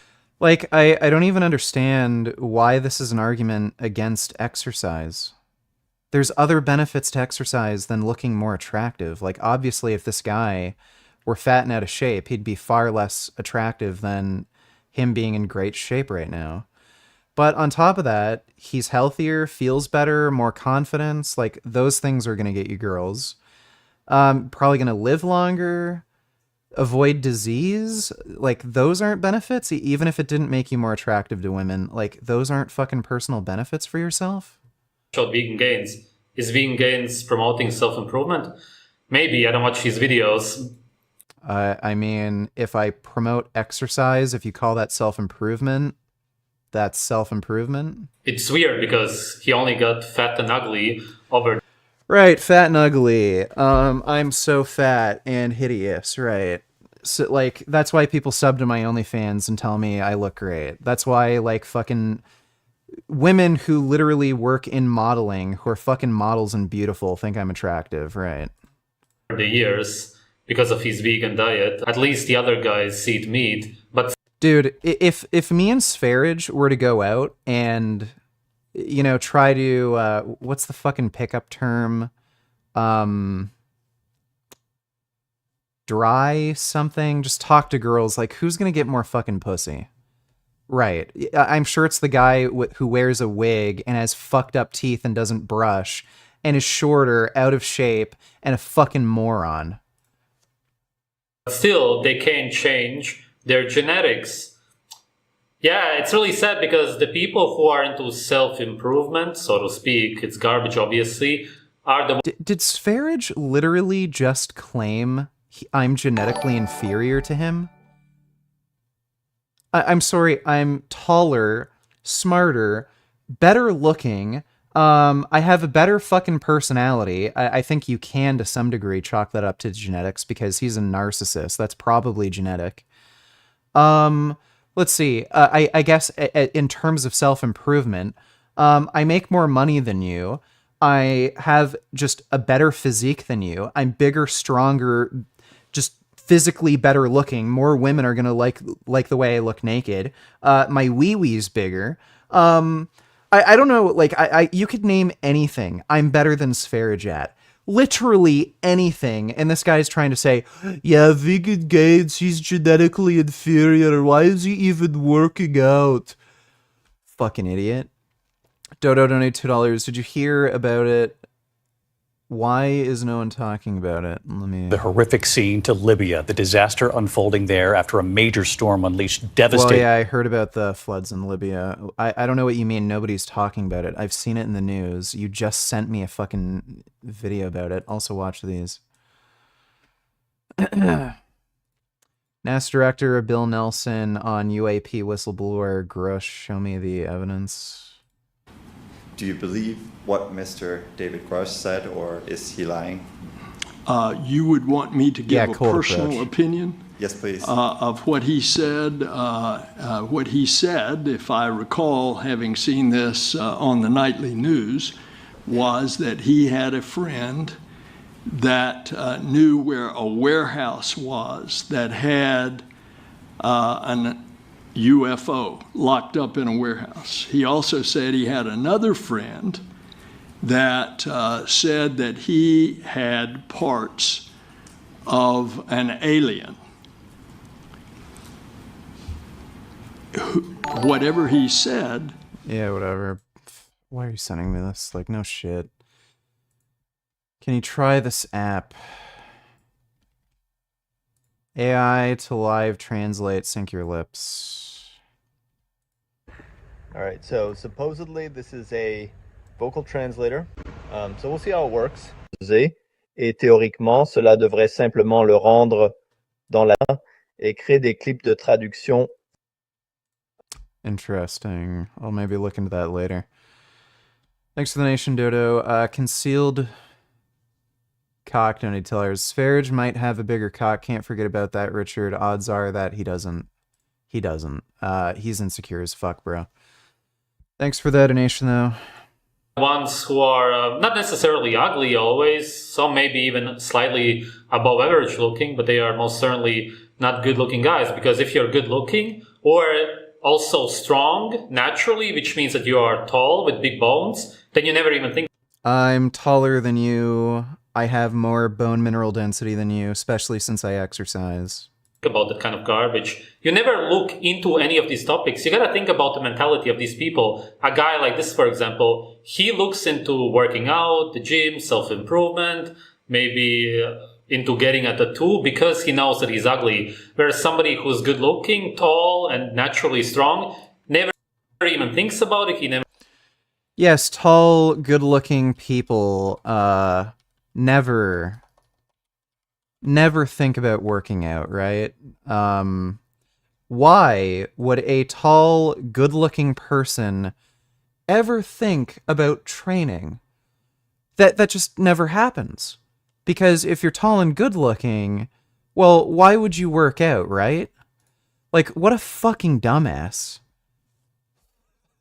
Never looks into it. It's simply not on his mind. It's only on your mind if you have a problem. It's very simple, and these guys never. Yeah, you have a problem if you're not exercising. You're going to be weak, you're going to be small, you're not going to be as good looking as you could be, and you're also going to fuck up your health. Exercise is extremely important for longevity and health. Really think about this. They don't think about why they go to the gym, why they do all of this. I don't know what I spend on creatine. Oh my god, man. Look at that. It's really sad. What a loser, bro. But he's still unlovable because his genetics gave him that. Sverige, the only girls that are willing to get with you are fucking crazy wackos, and you're even more crazy wacko than they are, so they leave you. Every girl you've ever been with has left you, not the other way around. And the current girl he's with, he's literally holding hostage. She wants to leave him, but she can't because Sverige is holding her hostage. So who are you to fucking brag about anything? No woman wants you. They might think they do because they're fucking insane and they think they relate to you in some way. Then when they actually have to deal with you, they get abused and then they fucking leave. That's why your loser ass kept stalking your fucking ex, because you know you're a fucking loser who can never get a fucking good relationship. And I'm assuming Luna was the best relationship he ever had, which is why he was obsessed with her. But you fucked it up. She left because there's nothing good about you. Son Goku donated $2. Does he have a point, low-key? Let me see. The gym is making you a loser. Yeah, I completely fucking agree with this. A lot of kids get into the gym to stop like being a loser. They want to put on some muscle, have more confidence, whatever. Maybe they were heartbroken about a girl or something. And then they start going into the gym, and then they fall into the gym depressed meme rabbit hole. They go into the gym cell community, which is like a group of people who work out and they might be jacked, but they're super. There's not really a gym cell community. It's kind of a meme that like dudes who can't get laid try to go to the gym to get laid, and then they don't, but it's not an actual community. They're fucking awkward. They're just weird and cringe, and all they talk about is the gym. And yeah, sure, they get jacked, but they actually make themselves more of a fucking loser. Now, what I preach is balance. I like going to the gym because it makes my life better. When I go out, I'm just that guy. You know what I'm saying? Yeah, what you guys need to remember, the gym is meant to add to your life, not take over your whole life. You're building this muscle, I don't care. That destiny. That is very true. As harsh as it may sound to some people, it's important to understand that he is unlovable. And that's because love is created biochemically when a woman and a man find each other attractive. Sometimes it can also be one-sided. Oh my god, this guy is a fucking moron. And in this case, if a girl sees him, she is not going to produce these love chemicals inside of her body, which is why there won't be any... I can guarantee you that fucking dude probably gets more pussy than Sverige, and pussy that stays around and won't leave him because he's a fucking psycho. Real love. Real love is biochemical attraction, obsession. It's when you want to have somebody's babies. When girls will look at this guy, no matter how much he goes to the gym, they are not gonna want to have his babies. He will be unlovable for the rest of his life. Maybe he could do something, but nobody wants to have kids with you, dumbass. You force these women into these situations. So Luna left you. That girl Belle you're with is trying to leave you. So nobody wants to have kids with you. Like, again, do you think it's any coincidence that Belle didn't put you as the father on the birth certificate? Do you think there's a reason why she actually fucking left you and is living with her mother right now? It's because she doesn't want to have kids with you. You're a piece of shit. Same with that girl Belle you're with that you're holding hostage. with plastic surgery, that's a different topic. But even if he does, his children will still come out most likely not very attractive. You can change some things. If he would have children with an attractive girl and feed them raw animal organs, the most nutritious foods on earth, then maybe they could turn out halfway okay. Where Frank is promoting this idea too. Where did they get the idea that eating organs makes you good looking? Then if they had children and fed them natural food, then there would be an even higher chance that those children will turn out even better looking. But nobody does that nowadays anyway. Everybody eats garbage, so you can pretty much forget about it.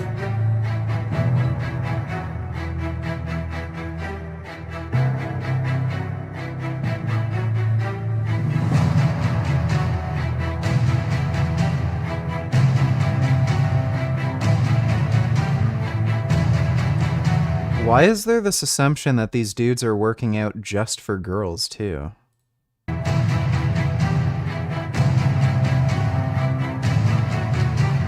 And you can see that those guys that he's showing, almost none of them ever work out.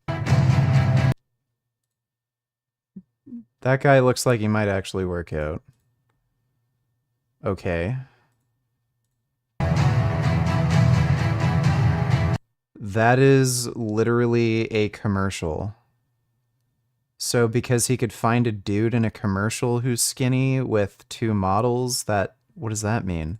Oh my god, I'm gonna skip through this. Well, we all know Hamza's a virgin, and it's not because he, doesn't work out enough or whatever. He's a virgin because he's a fucking loser. He's just a toxic piece of shit, and he knows nothing about women. Yes, exactly. Now, it was definitely above average spot. Yeah, whatever, boring.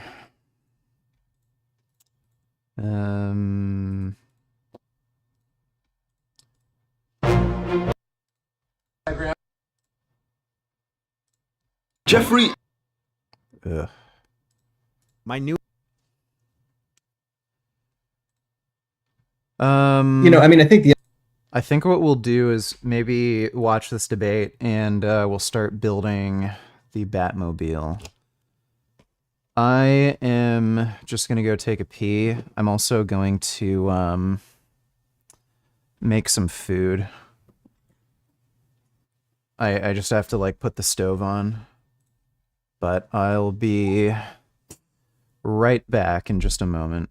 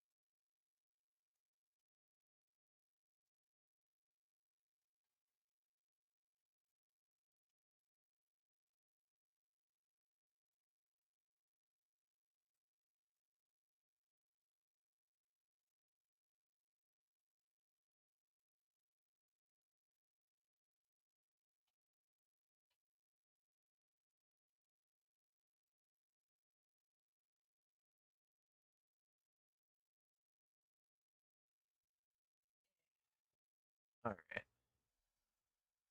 Here I am.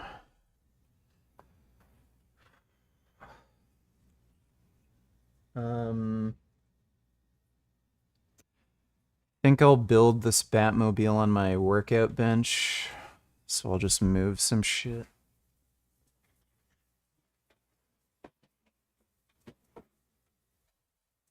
Don't have the table with me anymore.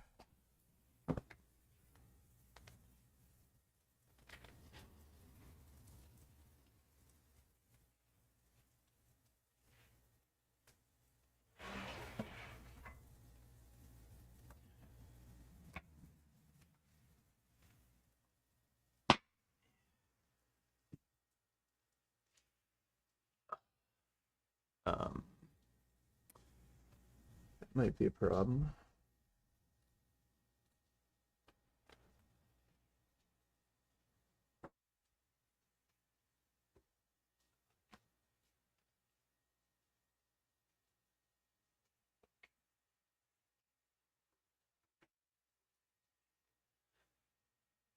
There we go.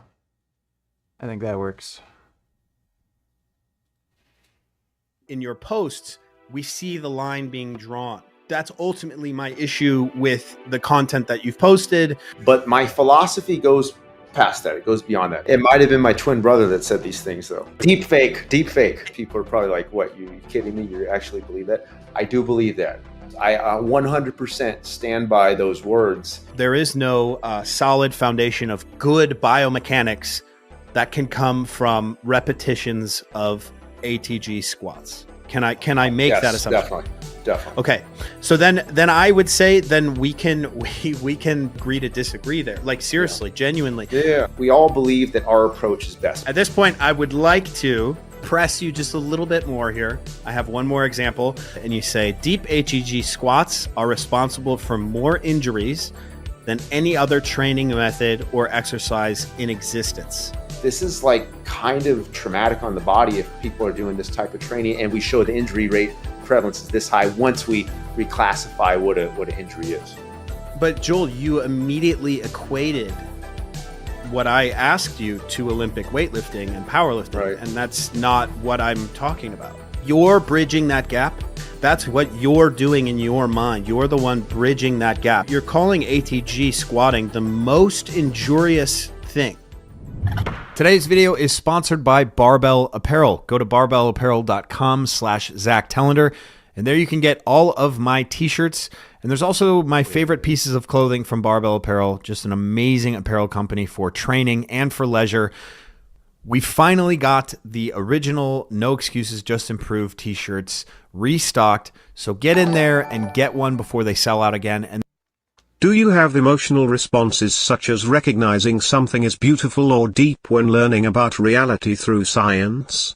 If not, what things move you, I guess, or elicit emotional reactions such as beauty?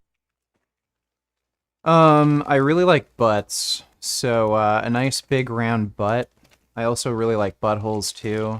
That gives me an emotional response. I also really like big noses. But thanks for the donation, Josh Dilworth. Appreciate it.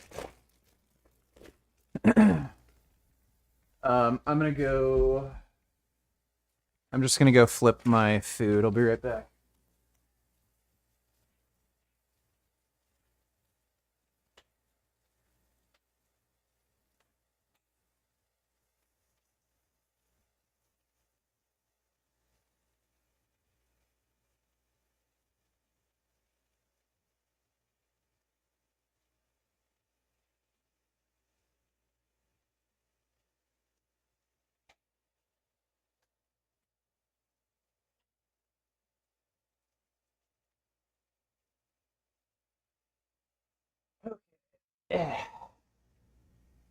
Yeah, hentai too. Really appreciate hentai. And then we also have my newest shirt, which is probably my favorite shirt, and that is the cool. It has metal rubber t-shirt. wheels.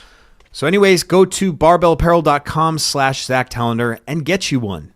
So Joel, just before we move on, I have obviously I competed in weightlifting. I coached weightlifting for almost a decade now, but it stemmed from strength and conditioning. So I was an intern at Northwestern University, then a paid intern at Texas A&M University, got my CSCS, got a bunch of certifications, obviously the USAW level 2, CrossFit level 2, a couple of personal training, whatever, the certifications that people just end up letting expire, like myself. But it does stem from, like, I do see things from a lens of, these are an athlete for their sport. And I'd say the most recent athletes that I trained for like a good portion of time was grapplers, and like world-class grapplers. And then also some of the guys are doing MMA a little bit. His name's Cody Steele. I don't train them anymore, but for 2 years I was able to work directly with those guys. And so like, I do have the viewpoint of an Olympic weightlifter, but I just want you to know that like there is a strength and conditioning aspect to my knowledge as well. Nice. And I'm not just biased by that. I think people are going to, and I just want to lay that out there for you because I know that you don't know that, before we move on, if that makes sense. Well, all right. So I think the question that I have for sport in general and training in relation to sport, and I work with some pretty significant athletes as well. Not going to like mention names, but folks that are at the highest level.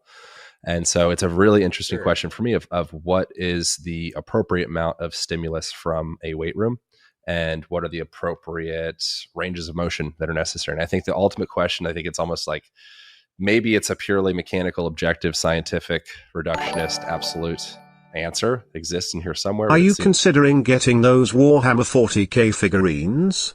They look pretty cool and fun to construct a miniature battlefield. No, I'm not really considering getting that. I might get some Warhammer 40k model kits if I like the way they look and shit, but I don't have enough space to construct like battlefields and stuff, and I'm not really into the tiny little miniatures, so probably not. Thanks for that donation though, Taylor. I'm gonna go flip my chicken again.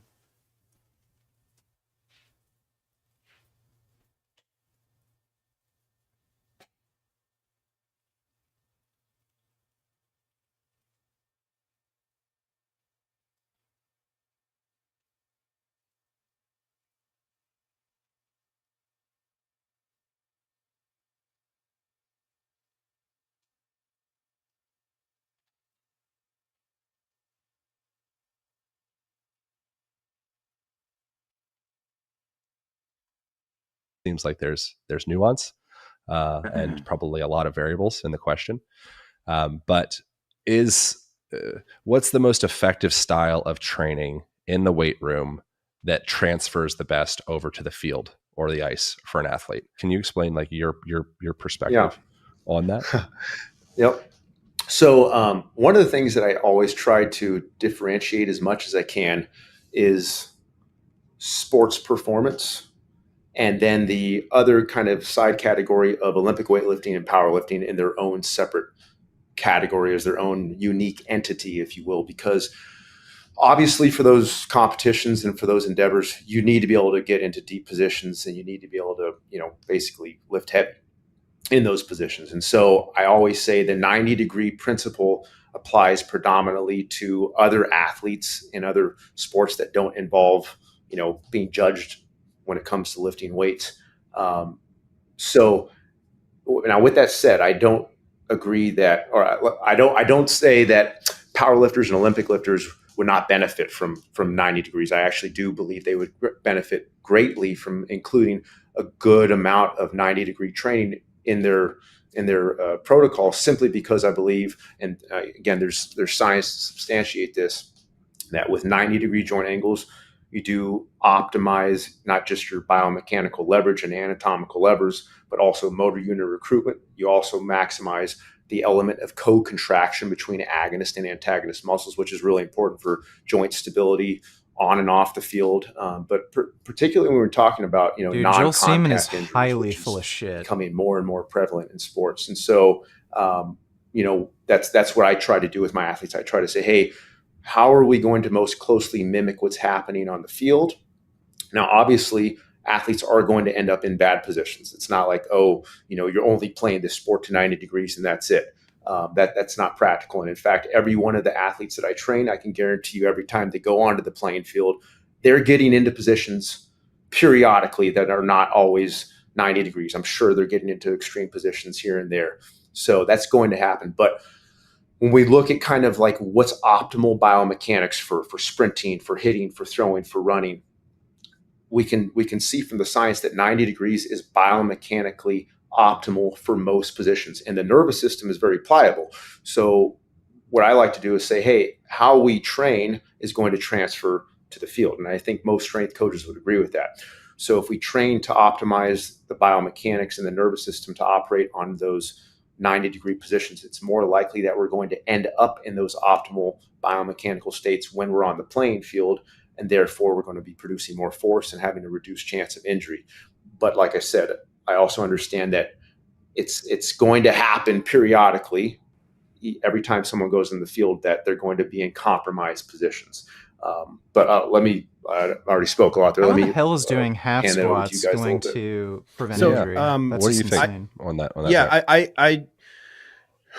Yeah, so you first brought up Olympic weightlifting and powerlifting, and I understand that. Is your position that like really those ranges of motions, like that's a separate thing? Like you guys can squat below 90, you can bench below 90, or sorry, above 90. I don't know. Yeah, it's how because in biomechanics, right. Full range in powerlifting, full range in Olympic lifting. That's totally fine. But you were He saying loves saying sport that specific, term, like you shouldn't do that. I don't. What wireless earbuds are you using? Do you notice any audio latency on videos? So they're not earbuds, they're earphones. They're the Aftershock Runner Pros. They're bone conducting headphones. And no, I don't notice any latency. Thanks for the donation, Errol. Recommend it under heavy loads. Okay. What is so? Do you have to define? Can you So define heavy load? Because Yeah. this is where it gets, from my perspective, into nuance and specificity of Yeah. like, well, who is the person? What is a heavy load? Is there some people that could do maybe a light load? At what point does that subjective concept of heavy load become heavy load? I'm just gonna get my food.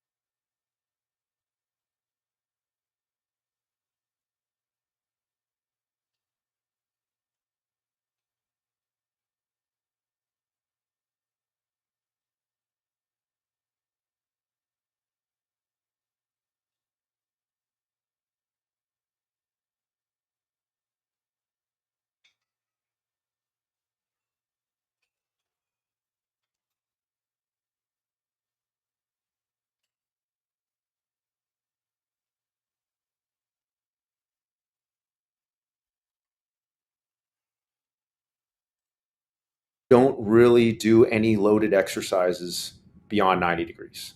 Okay, now I can explain that a little bit more in a second here. But if I have other strength coaches that say, hey, Joel, I like your 90-degree centric isometrics method, but I also like including, some large range of motion or some end range, how do you feel about that? I'm like, hey, whatever's working for you, as long as you've done the research and as long as you've kind of understood the methods and aren't just blindly implementing them, and you understand what you're doing with that. But I always say, hey, I just don't recommend doing heavy loads under those larger positions. I never say, hey, I still wouldn't do that. Now I say, hey, this is maybe what I do. I don't necessarily train any loaded positions under 90, but as long as you don't go heavy past 90, you'll probably be all right. Personally, I think it creates a little bit of a neuromuscular / neurological confusion where if I want the athlete to end up in the best positions in their sport and to have the best biomechanics, that you're kind of confusing the nervous He system. keeps and saying you're that reinforcing biomechanics. what I would consider to be less than optimal motor programs in their central nervous system. So that's why I don't do it. Now I used to, okay? And this has been kind of my journey on the whole 90-degree thing, is that I actually come from a background where I squatted ass to grass and taught ass to grass. And then I started to see a little bit more value in changing some of the range of motion, but I still included large range because it's like, hey, I still want that mobility and whatnot. And over the years, I would say I've become a little bit more, again, if you want to call it absolute, not because I've just become more stubborn and stuck in my ways, but just because of what I've seen works best with my athletes. So the issue that I found as a strength and conditioning coach is consistently it's a loading problem. So like most of what we do is loading. If somebody thinks that a deadlift is bad for them, or a full range deadlift or whatever is bad for them, well, what does that mean? If I put a 20 kilo barbell in your hand, are you going to be able to hinge at the hips and deadlift it? Well, the answer is yes. The next answer would be, well, in 4 weeks, it's likely that I could get you to do 100 pounds. And then in 8 weeks, it's likely that I could get you to do, X amount of pounds. And so when the way that I see loading and heavy load and load is that it's all subjective to the person's training. So it's really hard to then say, hey, ass to grass squats are bad for you at heavy loads, because heavy loads is not a direct line. But there's one part, Joel, that I think that I mainly kind of disagree with you in, is that it's that kind of using specificity as this idea that you can continuously defend your point using specificity, because it's really hard to know then at what line we should do things in the weight room, because the weight room isn't specific. If we wanted to be specific with basketball players, we'd have them shoot weighted basketballs. We attach bands to their hips and have them jump around, which people do. Yeah, Joel Seidman made this stupid claim that he wants what you're doing in the weight room to transfer onto the field.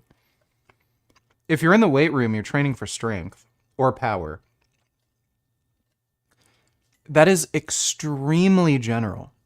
You do not need to do specific training for the sport to have strength and power transfer to the sport. Like what he's talking about more is skill practice. That's separate from strength and power training. But the reason why we have people in the weight room is to get general physical preparedness. And so if we look at general physical preparedness, well, it's not specific to the game. It's not. And then you as a coach have to determine where and when you implement non-specific things to specific training. So to say that ass to grass squatting is never viable ever, well, then what comes with that is a lot of other things are not viable, or they have to be, or they should be. It's what happens is, Joel, is like you kind of lay out this line, and then now we can ask questions and determine all of the things underneath that line. Like, hey, is this wrong? Is this wrong? Is this wrong? And you go, well, maybe not, maybe not.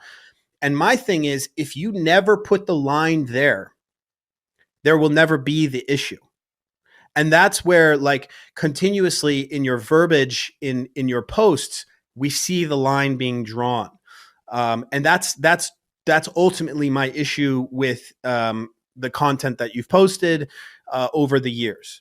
But my philosophy goes past that. It goes beyond that, because actually the way I train most of my athletes, whether it's a golfer, a baseball player, a football player, general population, 70-year-old, it's actually pretty similar.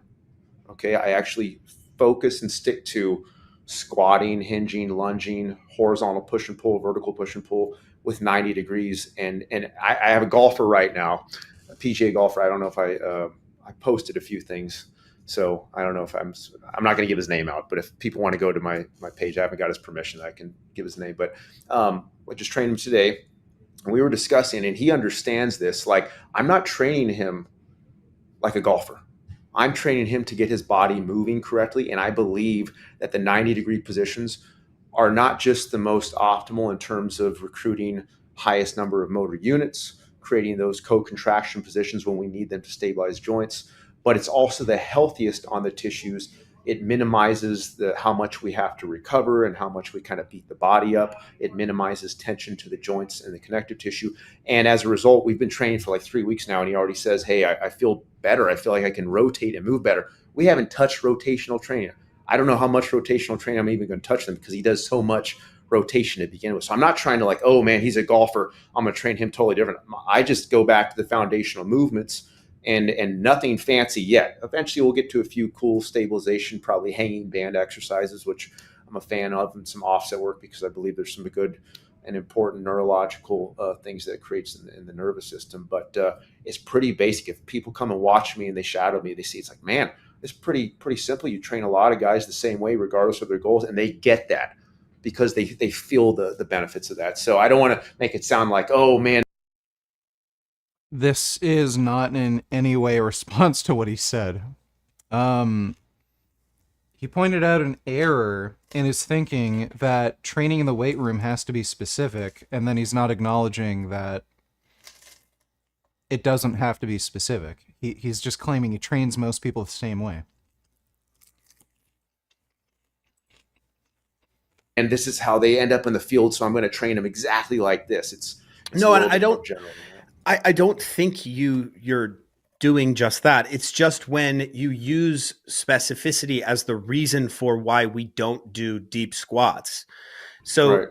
that's where it's like, okay, well, hold on, because the specificity thing is a weird one, right? Like we do Right, it GPP, is. like Verkhoshansky and all of the Russians back in the 60s and 70s, like they're like, hey, we can train people not specific to their sport. Because if like what they used to do is just be like, oh, you're a javelin thrower, just go throw the javelin. Maybe throw like a heavier one, maybe do some different drills. But now we realize like we can do things to help you be more explosive of a human.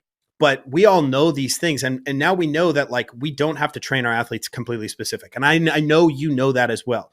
But what, even in your response just now, you're like, this I feel is the healthiest and most optimal. It's most optimal, healthiest, most optimal. Those are both superlatives. Those are both absolutes. And I think, again, that's fine from a strength and conditioning coach, because we all have our biases from what works. Like this has worked for me. Has worked. It's just that, again, the way that you formulate some of your posts, it seems as though it's not really, it doesn't bring that nuance that I would like. I have some posts here of yours. If you are comfortable, if I could bring them up and then totally. Okay. So this one's actually from a long time ago. It might have been my twin brother that said these things, though. Who's your twin, Joe? Joe Seidman? That's exactly right. Okay, so this one's from 4 years ago, Joel. Okay. Yeah. This one says stop squatting ATG. Let's see here. If your training goals are decreased strength, increased joint pain, degradations to natural body mechanics, herniated discs, sciatic issues, chronic low back pain, blown knees, foot and ankle aberrations, decreased jump performance, degraded gait mechanics, constant muscle tightness, and the need to continually perform foam rolling, stretching, soft tissue work, cupping, dry needling, and other therapeutic modalities to eliminate the associated pain, then keep squatting ATG. That's However, bold. If your goal is to deep fake. If your goal is improvements in size, strength, performance, power, body mechanics, muscle function, posture, proprioception, balance, stability, and mobility, as well as decreased joint pain and muscle tightness, then you'll want to squat between 90 degrees, 10 to 20 degree above parallel, and parallel, slightly below a 90-degree joint angle. Remember, it all comes down to training goals and objectives. So that statement right there doesn't really bring much nuance at all. Like you're presenting one option, saying you can do this, and then saying how bad it is. Yeah. So Joel, I would just love to hear your thoughts on that post. Do you remember that post, or? I must have been drunk. I don't remember. No, I'm just kidding. Yes, 100%. I remember that.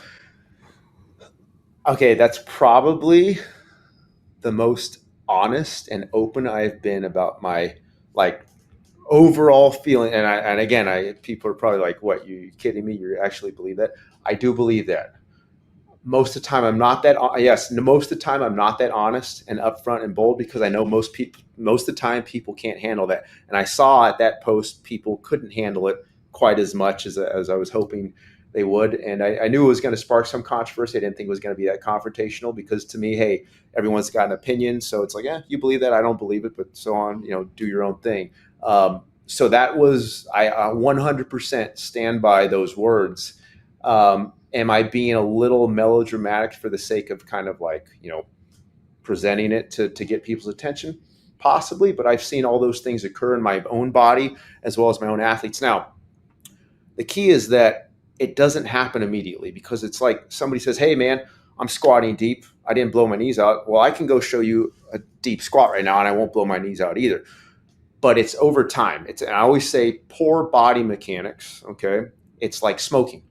It might take weeks, it might take months, it might take years for some folks who where's the evidence that deep squatting does whatever. this? It may take decades, but eventually smoking catches up to everyone, just like poor body mechanics catch up to everyone. I've worked with enough athletes who've been training for years and decades that when they have a what I would consider some form of muscle dysfunction, I'm not gonna go into whether I would say the 90 thing is dysfunctional right now, but it's my feeling and belief and my feelings, again, the science, in my opinion, when I look at that and from comparing that to what I see on the field, that when we train with poor body mechanics, okay. Yeah, so notice how he's using terms like my feelings, my belief, rather than say, okay, well, here's the evidence that squatting deep causes like repetitive stress injuries and squatting half deep is better. It transfers to the field. And so when I see someone squat ass to grass, go ahead. Sorry. So you mentioned poor body mechanics, but like, what if it's not poor? Yeah, that's the nuance part. I would consider a loaded ass to grass squat poor body mechanics for most sports, because that's not weightlifting and powerlifting. Okay. Well, so that doesn't count. I don't want to even. Those aren't even in my realm of right. Like so with my grapplers, we would squat below parallel, and we would actually relatively light.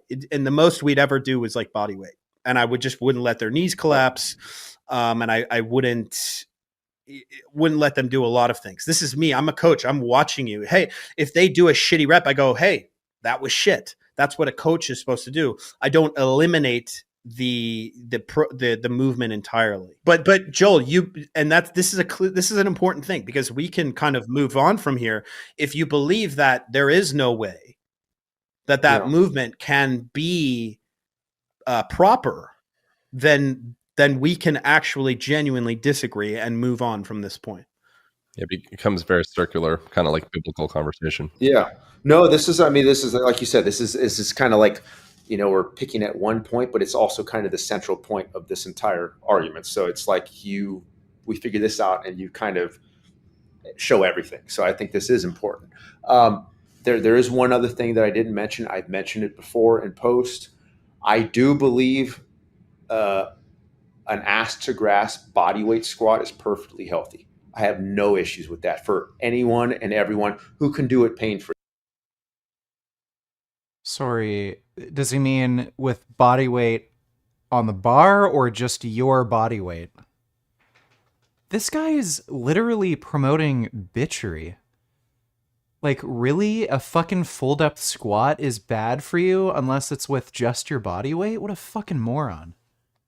Okay, because there are some people just structurally who that's, not in their wheelhouse for whatever reason anatomically. The air squat or body weight squat is actually a loaded squat. And here's why. Right. Like if we talk about metabolites in the muscle forming after 20 reps of an air squat, all of a sudden the mechanical load on your joints and your tissues is actually higher than if you just did one single rep. So, you can have bad biomechanics on your 21st rep, whereas your first rep is good. And the reason why this is important is because there is still a load variable between person to person, between rep to rep, between set to set. So again, if your rule is that, okay, we only are allowed to do body weight squats below parallel, well, that still is subjective.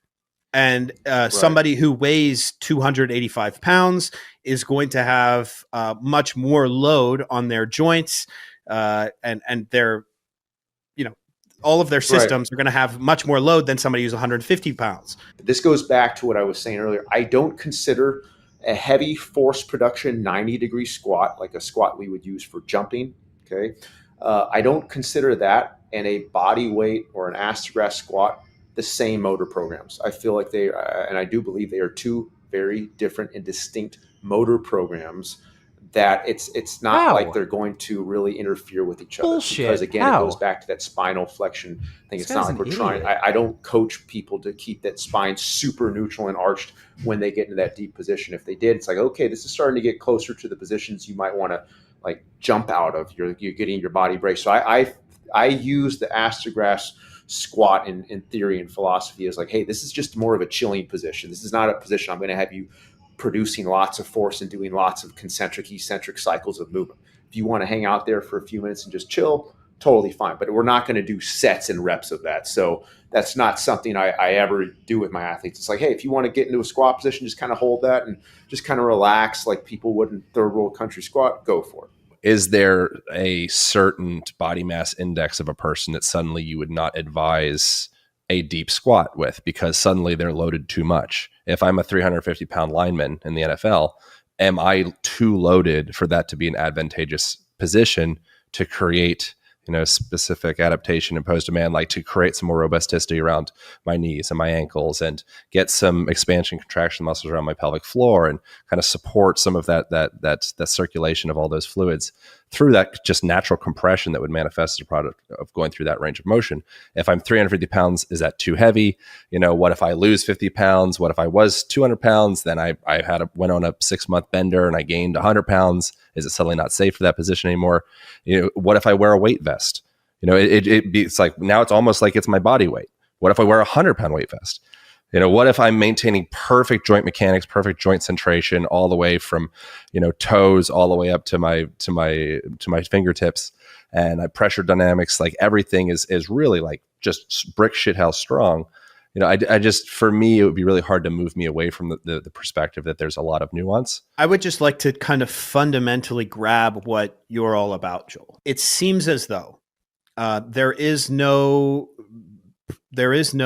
solid foundation of good biomechanics that can come from repetitions of ATG squats. Is that a correct assumption to make? Can I make that assumption? Definitely. Okay.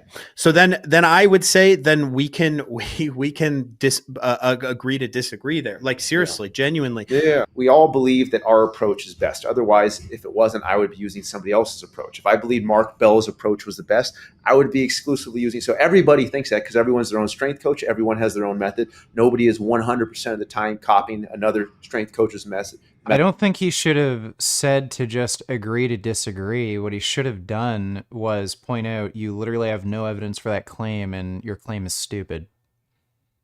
I don't know why I would have just said that. Verbatim perfectly. They're always taking a mix and match. So again, if I believe my way is the best way, okay, then there's like scales under that where I would say, doing tons of heavy, extreme loaded astrograph, deep range of motion, consistent with heavy loads, hey, that's going to be problematic. And we can kind of work our way up until there's less issues. So we agree to disagree, but at the same time, I don't think what you're doing is going to be very problematic. I think it's a smarter approach. So fundamentally, this is what my channel has been about. So weightlifting in the sports performance world has been under attack by just numbers of coaches. And it's usually the same argument over and over again. Why would I do a power clean when I can do a loaded jump or something that gets triple extension the way that these things happen? I believe that fundamentally the issue is actually within that coach and the self-awareness of the coach. What I feel happens a lot is the coach may not have a big background in Olympic weightlifting or teaching the Olympic lifts to a group of athletes. And they might see a frustration in this. And they might say, hey, I can get a lot of really good stuff out of the things that I implement. And I see great results. So what I'm going to do is write a blog post. That's how it started. You know, whether it was Elite FTS back in the day, whether it was T Nation, they write this op-ed about how shitty the Olympic lifts are for X, Y, and Z. And continuously, what I say is it's not the movement that is inherently bad or inherently suboptimal. It's just the coach's way of implementing it. And that is totally okay. I would say that I cannot implement these things as well as you can implement the things that you implement, Joel, unless I go to you and study under you for like a year or 2 years. And then I could be like, okay, now I'm going to implement it. But because I can't do that, because I'm not doing that, I am not going to implement Joel Seedman's stuff. And I think that you would say that's okay, right? That's a totally fine and acceptable thing. But what I don't want to do is say, hey, your shit is garbage. And there's one last example before I kind of send it over to you. Yeah. A big one of these was Robert Oberst on Rogan. And this video got 7 million views or something like that. I don't know. It's way in the millions. And he just said, you should not do deadlifts, period. Unless you're getting paid or you're trying to be strong or trying to be a power lifter, you should not do deadlifts. It will injure you. To me, that is such an unacceptable, irresponsible thing to say to the population for a number of reasons. And it's that exact type of thing that proliferates. And sadly, Joel, that's what I see in some of your posts. And maybe you don't mean that, but that is genuinely the issue that I have. Sometimes it comes down to the mood too. Like the post from 4 years ago, I don't know. I just like, hey, I'm just going to let it all out. I'm like, hey, this is what I believe 100% and take it or leave it. Other times I'm going to post and it's like, hey, I'm going to have a little less controversy. This one maybe a little bit more subtle, kind of like, hey, here's some of the principles I use, but maybe these other approaches are okay. So, I mean, again, I would say, yes, I agree that my views and philosophies are pretty absolute and pretty dogmatic, but at the same time, I value and appreciate what other coaches such as yourself are doing. So it's not like oh man, what you're doing is horrible. Again, it's on. That's total bullshit. He made a fucking post saying full depth squats will fuck your shit up and they're the worst idea imaginable. And then he's saying, "Oh yeah, I appreciate what you do." Like he's a fucking liar. A scale. So again, if I want to put mine at like a 9 and yours is maybe like, I don't know, 7, that again, I'm just for my own psychological mind of how I would view that. Whereas if I viewed someone, like I saw somebody the other day, somebody sent me a post, and it was this guy's account, and everything they were doing was like spastic movements. Like everything had to be rapid. Like even just picking the weight up off the floor, like it just had to be like super spastic, because if every movement has to be quick, every movement has to be fast, because we move fast as athletes. And you looked at the quality of movement, I was like, man, this is like, I would never say this on social media. I would never mention his name, but like on a scale of 1 to 10, I would put the quality of movement at like a 2. So Joel, you naturally spectrumed out what you believe is the best and what you believe is the worst. You created this spectrum, and then within that spectrum, depending on the person, it can change. And that's the sort of nuance that every single strength and conditioning coach has, and every successful one has. And I feel as though like I personally would love if you could do that in one of your posts. But the problem is I feel as though it's going to be hard to sell your program and your methodology if you do that. And I understand that. You have to make money. You have to it's about your thing and what you do. At this point, I would like to press you just a little bit more here. I have one more example, and then I have an exciting proposition for you. Okay. So I have one more post that you have recently. In this post, you have an NFL player who's doing 90-degree eccentric isometric, and you're speaking over the top of it, and you say deep HEG squats are responsible for more injuries than any other training method or exercise in existence. That is a lie. In contrast, 90-degree eccentric isometrics are the single most therapeutic modality, never contributing to any injury, but healing instead. That is total bullshit. When I hear that, that is incredibly absolute, saying the most injurious of any methodology. And then that 90-degree squatting is the most healing. of any methodology. If you could kind of explain that maybe in a little bit more depth, or what your thoughts were with Dude, it. he's so full of shit. Again, I do believe that. That's one of those, posters like, hey, I'm letting it It's all my out. bench like, PR right now. this My is best how bench I is feel. But actually, 380. so if you look at the research of Olympic weightlifting, and this has been a kind of a known thing for quite a few, I guess say decades now, because when I did my USAW certification back in the day, which is getting close to like 16 years now, we talked about how the sport of Olympic weightlifting has a very low rate of injury, right? I mean, it just does, right? When you actually look at the statistics of what's been shown, and the same thing with powerlifting. Like if you compare it to other sports, it's not all that different. It's pretty similar. It might be like either a tad higher or a tad lower, but relatively statistically similar for all intents and purposes.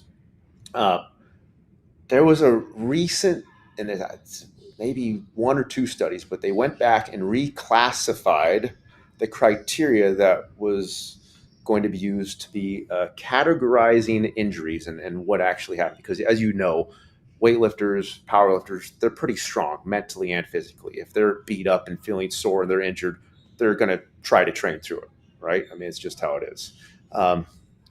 So they went back and reclassified what constituted as an injury. And they were very surprised to see this. This is actually in one of my articles online. Again, I try and put a ton of stuff online so people don't have to buy my programs unless they absolutely want to, but that's a different topic. Do you know what the name is of this by chance?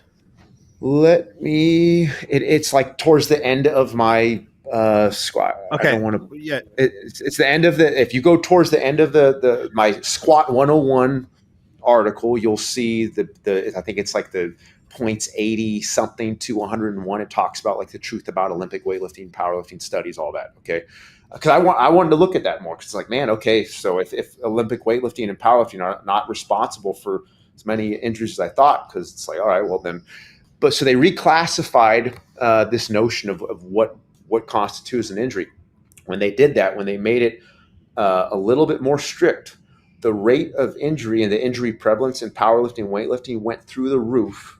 And I believe it was the squat, I'm almost positive because I had this in the article, was responsible for more injuries than deadlifts and bench press. And it was a pretty high number. So, and again, it doesn't mean that like Olympic weightlifters don't bench press. What is he talking about? And yeah, as far as compound lifts, like basic compound lifts, they do the squat more than any of the others. Oh my gosh, they were incapacitated to the point where they were in the ER, they had to go to the doctor, and they were bedridden. It's like, no, but they were feeling significant pain. They had to really... Looks like he has no muscle. Joel Seedman's fairly well built. He's not like super jacked, but he actually is in okay shape. He looks smaller in this video, but he's in pretty decent shape. It's let me see if I can pull up a photo or something. My God, I hate how Google does this now. Joel Seedman. Oh my God. So yeah, you can see he has pretty good muscle. He actually has pretty decent biceps. Where's another? Oh yeah, this is great.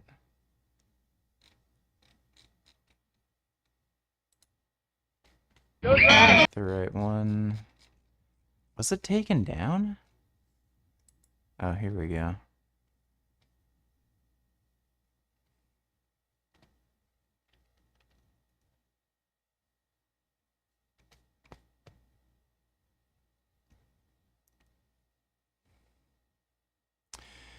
Yeah, that's Joel Seedman for you, but he has a decent amount of muscle mass. He's not just skinny.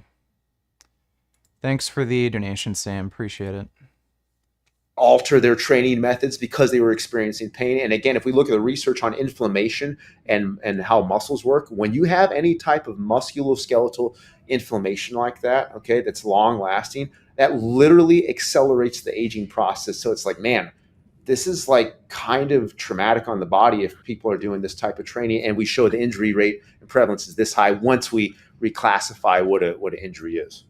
But Joel, you immediately equated what I asked you to Olympic weightlifting and powerlifting, Right. and that's not what I'm talking about. So you have these categories of Olympic weightlifting and powerlifting. Those are the most extreme on that scale of like, wow, these are ultra loaded. And I think this was powerlifting they were looking at. It was either both or one or the other. But if you look at how a lot of strength coaches use ass-to-grass squats, how it's been used in the past and how it's still used, not all, because I mentioned the way you're using it to me is a much more intelligent approach. Okay, again, I wouldn't do it, but it's much more intelligent in my opinion. But the way you have a lot of these kids in high school and college, I see it daily. It's like, man, these new guys come in who have been in college and they're doing deep ass-to-grass squats with 500 pounds. What is the book you are reading? It's not a book. It's an instruction set on how to make the model car I'm putting together. So right now I have the engine getting put together. It's a model of the Batmobile. Thanks for the donation, Sam. It's like, okay, well, maybe they're not professional Olympic weightlifters and powerlifters, but for all intents and purposes, the amount of load that they're getting under these positions, it's like, man, this is pretty extreme. But don't powerlifters and go ahead. Sorry to interrupt. But don't you see how you're bridging that gap? Like that's what you're doing in your mind. You're the one bridging that gap, saying the moment you're calling ATG squatting the most injurious thing, the most injurious methodology. And you're bridging that gap to then saying that Olympic weightlifters, they may or may not get I need to check this study out. They may or may not get the most injuries of most sports, and they increase the aging process, all of these things. And then you're bridging that gap to saying the strength coaches that you see are doing that, which may be true. But again, none of that is kind of founded in sort of this science. It's all kind of this feeling. But then the sentence that you produce is that it's the most injurious. I'm not sure that that's the most fair way of producing that. So something in defense of the perspective of the concept of most, which doesn't really sound that absolute. All to me is absolute. Most actually seems like that's in the realm of conversations. Like that could be reasonable. That seems like, but there probably that is 51%, right, Aaron? Yeah, that means so 51% or more. Exactly. So right. So but there probably is how do we statistically some training modality or specific exercise, if there was some way to quantify it, that is the most injurious in all of athletic training or all of weightlifting. And so I'd be curious to like turn that around to you, Zach. If you had a gun to your head, which obviously you don't, and nobody really does, but if you had to take a stab at what is the most injurious exercise in strength and conditioning, it's hard to kind of put something like I couldn't put a singular movement in that category, because to have something be the most injurious, that would envelop all loading, all sets and reps, all tempos, all eccentrics, all isometrics, all pauses into one singular movement, and then calling it and saying, this is injurious. I just simply cannot do that. Even the Instagram videos of the football players who are back squatting 500 pounds, like, we don't know what the training was before that. And we don't know what the training was after that. Now, if we are to assume that it's very similar to a power lifter, then actually, Joel, I would 100% agree with you that is idiotic. Maybe in some really off-season block where they're trying to get big and jacked and then they can just taper off and never hit those weights again, maybe that's okay. But I would agree with you, Joel. The problem, though, is the verbiage that you use to kind of then say that ATG squatting is the most injurious. It's that bridging of that gap that, for me, it's just a no-go. It's just I can't do that. I work with a lot of college, pro, high school athletes, and I'm always, hey, what do you guys do for your training? I always inquire about that. And essentially, if the strength coach believes in ass-to-grass squats, they are doing heavy loaded ass-to-grass squats. It's not like, oh, some of them do a little smarter. It's like literally when I say probably 100% of it, and I'm talking dozens of high school kids or dozens of high schools that have dealt with in kids, colleges. It's almost like it would be great if a lot of strength coaches were doing it as intelligent as you are in terms of kind of differentiating between, hey, we're going to go heavy and loaded under these conditions, and we're going to go maybe a lot lighter and a little bit more systematic under these deep ass to grass positions. Unfortunately, in a perfect world, that would be great, but I don't see that, and it's just something that I wish strength coaches would get those nuances, but they don't. So I'm kind of like speaking to the broad audience of that. There's another guy. He used to be the Australian rugby strength coach, or he had a bunch of different names. Now he's not even in the strength and conditioning field anymore. But he would make a lot of memes on these football coaches, football strength and conditioning coaches. And he would have the exact same approach that you would, Joel. The thing is, though, he's not the biggest fan of you. And the reason what's his name? His name is Kerr. Rugby. Kerr, Kerr Wenham Flat. He's one of my friends, and he's not the biggest fan of you, even though he's fighting the same fight you are. So this is where it's like, ultimately, like many of these debates are going to end up is like, yes, we agree there is a major flaw with the way that sports performance is taught on these like mass scale. But having said that, there's a lot of really cool stuff. I've seen some really cool and smart individuals in this. And I can actually, I can send you some Instagrams of like some really great football strength coaches. They squat their guys. They squat them to slightly below parallel. Maybe it's hard to determine what ass to grass is. Again, we brought this up before. Is ass to grass 140 degree, but they do squat them, and they're smart about recovery, and they're smart about planning. They're smart about the macro cycle. So there's goodness in there.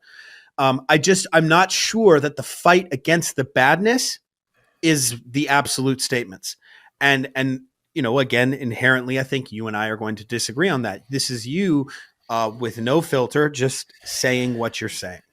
Those are fair points too. And again, I know strength coaches in this industry who do things a little bit differently than me, and I learn from them. So when people are like, man, you got to keep an open, like I'm always trying to keep an open mind. The day I stop learning is the day I stop improving, and I'm just going to get worse. So I'm always open to seeing what other strength coaches are doing. And like you said, there's a ton of great content out there. I would say that's the minority. Do you feel like Ben Patrick has had a net negative on the health of the kinesiology of modern culture? And their knees specifically, which is the main focus? Yeah, no, definitely not. Because again, if you look at kind of the different elements of that, like we said, the slow eccentrics, the isometrics, the tibialis emphasis of the shins, which I've been a huge fan of for a long time. I think you get a ton of benefit. Every athlete, every human for that matter, get benefit from that. Mm-hmm. Working the hip flexors, which I think is underutilized a lot. Loading the hamstrings. A lot of foot and ankle activation work, which he love does. the metabolite training with the sled, like literally just conditioning that extension of the knee. Exactly. So those are all like huge, benefits to the industry. And I honestly, hey Jalen, what's going on, dude? Just building a model of the Batmobile. I've always been a big fan of shin work, hip flexors, Nordic hamstrings to an extent. I learned from Ben. I'm like, man, I'm going to start doing even more of this. And I put it online like, hey, Ben Patrick does some great stuff. We disagree on what constitutes his optimal range of motion. But he's doing some amazing things that I've learned from that I personally have implemented. So your beef largely is the bilateral squat position over a lunge position. So if a person, because a lot of Ben stuff is, I don't know what his exact prescription is, but some percentage of body weight going into that deep knees over toes lunge position, which would seem to kind of go against a lot of what I think it would go against a lot of your philosophies. But how do you feel from the lens of a lunge? Yeah, it's just going to open up another can of worms here, but I'm not a fan of that movement either. But I personally don't. I would kind of put that in the same category as the squat. Again, I think a lot of what Ben does is great. I don't personally like that exercise. So just getting a little bit into some of the science of the stretching under those conditions and those positions. When you overstretch a muscle, one of the responses is that it comes back tighter and it comes back with a vengeance. It's a protective mechanism in our bodies. It's basically the stretch reflex, but there's various forms of that. And it's there to protect us so that we don't come back and overstretch in the future. That's why a lot of people that do stretching, well, what's the thing that they feel compelled to do about 30 minutes later? Stretch again because the muscles came back tighter. Feels good for 10, 15, 20 minutes, maybe even 30 minutes. But at some point, whether it's 30 minutes later, a few hours later, it's going to come back tighter. Then they're going to have to stretch it again. But you can change the constitution. You can change the constitution of the sarcomeres and the myofibrils and the actual, like the physical structural composition. Sarcomerogenesis does manifest as a product of ongoing stress. Suddenly, your muscle fibers say, "Holy shit, this guy! We need more sarcomere. Like we need more length." Right. And that's why it's problematic to say like wear high heels all the time. Like you can actually change the constitution of your ankles and your hips. Oh yeah, no, you can slightly alter the length tension relationship of the muscles left or right. Now it's pretty small to the point that like, okay, somebody instead of their optimal biomechanical leverage being at 90 degrees, for example, at like if they're holding like a bicep curl, it might change it to like 92, 93 degrees. It's not like all of a sudden they're going to go to like, oh man, this guy's been training extreme range of motion, so now his biomechanical optimal is like 130 degrees. That's not going to happen. So it can change it a little bit. But the biggest thing when it comes to the strength curve, if we want to really change it, is we got to elevate it. We just got to gain more strength, right? I mean, that's the biggest thing. And so it's not like we're going to change the shape of it that much. We're not going to change it to the left or right a whole lot. There's some research to show that long eccentric long positions can shift it a little bit to the right. But if we can elevate that strength curve and gain strength, that's how we're going to be able to handle more loads, more force in all positions, not just 90 or not just at short positions or long. Because again, that inverted U, that length tension relationship, it's the same for all humans. What else you got, Zach? You said you got. So here's my proposition, Joe. Joe, the evil twin. Yeah. So here's my proposition, Joel. I would like to do 4 weeks of 90-degree eccentric isometrics. If you will do 4 weeks of ATG with eccentric, with isometric, but I like to call them resting pauses. And we can determine whether it is 8 workouts or 12 workouts. So 2 times a week squatting or 3 times a week squatting. 20 minutes per session, maybe more, 20 to 30, maybe 40 minutes per session. You do it, you do the ATG, and I'll do that. Again, this is not something, you don't have to implement this with anyone else. This is just you and me. Yeah. So would you be interested in this? Yeah, no. I will program for you. Okay. You will program for me. Who programs for me? I got to be involved in this. Should I do Aaron, I think you should do both. You should do both. Ah, good. Very good. Actually, it would be nice if I could do it with a partner. That'd be great. All right. Yeah. The small caveats in there, I can tell you just from previous experience of when I had big injuries, if I start doing heavy ass to grass barbell squats, it's going to start messing with my back. So you have to trust that I'm going to load you properly. Right, you said the word heavy. I did not say the word heavy. All right. This is simply the modality of the ATG squat. Okay. The load is something completely different. Okay. So I'm not going to overload you. I'm going to bring you in nice and easy. Okay. And then you and I will meet up at the end of this and we will have a chat. Awesome. All right. Really? You'll do that, Joel? Yeah, let's do it. Yes. I love that. Okay. Yeah. I don't want to go below parallel. Okay. So, all right. And I know you don't have a problem with that. So I want to do 90-degree eccentric isometrics. I want to see how I feel at the end of 8 workouts over the course of 4 weeks. I want you to do ATG squats over the course of 4 weeks, 8 workouts, and then Aaron's going to hop in with me. What a fun exercise. This is cool. This feels like progress. Not towards anyone being right or wrong, but just people connecting. I'm a hippie. Yeah, this it's a cool. problem. Very cool. I get it. I love. All right. I like it. Awesome. I wonder if he actually ended up doing that. I wouldn't be surprised if he didn't. Let's watch some motorcycle videos.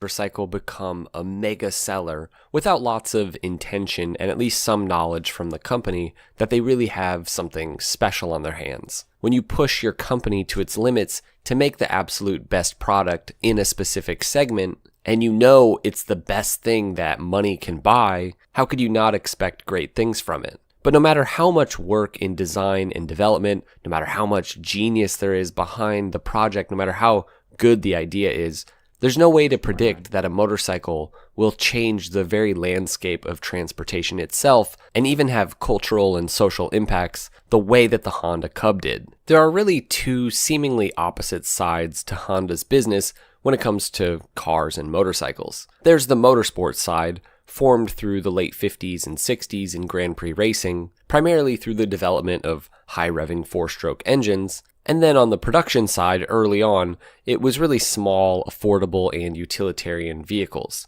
Of course, as time went on, these two worlds would sort of come together, but I think it's important to understand that these worlds, even as early as the 1950s, are more related than one would think. That Honda reliability that they've become known for example, has been developed both on the track and off. If you can make a motorcycle rev past 20,000 RPM, you can definitely make a reliable one that revs to about 7. And it's this ability to excel in every market that they enter that has made Honda Honda. If it were announced today that Honda was going to start making houses, I'd probably get one. But how did Honda create this reputation as a company? Well, for many, it started with the Cub. From the very beginning, Soichiro Honda's goal with his new company was to help serve the need for better mobility, specifically in Japan after the war. There's nothing simpler and cheaper when it comes to getting around than strapping a small engine to a bicycle, so like many of the Japanese manufacturers who were taking a stab at building automobiles,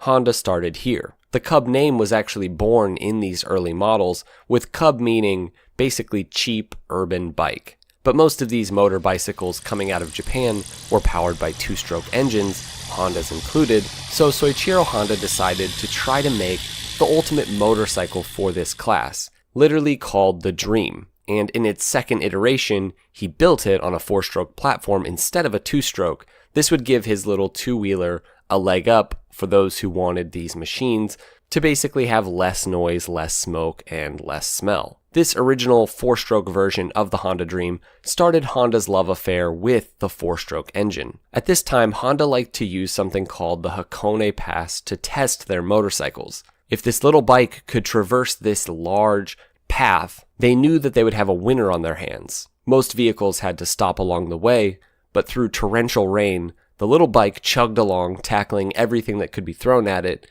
even overtaking the Buick that Honda was riding in. Now, this four-stroke version of the Honda Dream would really be a breakout success for Honda. Produced from 51 through 53, some 36,150cc Honda Dream E-Types would go out of the Honda factory, and in many ways, the E-Type Dream would really be the building blocks, not only for the iconic Dream models to come later in the 60s, and really all production Honda four-strokes, but primarily for the Cub to come because of this new, reliable, but simple and brilliant little four-stroke engine. But Honda wanted to take this a step further. Sometimes the best way to build a great product is to get out and see what's out there. The birth of the Super Cub really came from a trip abroad for Mr. Honda and his co-founder, Takeo Fujisawa. This would also be the birth of Honda's racing ventures, but that's another story that I've told many times. Honda and Fujisawa went to Europe to visit manufacturers like Puch and NSU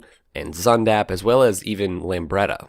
They also got a sense for what the market was like overseas and what people were pretty much riding. What they saw was a need for more sophistication in the small two-wheeled market. Something that Honda would become known for even through the 60s is taking small class motorcycles and just kind of upping everything a bit. They realized that though the average buyer of a 50 or 100cc motorcycle was quite different from those buying larger, more performance-oriented machines, many of the things that make larger motorcycles great could be brought to the small bike market. And so Honda knew that making just another scooter wasn't the answer. The The goal for the new 4-stroke Cub would really be an entirely new kind of vehicle, one that could fill a gap in the average person's life, with most people moving from bicycles to scooters to then cars. The new Cub could be, for many people, their first choice over a car, depending on what they needed out of their vehicle. Obviously, a family of 4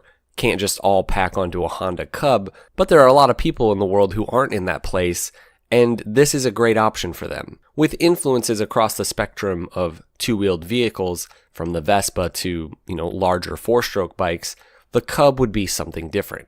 Honda's primary goal with the new Cub would be a motorcycle that met the needs of real people. This would influence the overall design at every level, but at the heart of the bike, Honda knew what had to be done. This new bike needed to be powered by a very small displacement 4-stroke, not a 2-stroke. Now today the idea of a 50cc 4-stroke engine seems pretty simple, but you can thank Honda for that, dating all the way back to this bike into the 50s, because at this time, this really wasn't a simple task. There's a reason virtually all small displacement engines, even today, but especially in the 50s, were 2-strokes. If everything is going to be tiny, simpler is better, and if you've ever dug into a 2-stroke engine, there's nothing simpler. But Honda knew that the average person riding scooters and motorized bicycles, if they got the chance, they would love a 4-stroke. They just got to experience it. Honda tasked Daiji Hoshino the job of team leader for this new model, and he began working tirelessly to design a setup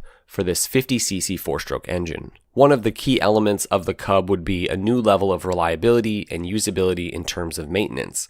If the Cub would be a world beater, it would need to be the kind of machine that could be easily maintained in places where complicated tools aren't available, but also the engine really needed to be able to withstand the elements so that hopefully there'd be almost no maintenance. What is it about this little 4-stroke engine that made it so good and so indestructible? As I'm sure you well know, Honda didn't invent the 4-stroke. American and British motorcycle manufacturers and car manufacturers had been developing 4-stroke technology since the turn of the century. But never has a small 4-stroke engine been made to be such a workhorse up to this point as the little 50cc single that would go in the Cub and then go in lots of other motorcycles. At its core, it's simply an overhead valve pushrod engine, just in amazingly small form. But the details are really what's interesting. First, they decided to give the engine incredibly low compression, making the engine able to run on fuel of virtually any quality.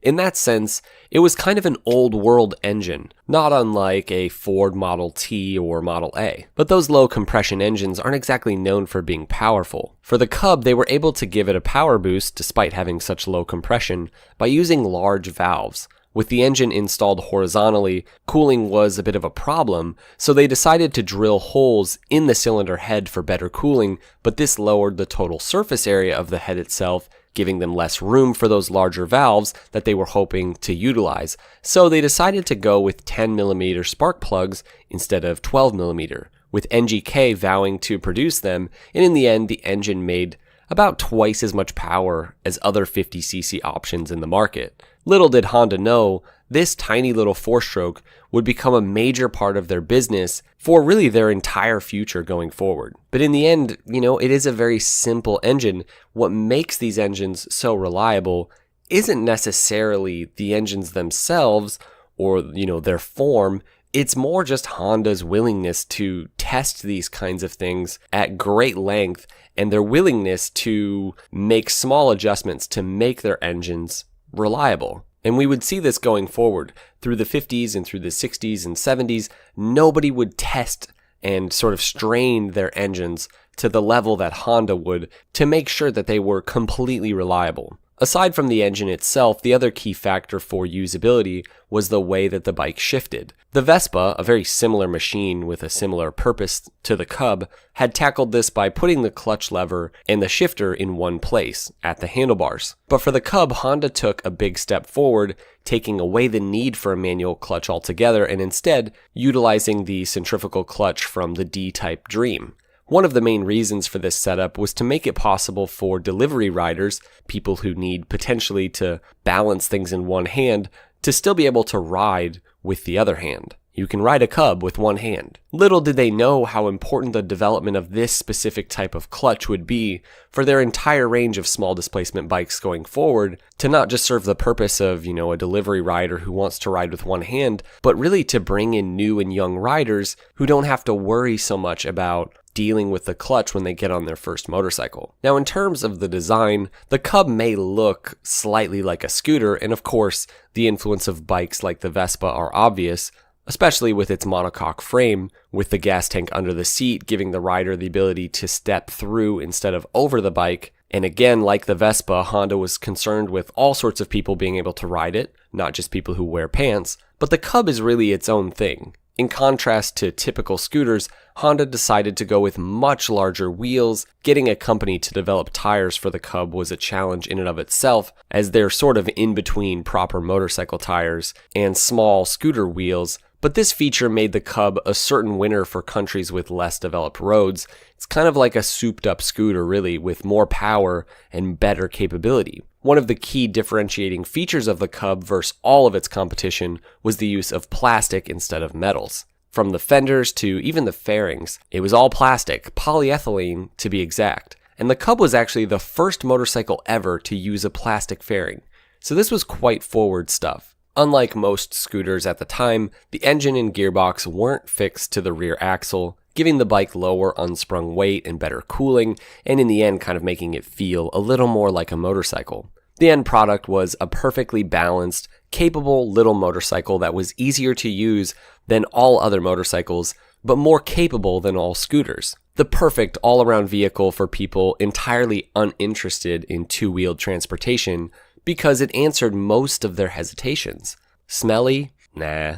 Lots of maintenance? Mind you, this is the 1950s. Everything on the road called for maintenance. Nope, not the little Cub, virtually maintenance-free, thanks to sound mechanics and reliable electrics. Is it loud? Nope. Difficult to handle? Heavy? Nope, none of those things. Capable of 21st Savage donated $2. Let me see. Yeah, I've already seen this. Called genderqueer. Okay? Let me read an excerpt from that. Quote, I got a new strap-on harness today. I can't wait to put it on you. It will fit my favorite dildo perfectly. You're going to look so hot. I can't wait to have your cock in my mouth. I'm going to give you the blowjob of your life. Then I want you inside of me. End quote. It's called genderqueer. Yeah, I don't think these people realized how stupid they look when they were doing that hearing. I guess they just wish sex didn't exist. Thanks for the donation, though. 21st of keeping up with traffic? Absolutely. And with over 200 miles per gallon and a base price of roughly $250 here in the US and 55,000 yen in Japan, both of those numbers are the equivalent of roughly 2,500 US dollars today. This was a new kind of cheap transportation, so that made it a no-brainer. But see, the work wasn't over. When you have a product like this, you have to figure out how to get the word out. And for Honda to break into the US market in a new way, they'd have to do something special. Often today, when we see really effective marketing, it's usually coupled with a product that doesn't actually live up. And I hate this. So many companies are pretty much just marketing companies who do happen to have a product, and that product isn't really the point, it's the marketing that's the point. But that's never been the case with Honda, and that's why Honda is such a legendary company, and it certainly wouldn't be the case with their first big promotion. On top of the fact that they had just built one of the most innovative, important, and useful vehicles of all time, shortly after its release, Honda decided to couple their fantastic product with arguably the greatest advertising campaign in automotive history. The You Meet the Nicest People campaign goes beyond just selling motorcycles. Honda was trying to change the very landscape of how society views two-wheeled transportation. With the Cub at the center of it all, a new kind of motorcycle for new and different motorcyclists. The campaign was aimed to really challenge the prevailing image of what a motorcyclist was. Led by Gray Advertising, the central idea of the campaign was to portray Honda riders as approachable, friendly individuals shattering stereotypes and inviting a new demographic to embrace the brand and to embrace the two-wheeled life. The campaign's visual centerpiece was a series of vibrant and relatable images that conveyed a sense of community and camaraderie among Honda riders. Through television commercials and print advertisements and promotional materials, the viewer was introduced to diverse characters from all walks of life, united by their shared love for Honda motorcycles. And these ads would often show riders doing everyday activities from commuting to work, to enjoying picnics, to hanging out with friends. All of it was just very warm and approachable. Dodo donated $2. Let me take a look. It's official 2023, hottest summer on record. Video from NASA, paints a picture. Wait until the end when the image flips.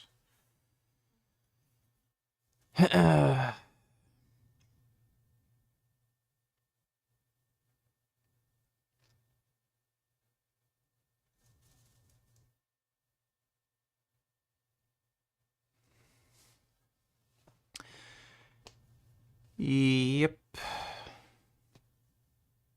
It is getting hotter. This teacher put a box on the table and told her class that a picture of her favorite student is inside. So one by one, they all came up to see who it was, saying it would be themselves. But when they looked inside, every one of them smiled, because what they saw was a mirror. Their teacher then told them they were all right, because her favorite student is all of them. This teacher put a box on the table and told her class that a picture... It's fucking stupid.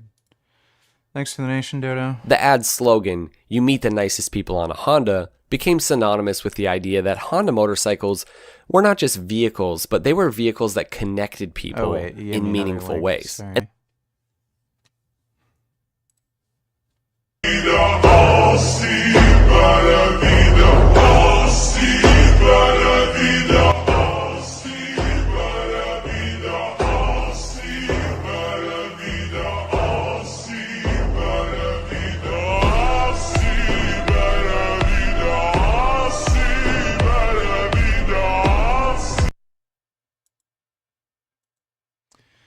Thank you for that, Dodo. That was great. And this is something all motorcyclists talk about today. But this idea really started in the 1960s with this Honda ad. Aside from starting Honda's reign as the premier global motorcycle manufacturer, the impact of this advertising campaign was really profound. It shifted the perception of motorcycles from symbols of rebellion to vehicles that just fostered community and positive interactions. A far cry from The Wild One, a movie that showed the entirely opposite side of riding. This transformation was instrumental in broadening the appeal of motorcycling beyond the stereotypical biker image, attracting a more diverse and family-oriented customer base. In regards to the Cub, the campaign played a pivotal role in solidifying Honda's position in the American motorcycle market. But beyond that, the campaign influenced the larger cultural landscape by reflecting and reinforcing the changing values of this era. As the United States grappled with civil rights movements, anti-war protests, and really a youth-driven counterculture, Honda's portrayal of inclusivity and harmony on the open road served as a reflection of the desire for unity and connection. The ad campaign's positive messaging and portrayal of diverse riders helped to counteract some of the divisive narratives at the time. Now, these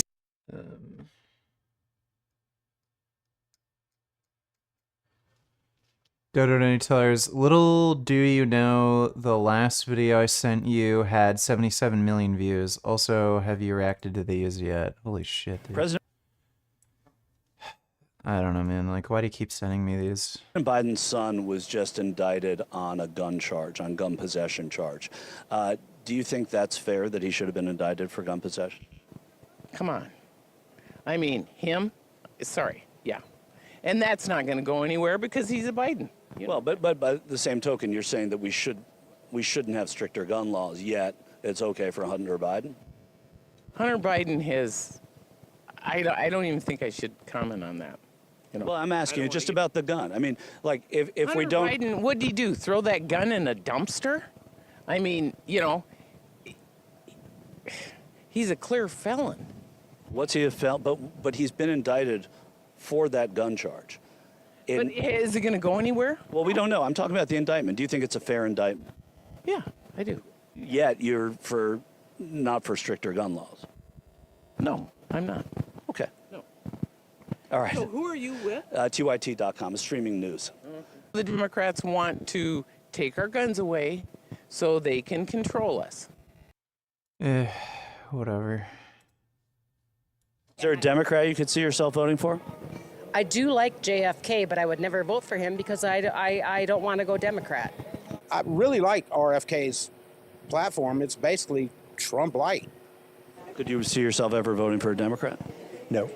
If you had to, I'm not saying that you ever would. If you had to, is there a Democrat you could think of supporting? I don't know, maybe Robert Kennedy. Maybe Robert Kennedy. Is there a Democrat you could see yourself voting for? Are you? Well, Not surprising. Thanks for the donation, though, Dodo.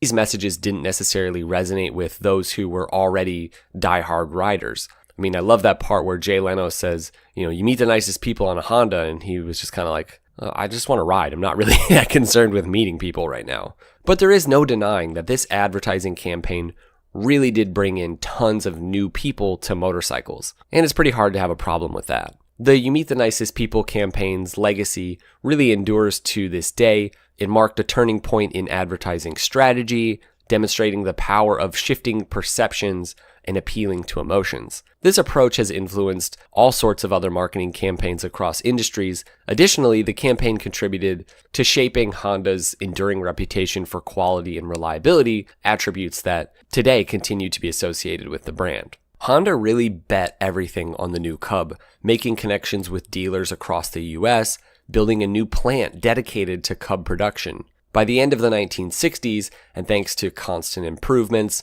around 7 million Cubs had been produced. Today, over 100 million Super Cubs have come out of Honda's factories, making it the single most sold vehicle ever. But in all reality, that's just a fraction of the total number of small displacement two-wheelers that were pretty much the offspring of the Cub, or even the same thing as the Cub with just small differences, from the little mini bikes and trail bikes of the 70s onward, to even the current 125cc offerings. They're all just grandchildren of the Cub with their small, air-cooled, horizontally mounted singles, and many of these bikes are still using its innovative semi-automatic clutch. The Honda Cub's influence goes beyond Honda itself and even beyond motorcycles in general, but I think in looking at Honda's history specifically, for me, the most interesting factor is how the Cub influenced Honda's business model going forward. This was really the first time that Honda really stepped out and bet big on a product. They took in all the information they could on a specific market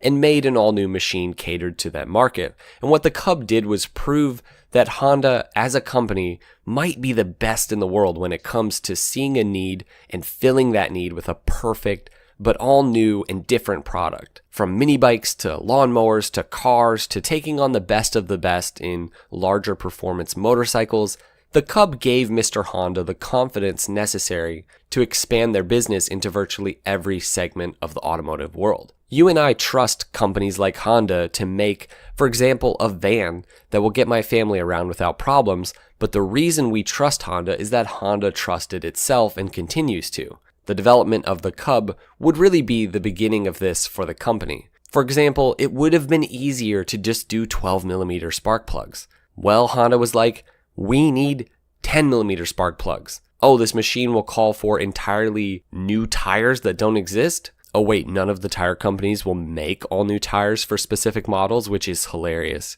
that they had this policy at this time. Well, it better get to work because we're going to sell 30,000 Cubs a month, and it's going to have 17-inch tires. They really learned to stick to their guns and put in the hard work that it takes to really make the best vehicles in the world. This kind of relentless belief in the company would really be the core of Honda's business model going forward. It would lead them to be willing to invest millions and often years of time into specific models. Yes, sometimes those models would flop, but most of the time they would be massive sellers. And in this sense, as different as they may be in form, a bike like the Honda Goldwing owes quite a lot to the Cub. Alright, I hope you guys enjoyed this history of the Honda Cub. I'm sure loads of you have ridden Cubs or owned Cubs in the past, and I'd love to hear your stories, and we'll see you guys in the next one ride safe.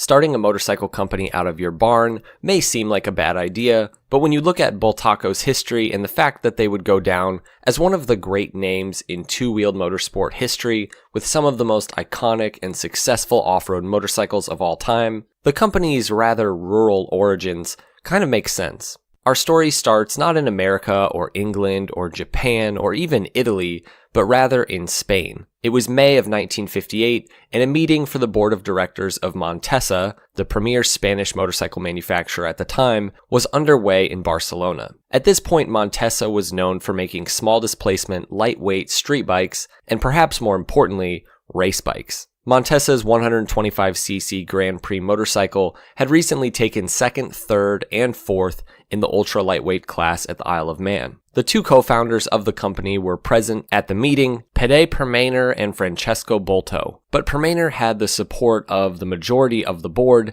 and he had an announcement to make. In light of recent struggles and the downturn in the Spanish economy, he had decided that Montesa should pull out of racing entirely, a difficult decision many a motorcycle manufacturer has had to make in hard times. Racing is very expensive and the profits aren't always obvious. Bolto, however, the sporting enthusiast at the company, voted against this move, and he was really in the minority. To his co-founder's surprise, Bolto ultimately decided to leave his position as lead designer of Montesa motorcycles after they decided to leave racing, and soon after he decided to start his own company, made to compete with Montesa, but with an even more focused pursuit of motorcycle sport. Now I'm guessing you've probably heard the phrase, win on Sunday, sell on Monday. Bolto followed a similar motto, a former racer himself. He would say that the market follows the checkered flag. Before he could go racing though with his new company, he would have to set everything up, and you rarely start a motorcycle company with a race bike. Alongside 12 technicians,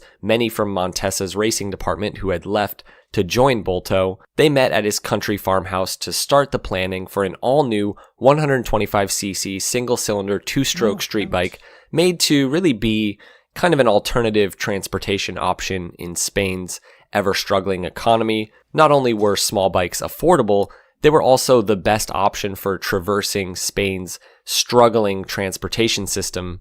Post-war Spain was not unlike post-war Italy in this sense, and though at a smaller scale, Spain was a great place to produce small displacement motorcycles. Of course, Bolto had other plans for this model. It would need to be a starting place for racing because racing was the ultimate goal. Now, just a month after that initial meeting, in July of 1958, Bolto and his team purchased an old farm on the northern edge of Barcelona and set up shop in its outbuildings. Now, this was primitive stuff. Bolto was a wealthy person, but it takes an incredible chunk of money to start a motorcycle company the proper way, so they just did it the improper way. The team began taking their initial design, and they brought it to fruition on this farm, working out of literal tin roof barns. This was really primitive stuff. And just 4 months after starting the project and only 6 months since that infamous meeting at Montesa where Bolto left, he and his little company had their first prototype motorcycle. While the team worked tirelessly to iron out the kinks and get the little 125 production worthy, word got out that a new motorcycle was coming to the market, so early in 1959, they decided to let the press come in and see what they were doing. But they'd been so focused on the motorcycle and on just making a great product, they'd forgotten to even name their company, and thus would be the birth of arguably the weirdest named motorcycle manufacturer ever, Bultaco. A mix of Bolto's real name, Bolto, and his nickname, Paco, Bultaco. Now there's some debate about the origins of this name, but most would say this is how it came to be. At this point, they also decided that they needed a logo. Again, I just love the unassuming nature of all of this. So they created arguably an even goofier logo to match the goofy name, literally a thumbs up. Now this was in honor of Grand Prix racers and their common indication to their pits that things were going well. You know, thumbs up. And I like the meaning behind it, but it doesn't change the fact that it's just a thumbs up to the average person. And this thumbs up would often be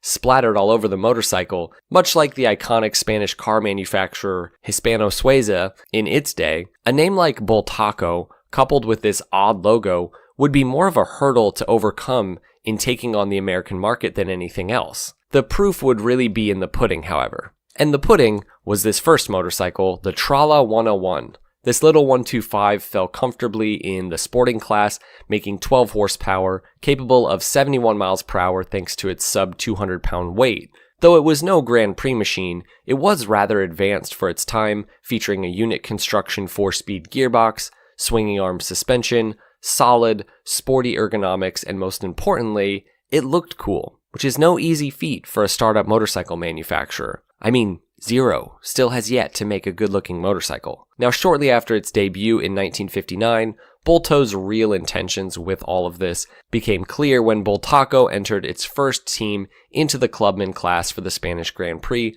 finishing 2nd, 3rd, 4th, 5th, 7th, 8th, and 9th, with 2nd place finishing a mere 6 inches behind Montesa's winning bike. Yes, Montesa went right back into producing race bikes. But in less than a year, Bultaco had made a competitive race machine. The clubman class, however, wasn't the same as the main Grand Prix class for the 125s, but the team would take their first key win against real international competition in 1959 at Zaragoza, where the little Bultaco was initially entered into the production class, but forced to move over to the racing class because it was too loud. Now they were taking on the likes of the best race bikes from Ducati and MV Agusta. Miraculously, rain began to fall and the fantastic handling little Bultacos dominated in the corners and ultimately won the race. With this victory over the very best in Grand Prix racing, it really gave them their first glimpse of what they were capable of. In 1960, Bultaco began expanding their two-stroke lineup, making some great, reliable road bikes, while simultaneously working to build a proper competitive race bike. That bike would go on to dominate the production race class in Spain through 1961, and it was around this time that Bolto decided to start working to build the Bultaco name internationally to really grow his company. At this point, they were pretty much just known in Spain.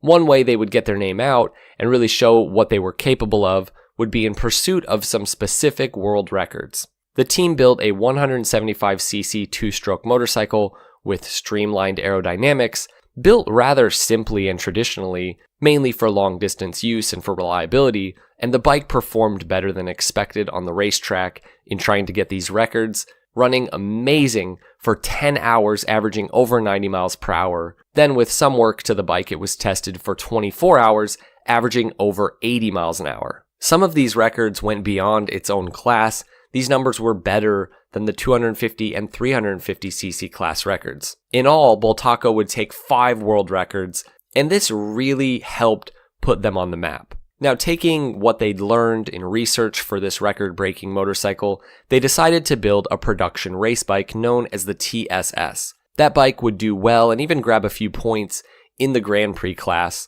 Through the early 60s, Bultaco kept working to improve their street bikes, and they were really starting to make a name for themselves at this point. People were wondering, who is this small Spanish motorcycle startup? These incredibly simple two-strokes were competing on the world stage with the likes of Honda and MV Agusta. But as the 60s carried on, Bolto began to broaden his view of the future of his company by looking beyond just the road market. As street and race bikes became more and more advanced through the 60s, there was a sort of frustration among off-road enthusiasts for what was available. I mean, at this time, the best thing you could get for the dirt was pretty much a British bike. And though those bikes were easily modified to work, on trails and in trials and on the dirt, they weren't specifically made to be dirt bikes. So 1964 would mark an important increase in sales for Bultaco, due mainly to the fact that they introduced all new off-road models known as the Sherpa. The Sherpa S would find its home in motocross competition, but bikes like the Sherpa T would absolutely revolutionize trials racing in Europe, literally overnight. Prior to this motorcycle, British bikes dominated the sport, but the lightweight, powerful two-strokes of Bultaco really showed a better way to do trials and basically rendered the big British twins and singles pretty much obsolete. A big British four-stroke bike weighed probably over 350 pounds at this point, and these bikes just had no chance against Bultaco's lightweight, powerful two-stroke setup, designed in partnership with Sammy Miller, the legendary trials racer, who really was fed up with the British offerings at this point. Between him and Bultaco and the Sherpa T, they would pretty much win virtually every major trials, and really helped to grow Bultaco's name throughout Europe. Though the company was still finding success in road racing, especially among privateers, I mean, the little Bultaco road racers were the way to go if you wanted to win at that level. Despite all that, Bultaco was starting to find its home on the dirt, beyond just trials with the Sherpa S models. But in '65, they would take their motocross platform to the next level with ongoing improvements to their smaller dirt bikes. Also, they started making enduros, but it was with a model known as the Persang that Bultaco would blow the mind of the American dirt bike scene. As motocross began to take over, a new kind of off-road motorcycle really became the standard, one that was purpose-built to be as light as possible, with dirt performance as really the sole intention. Bultaco was at the very forefront of this push through the early and mid-60s, and they would pave the way for much larger manufacturers to stop trying to force their street bikes to be dirt bikes and actually make dedicated dirt bikes.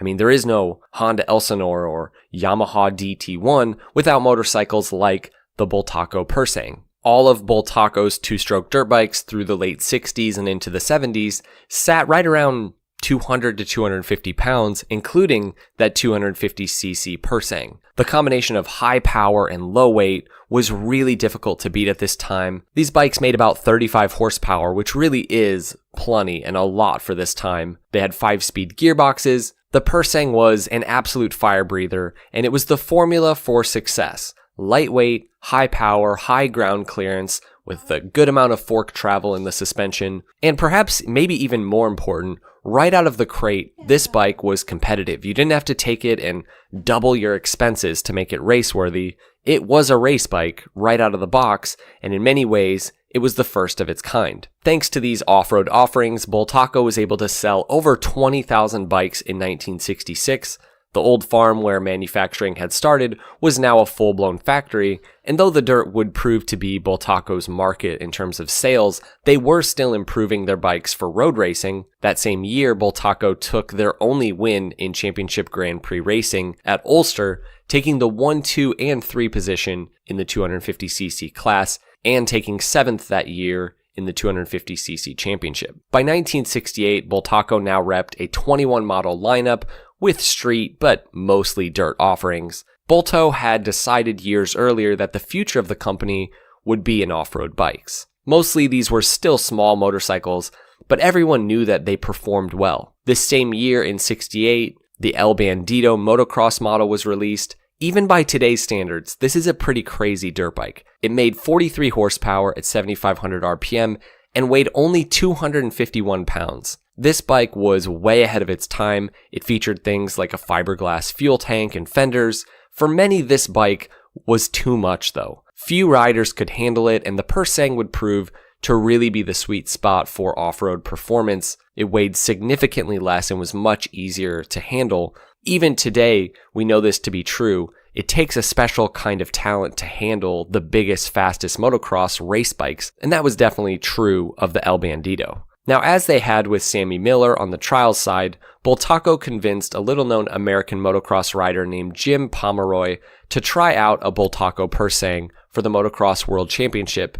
At that point, this was dominated by European riders. By the early 1970s, Bultaco had garnered a respectable reputation in the motocross world, but they really were eager to achieve international recognition and elevate their brand status. Pomeroy's partnership with Bultaco proved to be a pivotal moment in both his career and also Bultaco's history. Bultaco's innovative engineering and Pomeroy's exceptional riding skills became an amazing combination that would redefine the dynamics of motocross. Pomeroy's natural ability to extract the maximum potential from the Bultaco motorcycles made him a formidable force on the track. Now, the pinnacle of this partnership came in 1973 at the 250cc Spanish Grand Prix. Pomeroy, the clearest of underdogs, ended up winning on his private Bultaco, becoming the first rider in motocross Grand Prix history to win his debut race. This groundbreaking triumph not only cemented Pomeroy's legacy, but also showcased Bultaco's engineering prowess going forward. In response, the Bultaco factory decided to hire him to stay in Europe to compete in the 250cc Motocross World Championship, and in the end, he took 7th in the standings. And all of this really helped Bultaco gain global recognition as a manufacturer capable of producing competitive motorcycles that could clinch victories at the highest levels of the sport. As Bulto says, the market follows the checkered flag, and Bultaco's dedication to innovation combined with Pomeroy's unwavering commitment to excellence not only earned them respect, but also really solidified their place in motocross history. But there were problems as the 1970s carried on. This decade would mark massive changes at every level in the motorcycle market, thanks to the international Japanese takeover.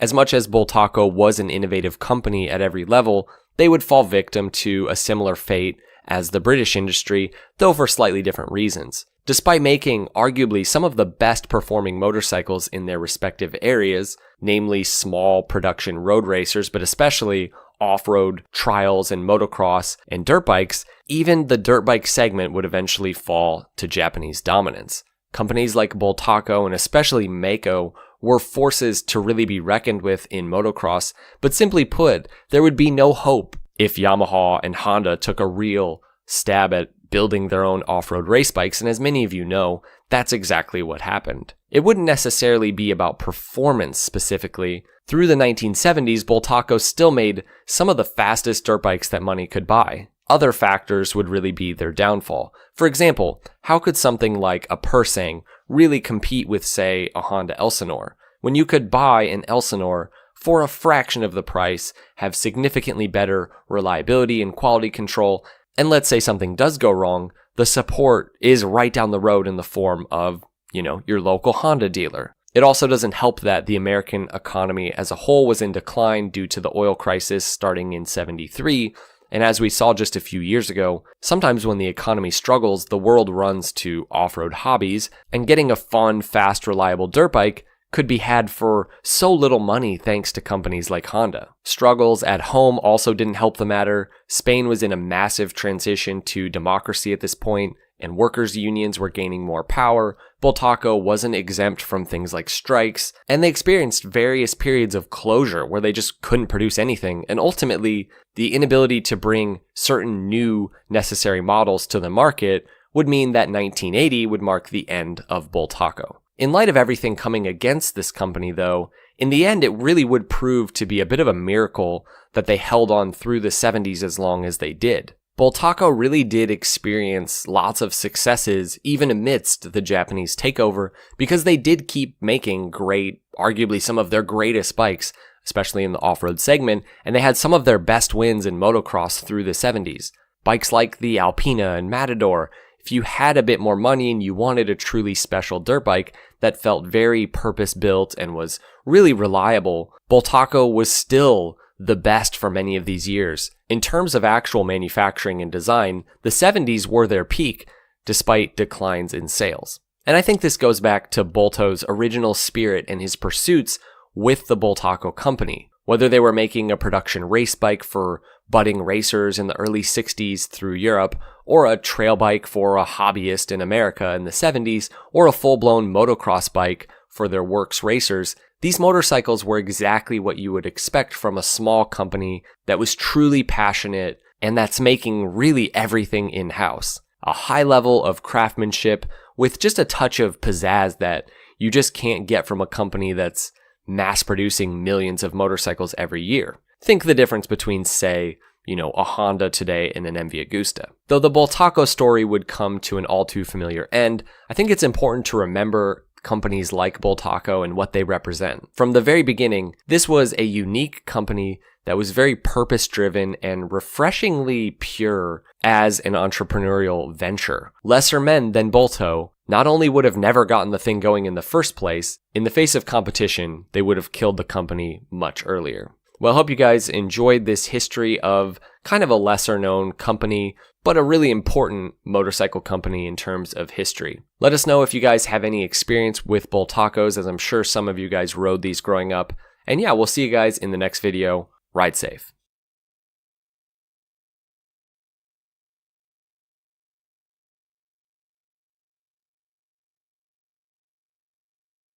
You know, we talk quite a lot about the Japanese takeover and utter domination of the worldwide motorcycle industry, which included bringing down the biggest and best part of the industry from the 60s and 50s and prior, and that is the great companies from Britain. But I feel like the most overlooked aspect of this part of motorcycle history is really how these companies were even in a position to take on the world, and the way that these companies defeated the competition coming from within, that is from Japan. You know, we think that Suzuki and Yamaha and Kawasaki and of course Honda, we often view it as though they just sort of showed up one day taking on the world, and that's just not how it went. There's a whole story of how these companies came out on top in Japan. Now, the early formation of Japanese motorcycles essentially mimics that of the rest of the world, though about 10 years behind or so. Much of the very early Japanese motorcycle history is shrouded in mystery. We know that early bikes from the likes of Triumph were being imported as early as 1907, and then in 1908, the first motorcycle engine to be built in Japan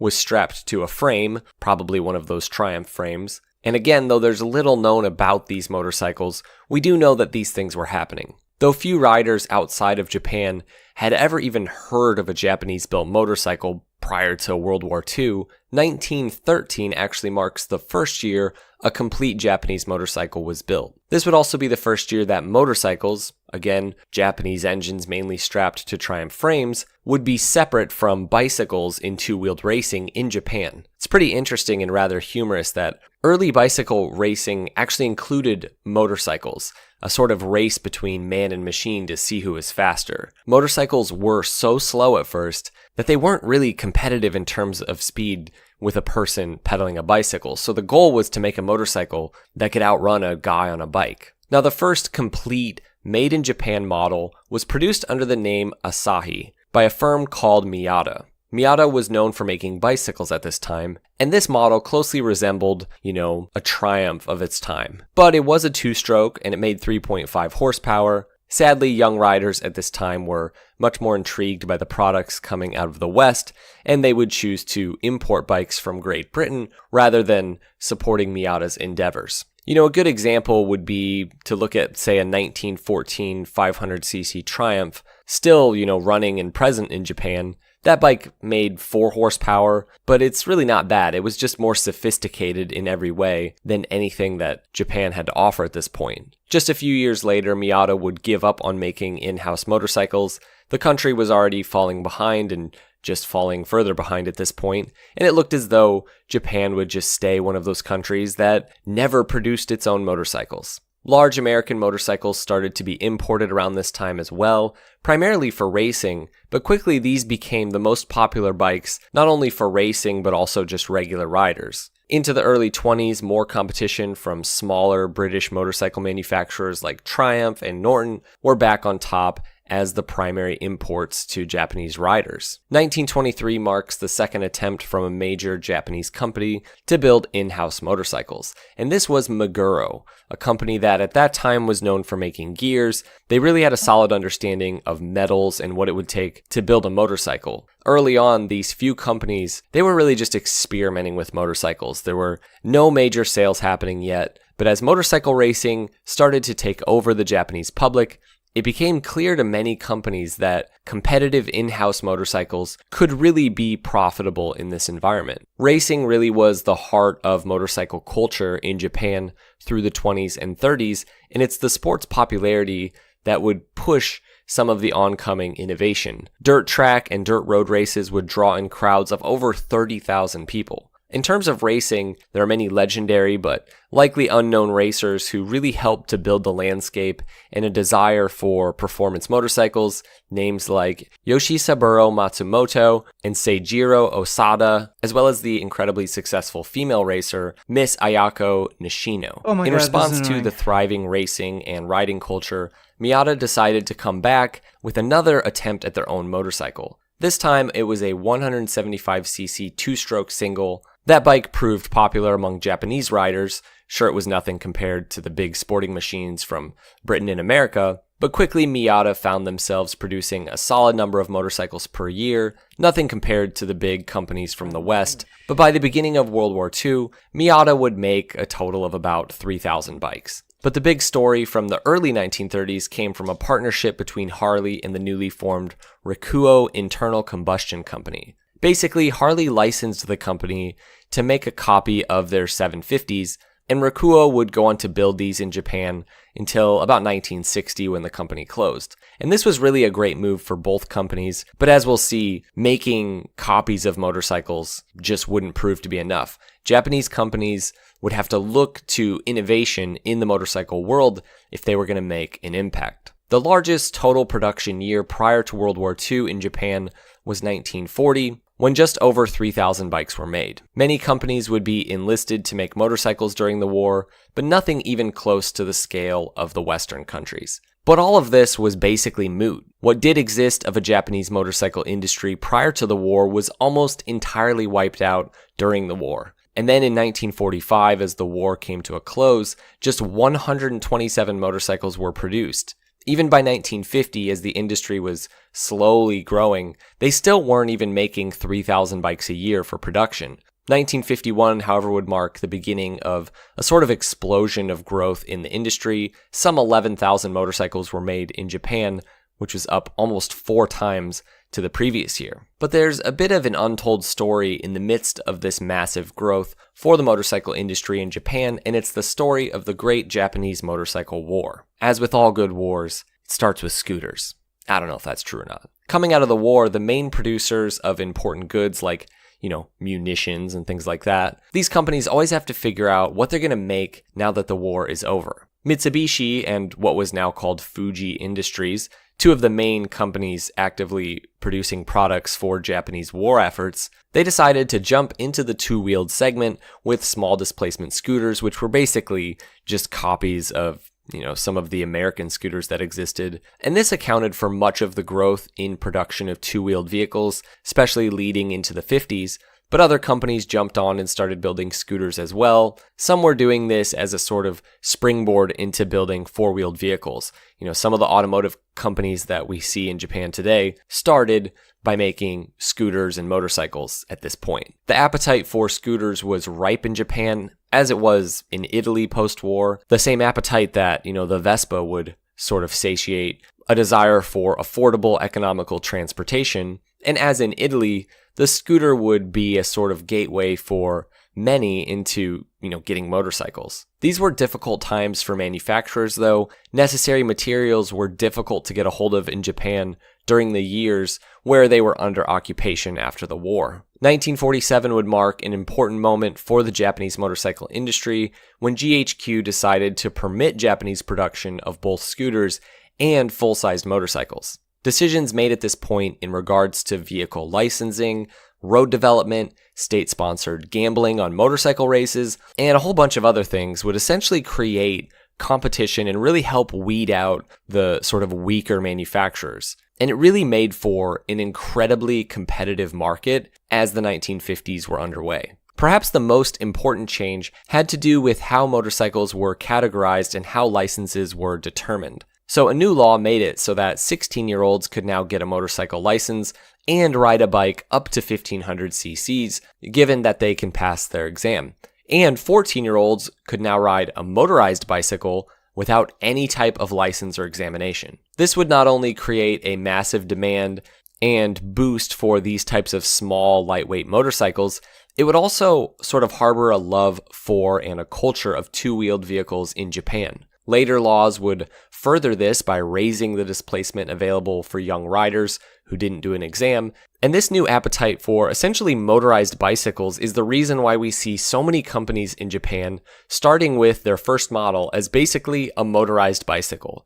Think companies like Honda and Suzuki. While the rest of the world was riding much bigger and faster motorcycles, it was again like Japan was starting from scratch with motorcycles, once again strapping engines to bicycles and sort of mirroring the early days of motorcycle development all over. As the demand for small motorcycles rose, more and more manufacturers jumped into the mix, giving their take on what a small scooter or small motorcycle could be.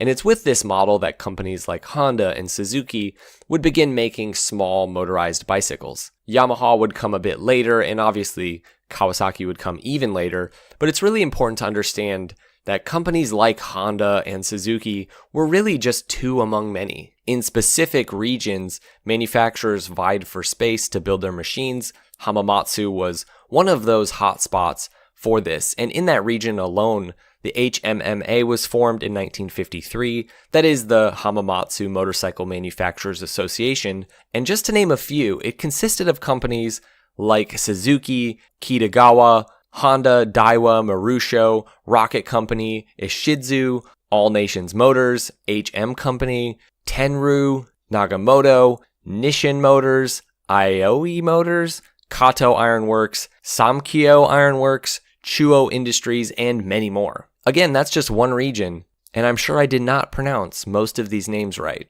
But all of these companies, they were vying for their share of the market. The HMMA, that is that association, would rent out school playgrounds, and they would invite whoever wanted to come, and all the companies would bring their best iteration of what a motorcycle could be to compete in various trials, and mainly just allow people from the communities to come and ride their bikes and just see what was the best. Competition was just fostered at such a different level in this industry, really, than in any part of the world at this point. The companies who could foster an environment in their workplaces where forward progress and innovation were just absolutely paramount, these are the companies that would come out on top. Now, through the 1950s, a sort of weeding out of companies would take place.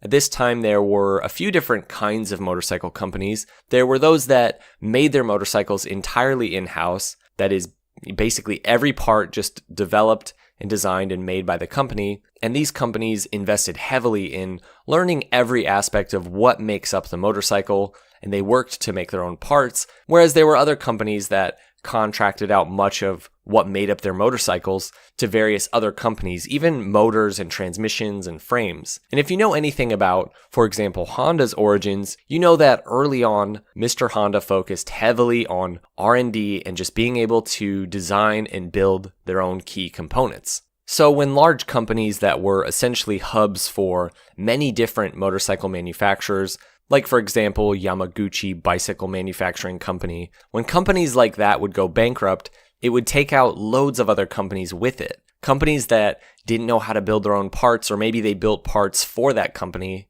and now they no longer had that business. That heavy dependence between companies would really prove detrimental. So even though Honda and Suzuki, even though their early motors, for example, were inferior to their competitors who were sourcing these parts in the early days, this investment in really learning how to build their own central parts is what would save them going forward. Competition would also play a key part in finding out who was the best. After the war, large motorcycle races were held in Japan, but early on, these mainly still just featured British and American motorcycles. But as the 50s moved on, Japan began to have their own races featuring Japanese motorcycles, and these races had government-sanctioned gambling as an effort to really build the economy. The Mount Fuji Ascent Race, for example, would prove an important place for companies to show their prowess.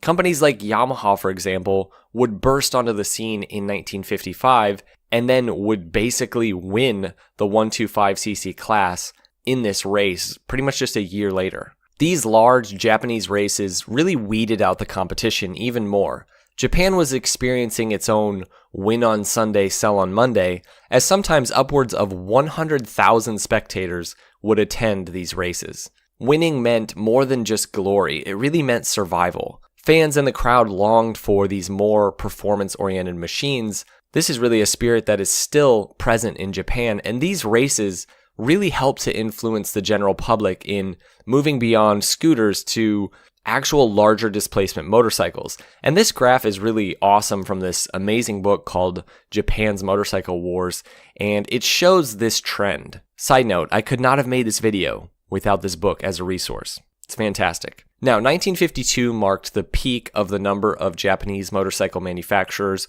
with 120 companies making bikes. By 1955, though, there were now only 73, and year after year moving forward, the number would just continue to fall drastically until there were pretty much 7, and then, through the end of the 60s, as we know, just 4. In the mid-50s, though, 3 companies really started to shine above the rest, which was Honda, Suzuki, and Yamaha. Whether on the racetrack or in dealer showrooms, these companies started to pull ahead of everyone else when it came to making the best, most reliable, highest performing motorcycles that you could buy in Japan. They were winning on the track, they were getting all the media attention, and quickly, they were pretty much it. Kawasaki would come later in the early 60s to round out the big 4, and that happened through their partnership with Maguro. Now, initial attempts at exporting bikes were minimal for these companies, but quickly the total production numbers ballooned from around 100,000 in 1953 to 1 million in 1960,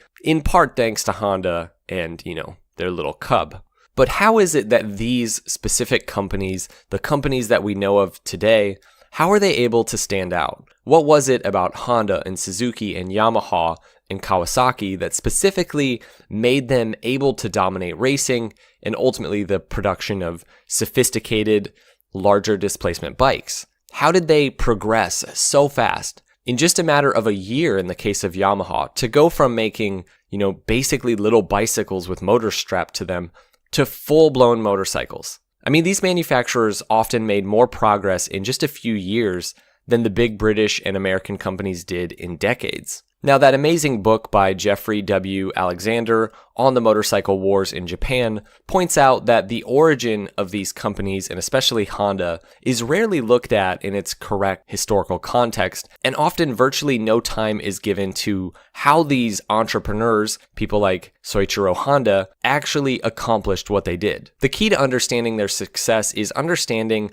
what they were doing before they started making motorcycles. This didn't just happen in a vacuum. Honda, Suzuki, Yamaha, and later Kawasaki, they all had previous experience during the war, both in mass production, but also in engineering, management, basically everything that was needed to develop a mechanical product like a motorcycle. These companies all took part in the production for Japan's wartime regime, and that meant that they all understood things like the value of automated production systems.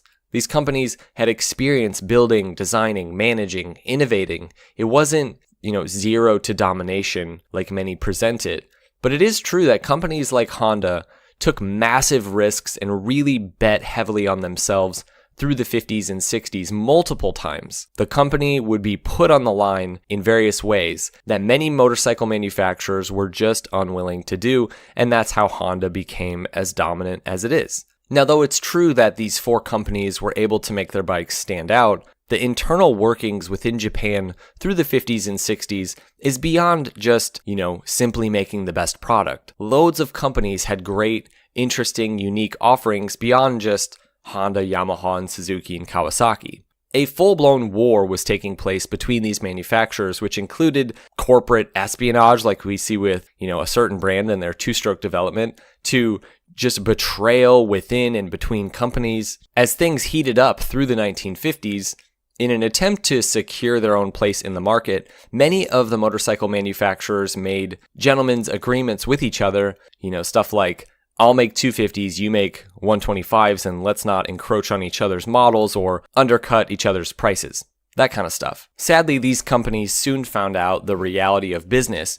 It's war. While some lead business figures held on to traditional Japanese values, things like loyalty in their business practices, others did what was necessary to survive, and often the good guys lost. One story of betrayal features IMC, which is Ito Motor Company, and Tohatsu Motor Company.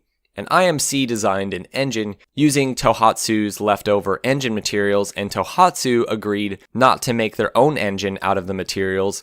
But as you can probably guess, that agreement was broken, so IMC was forced to find another engine, and they made another gentleman's agreement with a company called Mizuho Motors, who agreed that they would provide a 250cc engine for IMC, and that they wouldn't make that 250 for their own motorcycles. Now, not long after, IMC would be shocked to see the Mizuho 250 hit the market. Just a blatant betrayal in an attempt to get ahead. IMC stuck to their values throughout their whole company history, and of course they didn't survive. Now, there were even more factors. Manufacturers often had tumultuous relationships with dealers. Sometimes the more ruthless companies got ahead. Doing business was tough in post-war Japan. Just writing a check was difficult and often required multiple steps. The dealers had to buy the motorcycles direct from manufacturers. Of course, many of them didn't have the cash to just buy loads of stock, so they would make promissory notes. Many dealers were essentially writing bad checks, and ultimately, until Honda took control of their own dealer network, some companies were losing millions. All this to say that it was so much more than just making the fastest or most reliable or most durable motorcycles. It was management, it was production, it was business practices, leadership, dealer relationships. As the hundreds of motorcycle companies in Japan dwindled down to less than 10, those that remained were really stronger for it. I think that the world was shocked when companies like Honda and Suzuki showed up in the West and just took over. In their mind, out of nowhere. It wasn't just that the bikes were good. It was that these companies knew how to do everything. They knew how to build dealer networks. They knew how to inspire partners. They understood what it took to study a market and build a product that fit. Companies like Honda knew how to make an advertising campaign that tapped into something different in the general public, and they were better at it than the companies that had been in those markets for forever. 21st Savage, Johnny Tillers, look at this photograph. Ukraine liberated another village. Welcome to freedom. Adrivka, you are liberated, yeah, thanks to the Biden-Zelensky regime. AP News, reclaim village near Bakhmut. Yeah, it's flattened. You can blame the Russians for that. Thanks for the donation, 21st Savage. These companies came to completely dominate the motorcycle industry, taking down the British and almost American markets. And what the world didn't understand, and I think even today often fails to recognize, was that the toughest competition was in many ways behind them. These companies were so good already because they had to be to survive. The intense competition from within Japan through the 50s and 60s meant that the only companies that would come out alive would be the companies that understood every single aspect of motorcycle manufacturing and design and development to such a degree nobody would be able to stop them. And of course, that's exactly what would happen. By the time little Hondas and Suzukis and Yamahas and Kawasaki's were hitting the American and European shores, these companies had everything that they needed to innovate rapidly, to take all the money brought in from bikes like the Honda Cub and invest it all into developing the best and fastest motorcycles, both for the track and for the road. All right, guys. 21st Savage, Johnny Tillers, imagine being pro-war, pro-nuclear proliferation. That's literally retarded because Ukraine had nuclear weapons. They just agreed to denuclearize on the promise that the US would intervene if Russia invaded. Oh wait, you don't have to imagine, you are those things, you're fucking retard. Literal dumbass lol. So what does it mean to be anti-war? Does anti-war mean you let fascist dictators take over whatever territories they want? Literal dumbass, you want more nukes in the world and think it's a good idea to provoke Putin. How do I want more nukes in the world? Xi and Kim Jong-un into nuclear war. That's great. Thanks for the nation, dipshit. Appreciate the waste of time. I hope you enjoyed this sort of random part of motorcycle history that isn't talked about a lot. Thanks for watching, and yeah, we'll see you guys in the next one. Ride safe.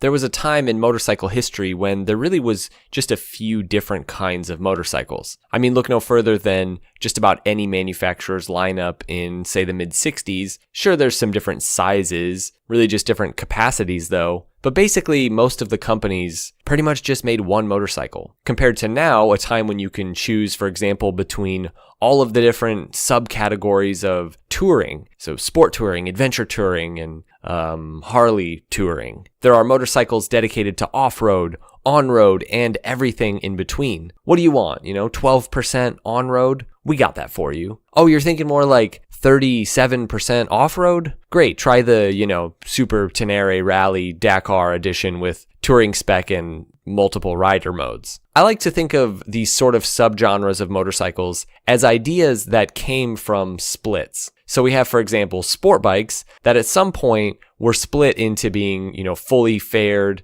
and also naked sport bikes, or touring bikes that split into adventure and adventure touring and sport touring, scramblers that split into fully dedicated dirt bikes and then, enduros. Most of these influential splits within the different kinds of motorcycles were happening actually in the 1970s, and Honda was at the forefront of it all. In 1969, the Honda CB750 shook up the motorcycle industry harder than a handshake from an insecure old man. The very idea of what a good touring motorcycle could be had been turned on its head by this motorcycle. Reliability, performance, quality, ease of use, affordability, and really just the idea of being able to trust your motorcycle to put down huge miles without problems and without, needing to be a mechanic. Well, all of this was pretty much a new concept. As much as many point to the CB750 as the first superbike, which it certainly was, but in many ways it was really the first great grand touring motorcycles. And like so many great motorcycles, it would experience that same split with Honda's next big endeavor, which was the Goldwing. The high-revving inline-4 of the CB750 would go on in one direction in the coming decades, basically sport bikes, but the original intention of the CB750 would go the direction of the Goldwing. By 1972, the next evolution of the CB750 formula, that is a bigger, more capacity air-cooled inline-4 touring bike, well, that had already come out, but it hadn't come out from Honda. I think we often forget how quickly the Japanese companies have always been able to put each other on the back foot. Every good story has an inciting incident, and for Honda and the Honda Goldwing, it just so happened to be the Kawasaki Z1. This motorcycle was everything the CB750 had been, and then some. More of that smooth, high-revving power, but Honda was ready to respond with something new. This brings us to the Goldwing. We talk about the CB750 as being such an amazing, innovative machine for its time, but in many ways the Goldwing was just as much, if not more, of a technical tour de force. It was the fall of 1972, and the president of Honda Motor Company, Soichiro Honda, had a new project in mind. He wanted to create what he called the King of Motorcycles, basically the best grand touring motorcycle to ever be made. If you've watched my other videos on iconic Honda motorcycles, you've probably heard the name of another Soichiro from Honda, which was Soichiro Irimajiri. Once again, this project was headed up by Irimajiri. That guy just really never missed, honestly. And once again, he was given no simple task to create the undisputed fastest, best machine for grand touring. Project M1 would begin immediately, resulting in a single prototype of unworldly specs for this time, 1500 cc's of horizontally opposed or boxer liquid-cooled 6-cylinder goodness with a single camshaft over each set of cylinders. Now, if you know the history of the Goldwing, you know that this specific layout wouldn't come to fruition in the model line for pretty much another 20 years after this prototype was designed. But it's incredible to know that Honda had the long-term DNA of the Goldwing all the way back in the mid-70s when they first started working on it. Along with this rather automotive engine tucked into the double cradle frame, much else was taken straight from BMW, including the shaft drive. The package as a whole, though, didn't quite work. The big flat 6 performed about on par with the Z1, but Honda couldn't get the riding position right at this point. And honestly, as we've seen with many models, through the mid and late 70s, the frame and suspension design was not often ready for the massive increases in power and weight. So Honda decided to chuck the big 6-cylinder 1500 in the garbage and instead turned to making a flat 4. Now with this new project, leadership was changed from Irimajiri to Toshio Nozu. Now Nozu was no slouch either. Mainly he was a frame designer, and he had a few big projects under his belt already with the Elsinore and the CB750. At this point, the name was also decided, which was the Goldwing, in honor of Honda's iconic wing logo. This motorcycle was to be the new flagship model made to compete with the best any other company had to offer. Now, it's important to understand the landscape at this point. Of course, there's the big Z1 from Kawasaki, but beyond the Japanese motorcycles that were coming out at this point, there's no denying the likes of Harley and BMW. Honda's goal was to make a thoroughly American motorcycle meant for the open road, and at this point the standout bike for that job for the American riders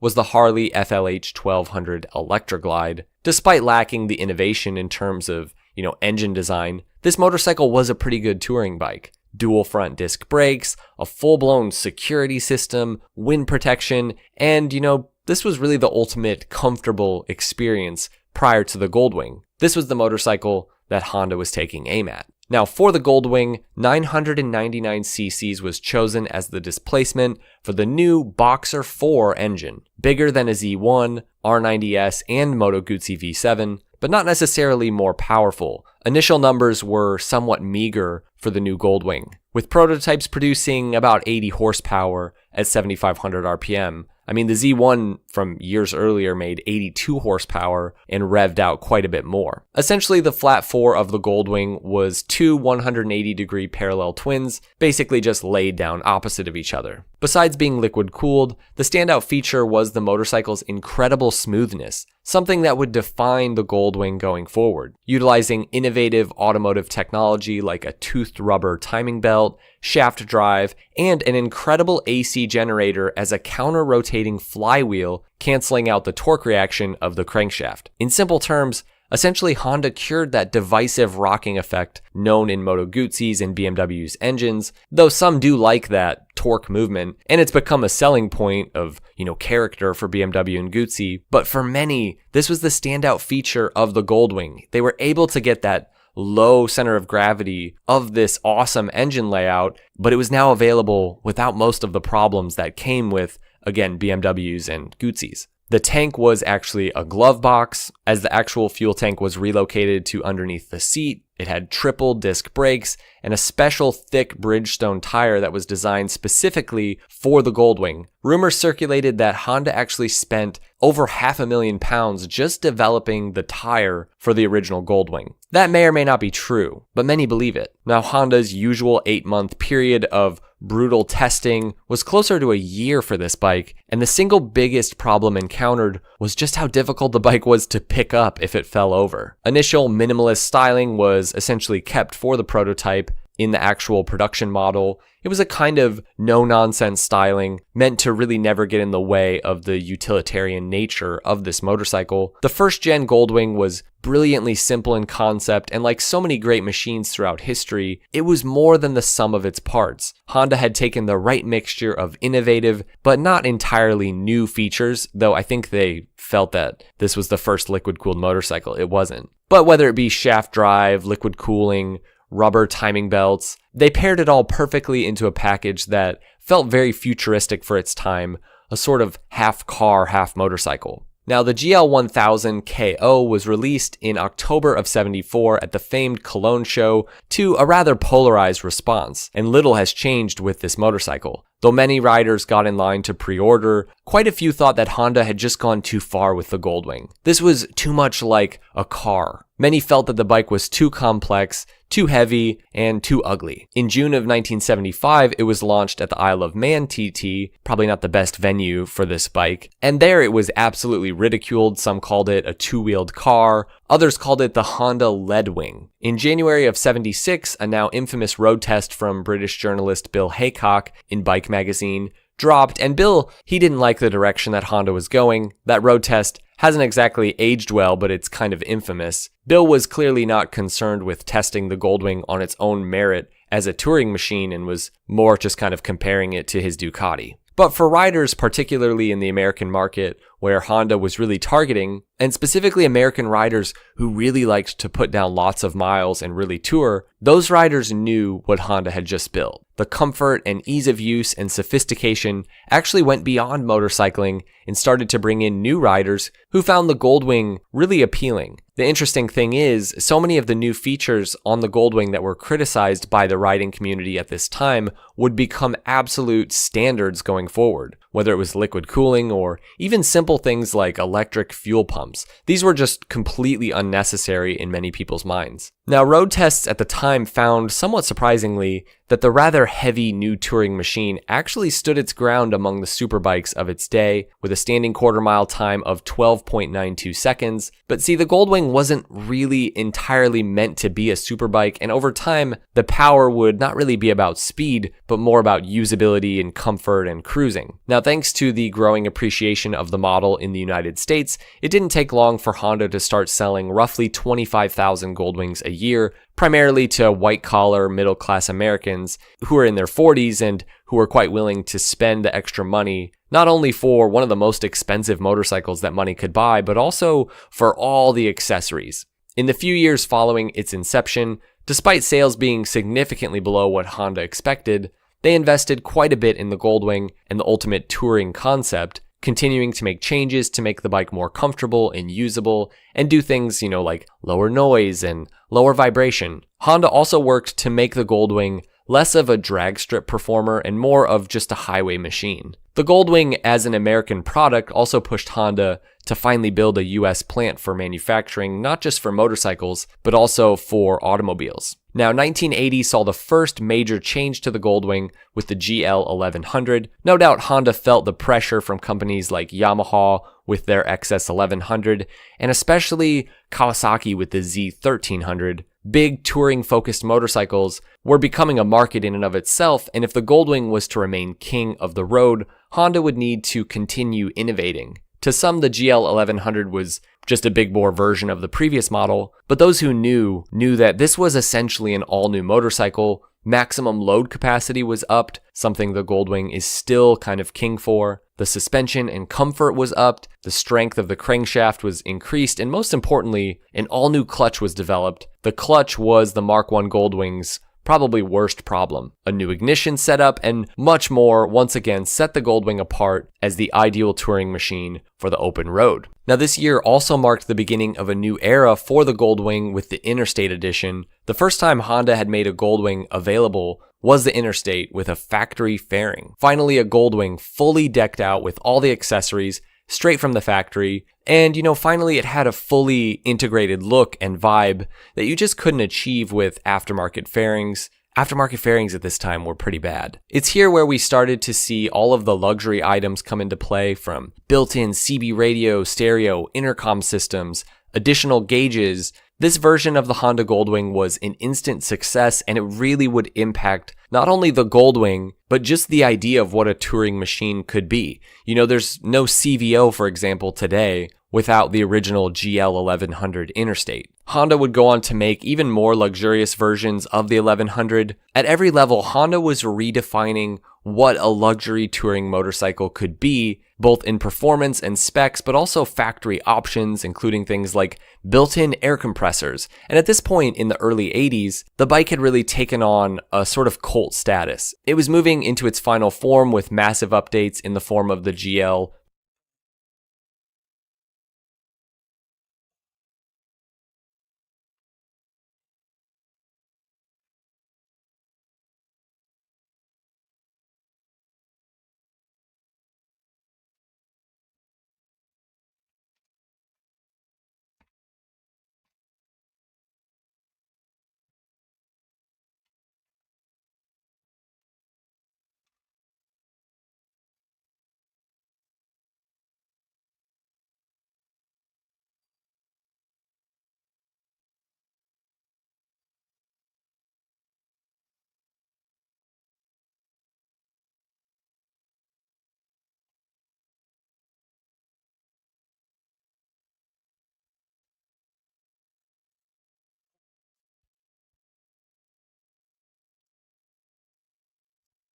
Finished product.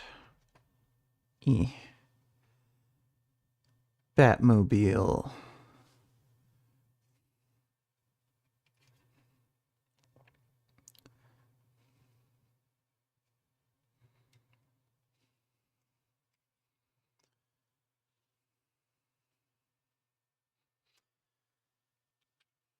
Yeah, it's a nice little model. I think I'm going to try painting it. Yeah, that's cool.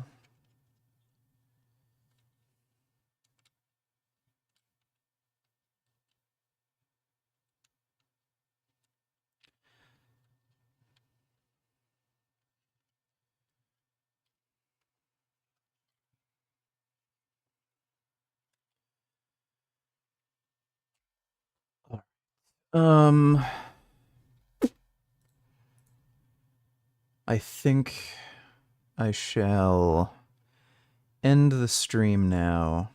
Yeah, it is like 4 a.m. I'm gonna try to get some sleep, but hope you guys had fun. Big thanks to everybody who donated in Streamlabs. Really appreciate it. And I should be streaming tomorrow night, so I'll see you then. Sweet dreams.